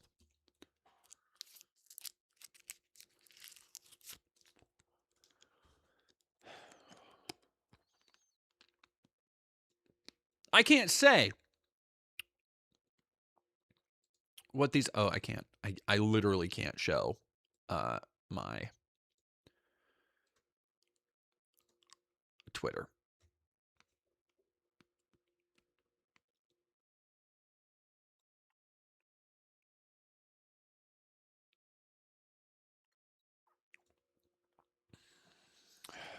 Meredith Navin, thank you for $5. Joke to break the mood. What's the difference between in-laws and outlaws? Outlaws are wanted. Happy holidays to everyone. Thank you, Meredith Navin. That's a cute one.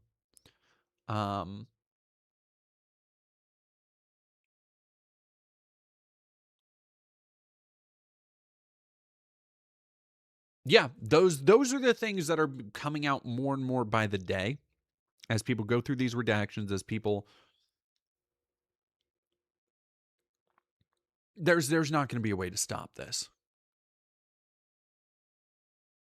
What's the bombshell that Trump had raped a young girl with Jeffrey Epstein and then very likely tried to cover it up by killing her? No, not murdered. They committed suicide, allegedly.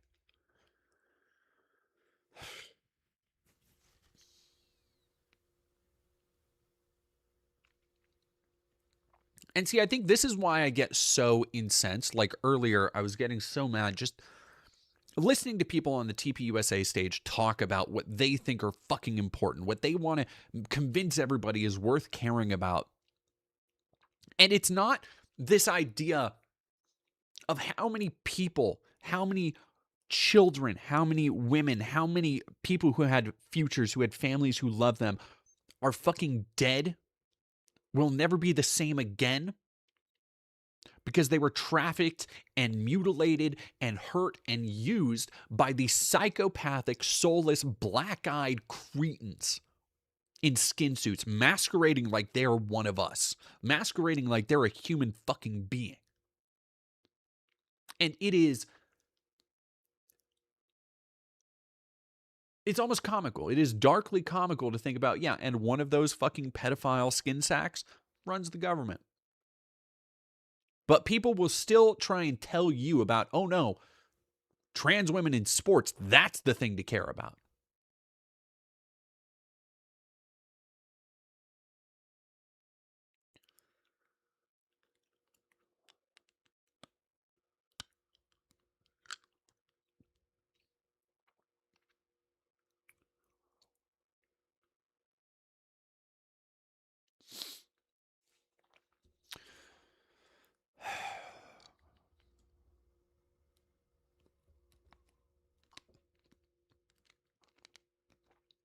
Oh no, I think it's very true.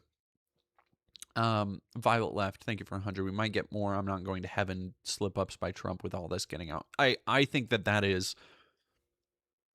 I think at some point it's going to be inevitable that there are going to be so many fucking slip-ups.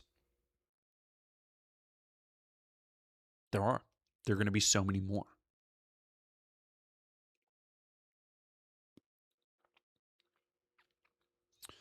Tortuga Nave, isn't the true horror realizing that they're human? Yeah. Yeah, it is.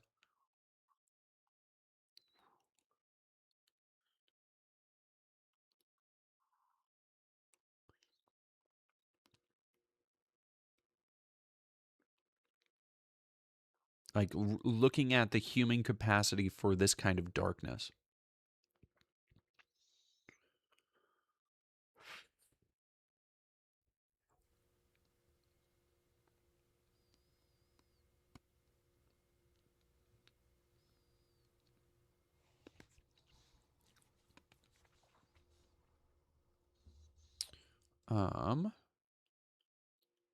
Gina Rognos, thank you. 7846, thank you for super chatting $5. These people are literally the Mexican cartels, MS-13, and Trenday Rog, where they complain about. Yeah. Every accusation is a confession. They keep everybody fucking busy, and it's so frustrating.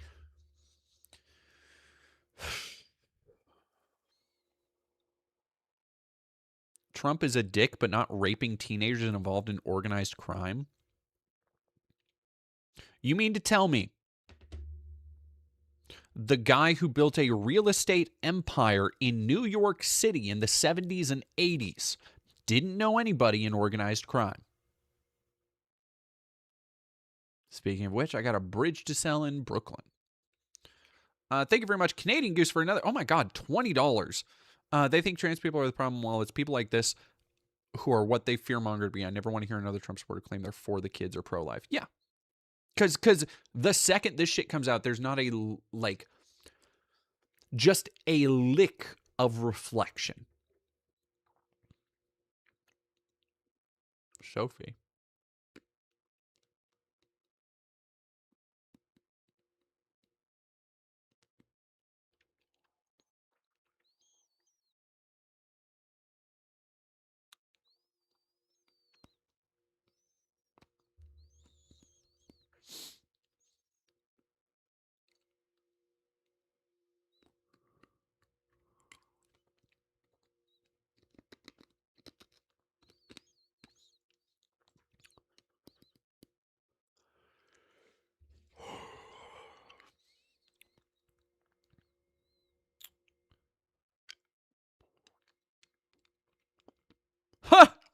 I'm sorry. Russell Brand posted because Russell Brand got charged with actually sex assault, actually raping somebody. Good, finally. But he put out a fucking car video of him, and I don't know what he's fucking blathering on about, and I don't care, but the title just says, "Merry Christmas, brothers and sisters. Accept all things, even trials, as gifts from God. Jesus is real." And it's just like, dog. Okay. Yeah, that's real. We'll get through this hours.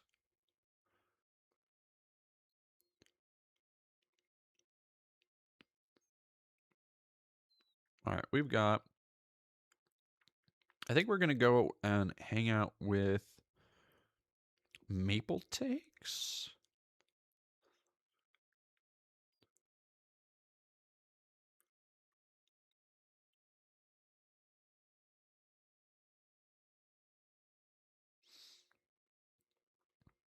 Or I want to go to Pedna's online, but I can't because I got to figure a thing out on the other end.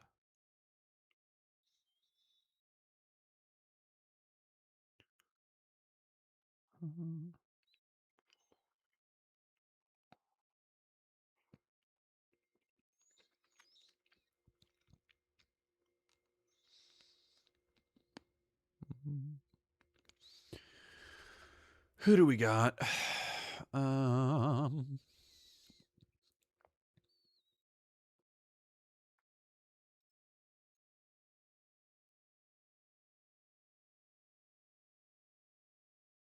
Thank you, Johnny Viral. Let's go. Yeah, let's go see who we're gonna go raid and.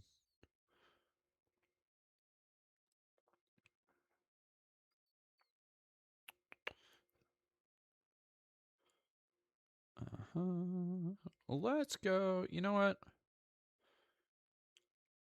Let's do some good vibes. Everybody go say hi to Casey Tron. Go show some love. Go spread some support. Go say hi to Casey Tron. Thank y'all for joining us on this wonderful stream. It's been a really some good vibes going on here, and I want to thank you all for being here. Stay tuned to the channel. I'm going to be putting up stream highlights of this video or some of the stuff we did here, some of the other stuff we've done lately, and then please look forward to some new big videos kicking off next year, hopefully in the first couple days.